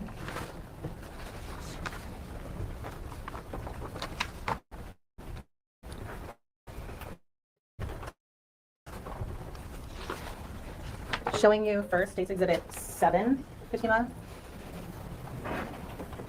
I'm going to move it over so we're looking at the right-hand side of that photograph as it adjusts itself. I know it's a little blurry just because of the pixelation. Do you see yourself in this photograph as it comes? There we go. Yes.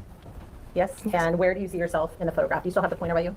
Yes. Okay, if you can point that out with a cursor, and then we'll describe where you're pointing. Is that you bent over? Yes. Okay. And we're looking at the, I would say, right-hand side, fourth quarter, right-hand side, about center of the page. Is that correct? Yes. And who is to the right of you in the black hoodie and the pants, the jeans? Isaiah. Okay. And who has a hold of you next to you in that photograph? My dad. Okay. State's Exhibits. And Fatima, do you see where you're located in this photograph here? Yes. Where are you located in that photograph? On the ground. So you're already on the ground at that point? Yes. And who is standing there with a Nike backpack? Isaiah. Okay. And who is holding on to Isaiah in this photograph? My dad. Okay. And the witness did use the pointer to point out what she identified as herself, which is just below mid-center. Thank you. And that whole grouping is still in that same area with you, is that correct? Right-hand side of the photograph and just below mid-center? Yes. Okay. Fatima, State's Exhibit 10. And we're looking at the bottom right-hand corner of that photograph. Where are you, ma'am? Leaning over. Okay.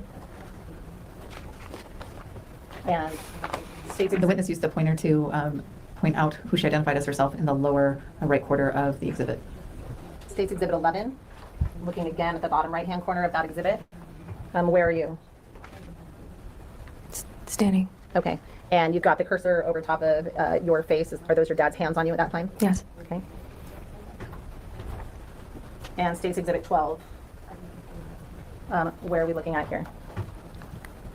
My dad is grabbing a hold on to me, and I'm bent over. Okay. And is Isaiah touching or near you in this photograph? No. Okay. I'm going to use the cursor to identify herself on the right-hand side, just right of middle.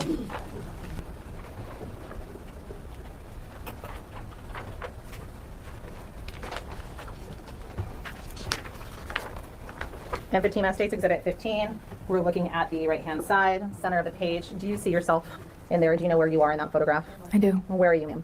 On the ground. And can you see your shoes in that photograph? Yes. Okay. And the witness used the cursor to identify where she was at on the ground, in the same area where the other people are congregated. Thank you. Fatima, do you remember? I'm going to show you State's Exhibit 16. And we're looking again, right-hand side of the photograph, center of the photograph. Do you see the individual in the orange vest? Yes. Do you remember the individual in the orange vest? No. Okay. Do you remember seeing him at any point during that? No. Okay.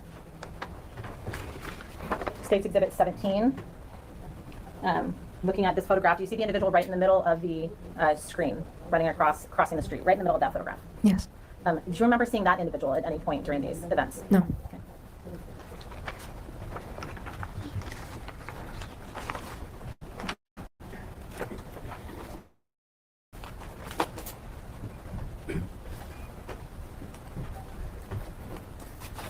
Fatima, what happened when you got to the office? The counselor and Isaiah. Okay. Do you see your mom again after you've left her or run from her at the bus stop? No. What happens next when you're in that room? The fire department came. Okay, did the police come? Yes. Okay. Did you talk to the police? Yes. Did you talk to the fire department? Yes. Did they do any kind of examination on you? Yes. Okay. Once you got to the office, what kind of injuries were you able to notice about yourself once you sat down? My hand was scratched up, and my neck was so sore, and I felt the scratches on my neck. Okay. Did you have any indications that you've been on the ground on you? Can you repeat that? Sure. Earlier you described feeling dirt on your face. Did you still have dirt on your face? Yes. Okay.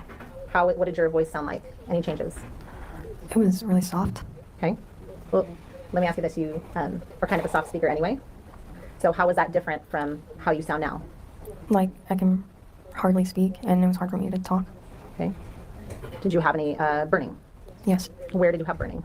On my throat. Did you have any bruises? I'm not sure. Okay. Did you have any pain on the outside of your throat? You described pain on the inside of your throat. Did you have any pain on the outside of your neck? Yes. Where was that? A lot of swelling. And after fire checked you out, where did you go? To the hospital. Okay. How long were you at the hospital? 2 days. And were there any limitations on what you could or could not do at the hospital in terms of food or water? I couldn't eat for a day. Okay.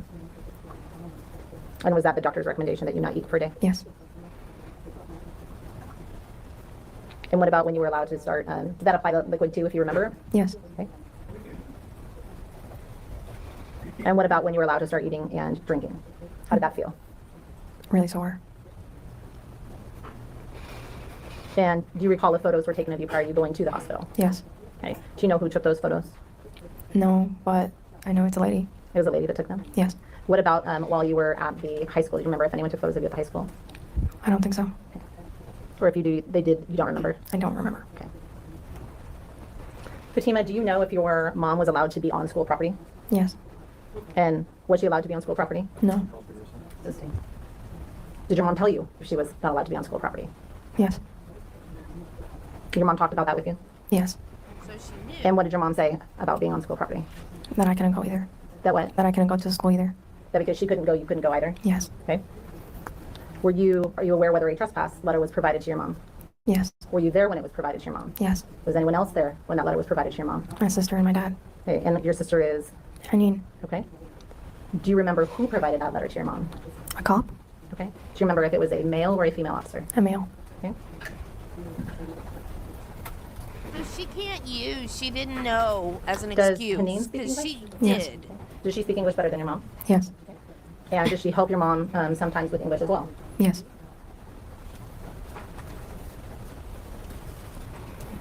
Do you know, did your mom ever talk to you about whether she was allowed to have contact with Isaiah? I don't know. Okay.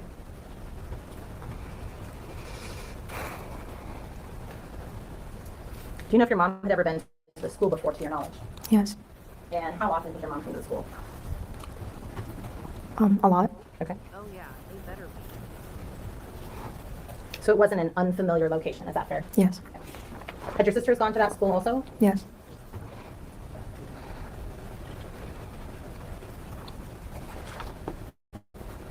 And based on your observations of your mom, would your mom have been comfortable enough communicating with school staff in English? Sustained. Based on your observations with your mom, had your mom ever communicated with school staff in Arabic? In Arabic? Right, did the schools talk to your mom in Arabic? No.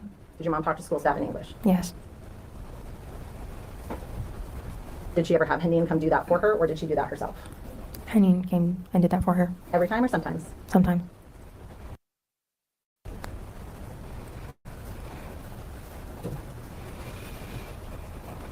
Okay, I don't have any further questions for you this time. Thank you. Thank you. Thank you. Mr. Kading, cross-examination. Thank you.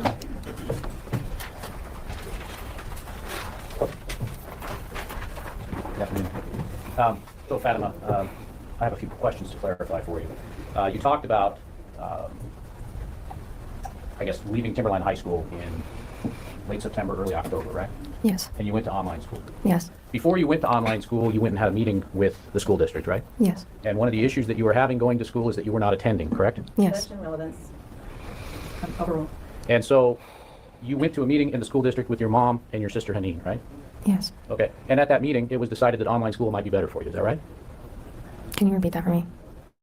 At the meeting with the school district, it was decided that online school might be better for you. One of the reasons was because you were not attending in person. Yes. Okay. And one of the reasons you weren't attending in person was because you didn't get your 504 plan that you were talking about, right? Yes. Okay. So you were decided to do online school so you could be at home and make sure that you did your work, right? I didn't decide. Okay, but that's what was the decision that was made between your mother and the school district. Yes. Okay. One of the other issues that you addressed at that meeting with the school district was that you were planning, your mother told them to travel to Iraq for an extended period of time. Is that right? No. Now, when I talked to you a couple months ago, you said that that meeting, you discussed going to Iraq. Do you remember that? With my mom? And the school district. No.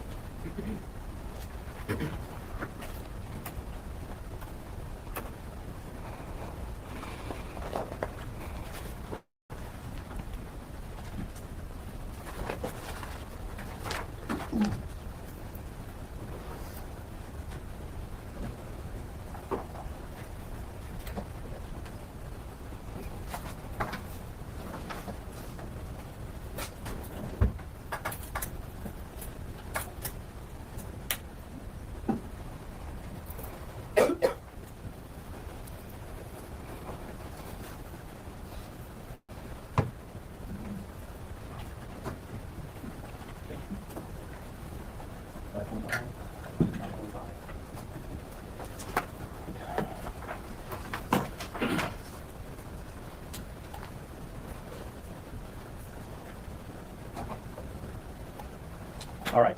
I'm going to hand you what's been marked as Exhibit 525.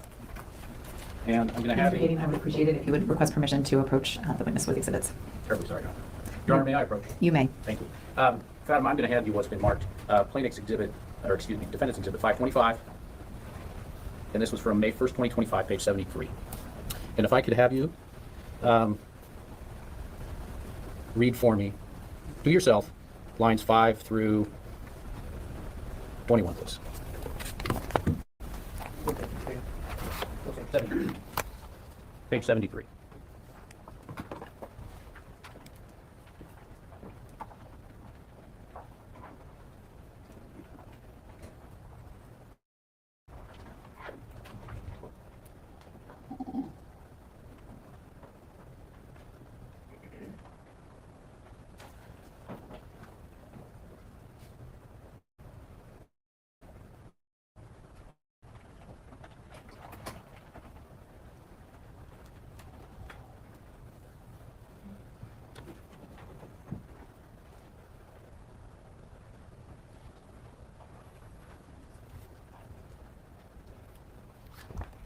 Okay? Do you remember that conversation?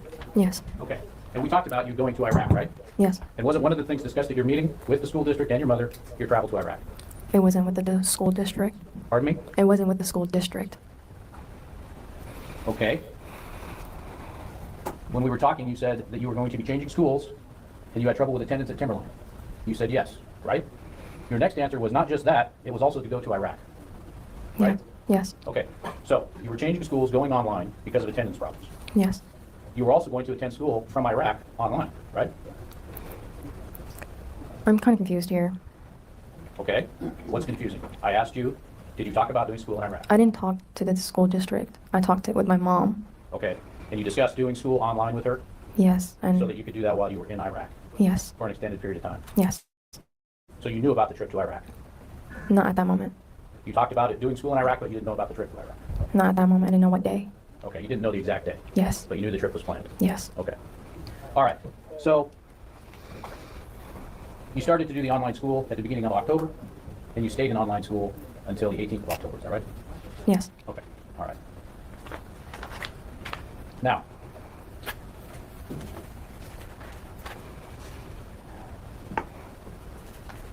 when on the 18th of October, 4 o'clock in the morning rolled around, you decided that you didn't want to go to Iraq, right? Yes. Prior to that point, at 4 o'clock in the morning on the day you were scheduled to leave, you had not discussed that with your parents, had you? And I did not discuss that. Okay, so you made a decision at 4 a.m. just to run away. No, not at 4 a.m. Okay, so you made the decision prior to that. Yes. Okay, so you've been thinking about it. Yes. Okay, and you didn't discuss that with anyone? Yes. Didn't discuss it with Haneen, I did not. or your mother, Yes. or your father? Yes. Okay. So, you said earlier in your testimony that you found out from you overheard your mother talking with your aunt about going to Iraq. Yes. When was that? I don't know what day. Okay. Was that before the online school or after the online school? I'm not sure. When you were going to Iraq, you were traveling with your mother Yes. and your sister Nora Yes. and your two younger brothers. Yes. Your father was staying at home to work, Yes. and Haneen was staying at home to work and go to school, right? Yes. Okay. So, when you left home at 4 o'clock in the morning on the 18th, did you plan to stay at home while your mom was gone? Can you repeat that for me? When you left home at 4 o'clock in the morning, did you expect to stay at home when your mom was gone? I don't know. Okay. You didn't have a plan at that point? I did not. Okay. Now, your dad was gone 14 hours a day at work, right? Yes. And Haneen was gone to school and to work, right? Yes. That would have left you home alone, right? Yes. And that's part of the reason you were scheduled to go to Iraq, right? Yes. Okay. Because your parents didn't want you home alone, did they? Yes. So, you also said earlier during your direct testimony that you felt safe at school, Yes. but you didn't go to school very often, did you? Yes. You skipped a lot of school. Yeah. Okay.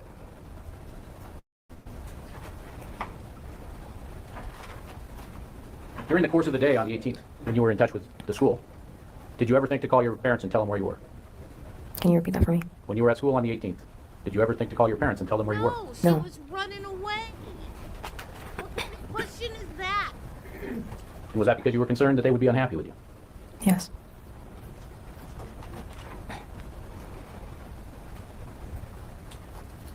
You said when your dad came to the school that he looked, well, you said you were talking with him in a calm manner at first, right? Yes. And that he got more upset when you were telling him that you weren't coming home, right? Yes. Okay.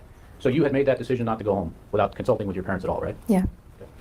And had you talked to Isaiah about that as well? No. Okay. But when you were at school, you were talking with your dad, Isaiah was standing right there. Yes. And he began pushing your dad at some point. I don't recall.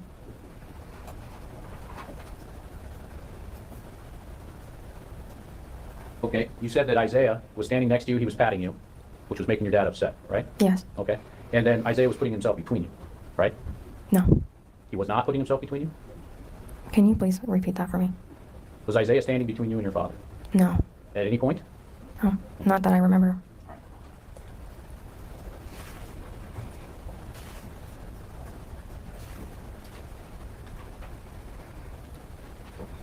Now, you mentioned, too, to the prosecutor when they were asking you that you have previously testified in a court hearing. Is that right? Yes. And you were placed under oath at that time, right? Yes. And when you were placed under oath, you gave answers that were not true? Yes. And so you knowingly did that, right? Yes. Okay.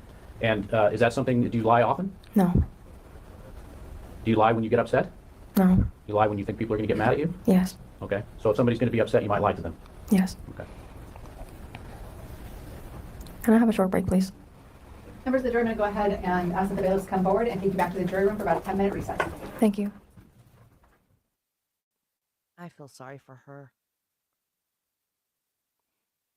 I'm very, very glad that she's still alive. But I still feel sorry for her because she's lost everything. She's lost her parents. But, We'll be in recess for 10 minutes. you know, it ticks me off a little bit because this attorney now has gotten up there and insinuated that the reason why she was going to Iraq is because they didn't want her home by herself. She's what, 16, 17 years old? She can be home by herself. She's not a little kid. That's not why. It's because she had an arranged marriage. They didn't want her at home by herself because they knew she had a boyfriend and they wanted her to go to Iraq and marry that guy, and she probably wasn't coming home. But the jury doesn't get to know that.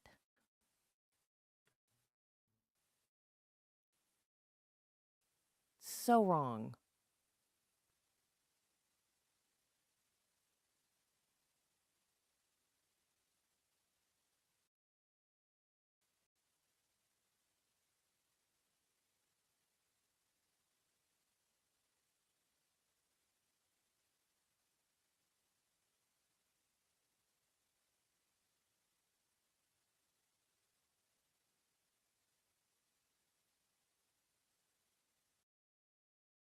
Do you remember talking to me on May 1st? Yes, And we talked about that issue? I don't remember that. Let me hand you exhibit 525.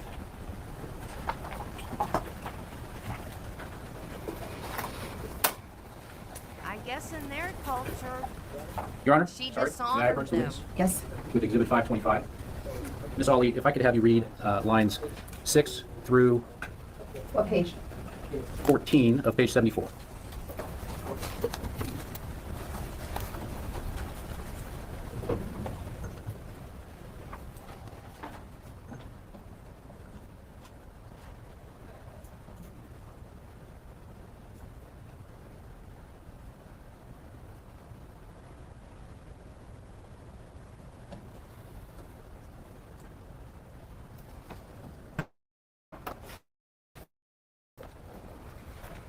You know, You may. Read the document.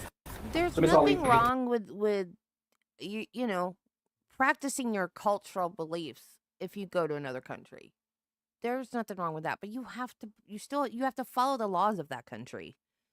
So if you still lived in Iraq, this would be fine, but you don't. You know, like, One of the points of going to Iraq was to get your brother's passports, right? Yes, Okay, and that was so that they could travel to Iraq without having to get visas in the future, right? yes, And you and the rest of the family already had your Iraqi passports, right? yes, an old one. Right. And so your mom didn't know how long it was going to be for those passports to get made, did she? I don't know that. Speculation. Listening. Did you talk to your mom about that? No, Okay. Just one final question. Then you said that you didn't communicate well with your parents, right? yes, And was that because you often didn't tell them things? sometimes. Okay. Thank you. No further questions. Mr. Leary, cross-examination. Thank you. no, you know your parents and you know things that you can't tell them and you know how they're going to react to certain things. That's a given in any Thank you for being culture.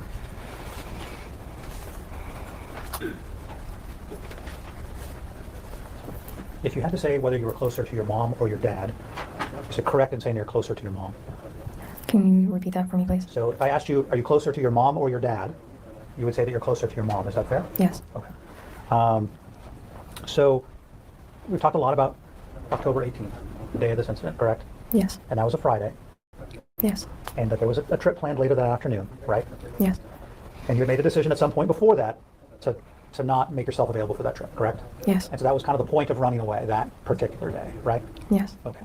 And your parents had a pretty good idea of kind of what you had at your disposal. And let me explain that question.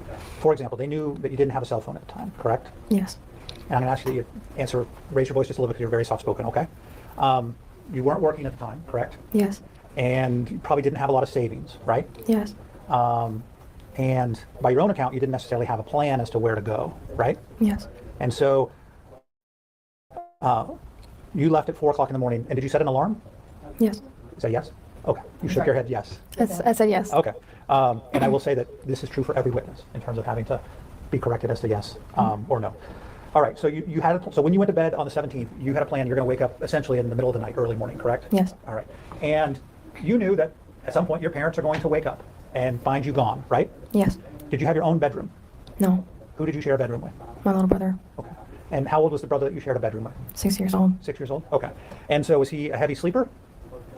A little bit. And so you were able to wake up at 4 o'clock in the morning and not wake your brother up, correct? Yes. And so you didn't say anything to your little brother when you left, fair enough? Yeah. Okay. So your parents wake up, and at some point in the morning they figure out that you are gone, right? Yeah. Or at least that was what you would assume, fair enough? Yes. Okay. You didn't leave a note, correct? Yes. And it wasn't like you had a car at the time, right? Yes. Okay, so as far as they knew that you have just disappeared, right? Right. And they don't have any idea kind of where you are, correct? Correct? They don't know where you are, correct? I don't know that.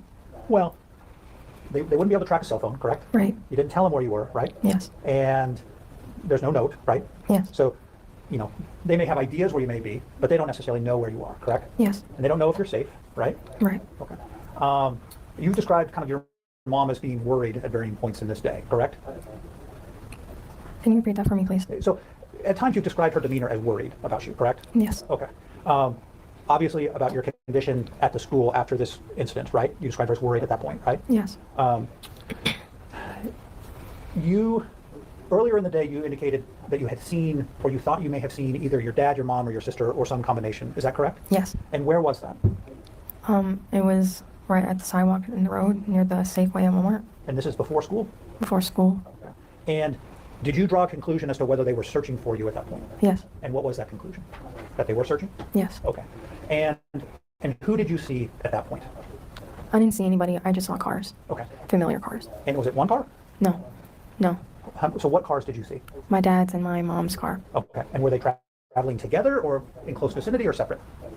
Close vicinity. Okay. And were you able to see who was in the car? No. And do you think that they saw you based on the proximity to where you were? Yes. And your conclusion is that they may have seen you? Yes. Okay. And your response was to then hide, right? Yes. Okay. And there was no verbal communication back and forth at all. Is that right? Yes. Okay. So you talked about this trip that you kind of learned about in the week or so beforehand, correct? Yes. And mom had a conversation with you about kind of what it made sense to pack, right? Yes. And was that a conversation that occurred in your room or somewhere else? Downstairs. Downstairs? Was anybody else present? I don't believe so. Okay, so it's just you and mom having this, and mom's like, okay, we're going to go on a trip to Iraq in the afternoon on Friday the 18th. Is that accurate? No. Okay, what information were you provided? To pack clothes. Okay, for a trip to Iraq. Yes. And but you knew it was on Friday the 18th, is that right? Not by my mom. Okay, and was that, you tell me, how did you find out it was on the 18th specifically? From my sister Henny. Okay, all right, and you believed that that was accurate, correct? Yes. Okay, so you have talked about that you felt like it was to basically get you out of Olympia, correct? Can you repeat that for me? Like, they were taking you in part because they didn't want you to be with Isaiah. Is that one of the things you were suspecting? Yes. Okay. You've also talked about that your mom was kind of lonely, right? Yes. And she missed her sister, correct? Yes. And that was also one of the reasons for the trip. Yes. Okay. All right. So we have kind of the description of what happened at the school, and you're walking across the parking lot, and we saw you on exhibits 1 through 4 kind of show your path to the jurors, correct? Yes. And you saw it was a green truck, is that right?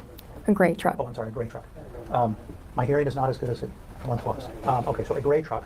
And you saw it and you're thinking, could be my dad, I hope it's not my dad, is that fair? Yes. And were you able to see inside the truck?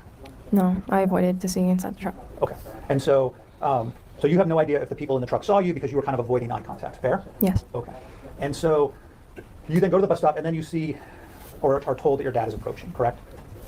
Yes. And so you're not surprised at this point because you were clued off as far as the gray truck, correct? Yes. And so at this point you have no idea whether your dad is with anybody at this point, correct? Yes. You don't see your mom, correct? Yes. And you don't see your sister Haneen, correct? Yes. Or your sister Noor? Yes. Okay. All right. So then you talk about this conversation with your dad, where you describe him as calm in terms of his voice, and he's having a conversation with you initially, correct? Yes.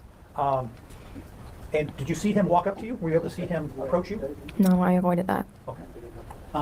So somebody told you dad was coming, and then you avoided? Is that what happened? No, I just didn't look behind me. Okay. And so at what point do you know that your dad, does he call out to you, or at what point do you realize my dad is actually here? When I turn around, Okay. So you turn around, and he's how far away from you? right beside me, Okay. in front of me. Is it, okay, so you turn to him, and you're face to face having a conversation. Yes. And he didn't run up on you, correct? Yes. And didn't have his hands raised initially, correct? Yes. And he's just having a calm conversation with you, correct? Yes. And is that conversation in English, in Arabic, or a combination? In Arabic. And is that common for you? With my parents? Yes. Yes. Okay. So when you're in the house, the primary language is the primary language Arabic? Yes. Is it almost exclusive when it's just family? Sometimes we can speak English, but most of the time we're supposed to speak Arabic. Okay. And so there was nothing about him speaking Arabic to you that was like, okay, I'm in trouble because he's speaking to me in Arabic, whereas normally he speaks in English. It was just, this is how you would normally converse, correct? Yes. And if somebody was to watch kind of the initial approach, there was nothing that you've described as unusual about this approach. He didn't run to you, and he's not yelling at you initially. Is that fair? Yeah. Okay. So we've heard you describe kind of how things kind of went downhill from there. Is that fair? Yes. Okay. And the confrontation with your dad, correct? Can you rephrase that for me? So I'm just kind of breaking it up. So we started out by turning around, and there was kind of a calm conversation in Arabic, correct? Yes. And then the conversation somewhat escalated, correct? Yes. And then there was some physical confrontation between Isaiah and your dad, correct? I don't know that. Okay. And I should also just say, I appreciate you saying that what you don't remember, because all I want to talk about is what you do remember, okay? So you do remember a physical confrontation with you and your dad, correct? Yes. And that, as you described, is more of your dad's actions as opposed to you responding, fair? Can you rephrase that for me, please? So what you described is you're not fighting with your dad. Yes. Fair? Yeah. Okay. And so your dad has his arms around you, and you remember kind of your own hand coming up into view. You have a memory of that. Yes. Okay. And your memory, as you described, is kind of, you remember certain pieces. Fair? Yes. Okay. At this point, when the initial calm conversation started, you did not see your mom, correct? Yes. Okay. And he didn't tell you mom's in the car, correct? Yes. Okay. So you have no idea whether she is still driving somewhere else in Olympia in her car, fair? Yes. Okay. So then you are kind of, I'm just going back through my notes. You kind of have these images, a lady holding a phone, and you feel the dirt on your face. You've described that, correct? Yes. Okay. You don't recall that you were speaking or that you were able to breathe, fair? Yes. Okay. At some point, you then start to kind of regain consciousness, correct? Yes. And you suddenly realize that you are no longer in your dad's grasp. Is that fair? Yeah. Okay. And you're still somewhat on the ground, correct? Yeah. And your mom is behind you and has her arms around you, correct? Yeah. And she is saying, my daughter, correct? Yeah. And do you recall how many times she said that? I don't remember. Okay. You have described that you felt like your mom was trying to protect you from the chaos. Do you remember that? Can you explain that to me? Okay. It was a very chaotic event, correct? Yes. And that's just from what you remember, correct? Yes. And there are pictures that you have seen that the state, Heather Stone showed you, that kind of showed more than you remember, fair? Yeah. Okay. And that would appear to be very chaotic. Would you agree? Yeah. There's a lot of people around, right? Verbal response. Yes. Thank you. And you are at times standing, correct? Yes. And at times you were on the ground, correct? Yes. Times you were bent over, right? Yeah. And there's different positions with your dad, correct? Yes. And there appears to be a large number of students around attempting to intervene, correct? Yes. So somebody who's looking at this from the outside, a fair description would appear to be that this is a very chaotic event, correct? Yeah. Okay. And then, so you wake up, you're kind of seated on the ground? I was like sitting and like kind of leaning down on the ground. Okay. And your mom is behind you, right? Yes. And so your back isn't on the ground. Your legs and bottom may be sitting on the ground, but you're kind of bent at the waist. Is that fair? Yeah. Okay. And your mom is on the ground behind you with her arms around you, right? Yes. Okay. Now, you had a lot of pain at this point, right? Yes. Okay. Pain in your neck, Yes. pain in your throat. Yes. Okay. And you're somewhat confused at this point, right? Yes. Because, I mean, I think Ms. Stone asked you how long this happened, or how long this was going on. And you said, I don't know, right? Yes. Which makes sense, right? Right. Okay. So you kind of were coming to, and you felt pain in your neck, right? Yes. And you didn't necessarily know what happened, right? Right. And you wanted to communicate to your mom that your neck hurt, right? Yes. Because you were confused and in a position you had never been in before. Fair? Yes. Okay. And so you then wanted to get words out to your mom to say, hey, my neck hurts, right? Yes. And you have described repeatedly that you were not able to tell your mom what you felt, right? Yeah. And that was because of the pain in your neck, correct? Yes. The difficulty swallowing, Yes. the raspy voice, Yes. and the fact that you were just kind of coming in and out, getting better, but coming out of consciousness. Fair? Yes. And you described that you didn't think that your mom was trying to hurt you. Objection, speculation. Overruled.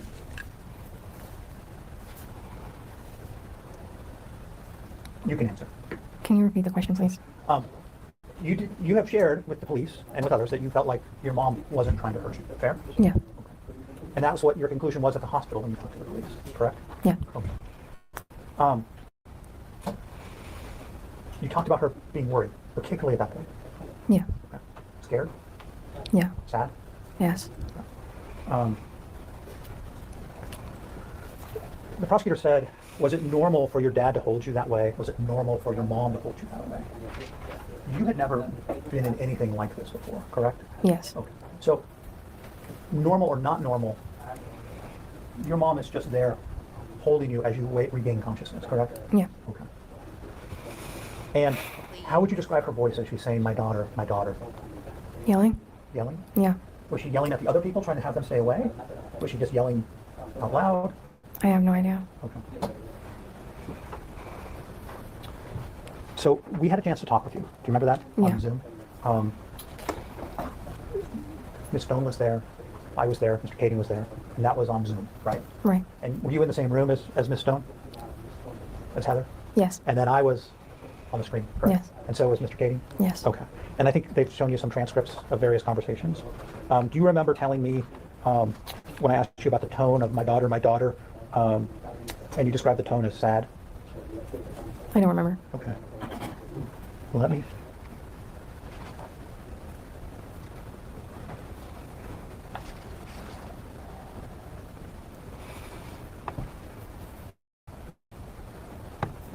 Okay. All right. So I'm holding Exhibit 525. You may. Thank you. All right. So this is the transcript from May 1st, okay? And I can show you the page if you like, but I'll have you go to page 55. Sure. Yes. So what I'm looking at, we start on line 19 and just read to the bottom of that page.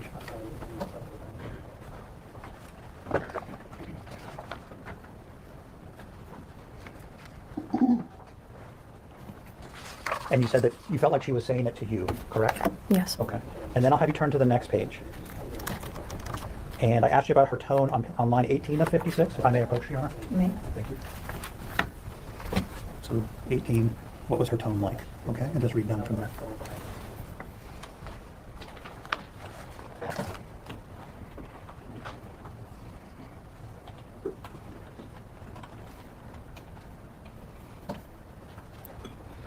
And when I asked you about her tone, was it loud? What was angry? And your answer was it was sad.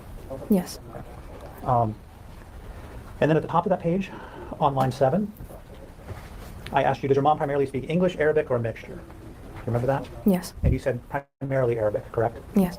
And then you offered she doesn't know much English. Is that Yes. accurate? Would you say that her ability to speak English is better than her ability to read English?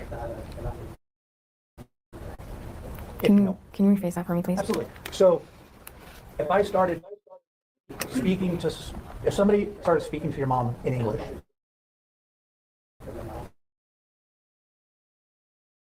and then handed something in written English, she appeared to understand English when speaking or when she's reading it? Okay. Does she read English? No.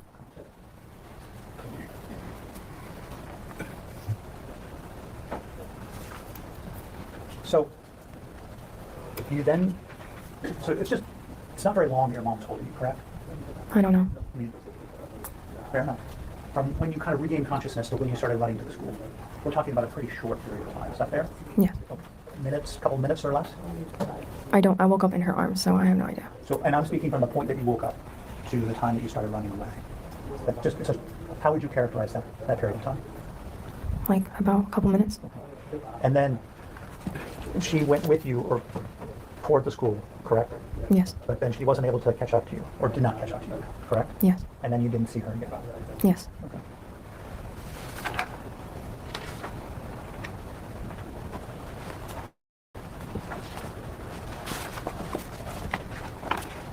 You know, I know we're up against the time. I just want to see if I can be done.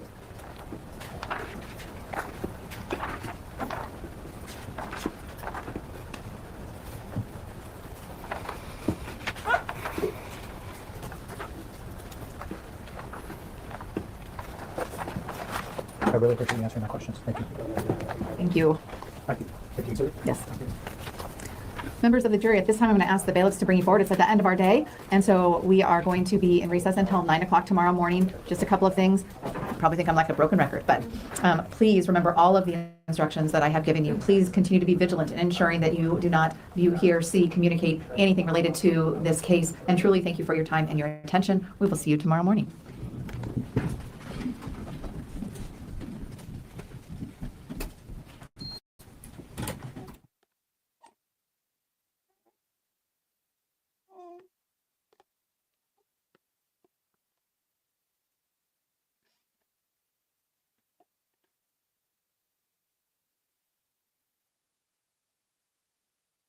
Well, we almost did it before the lime started. We were close.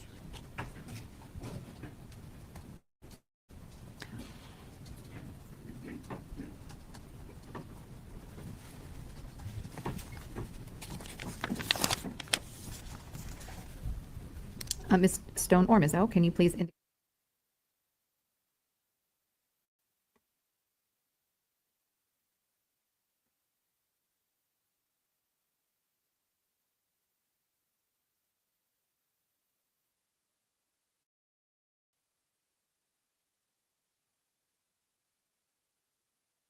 Well, I guess there's nothing else because they keep turning their mics off.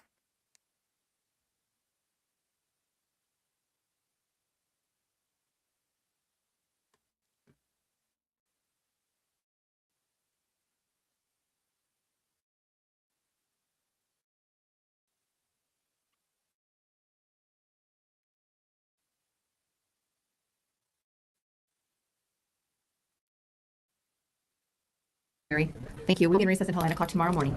All right. Court's in recess.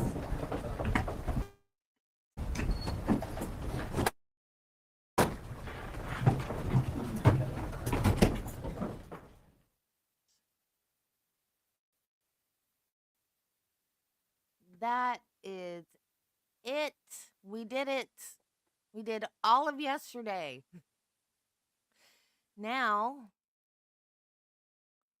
we're going to do today. So, I'm going to start a new stream and it will redirect you to that. And we are going to jump right into today's testimony. So, I'll see you in a few minutes.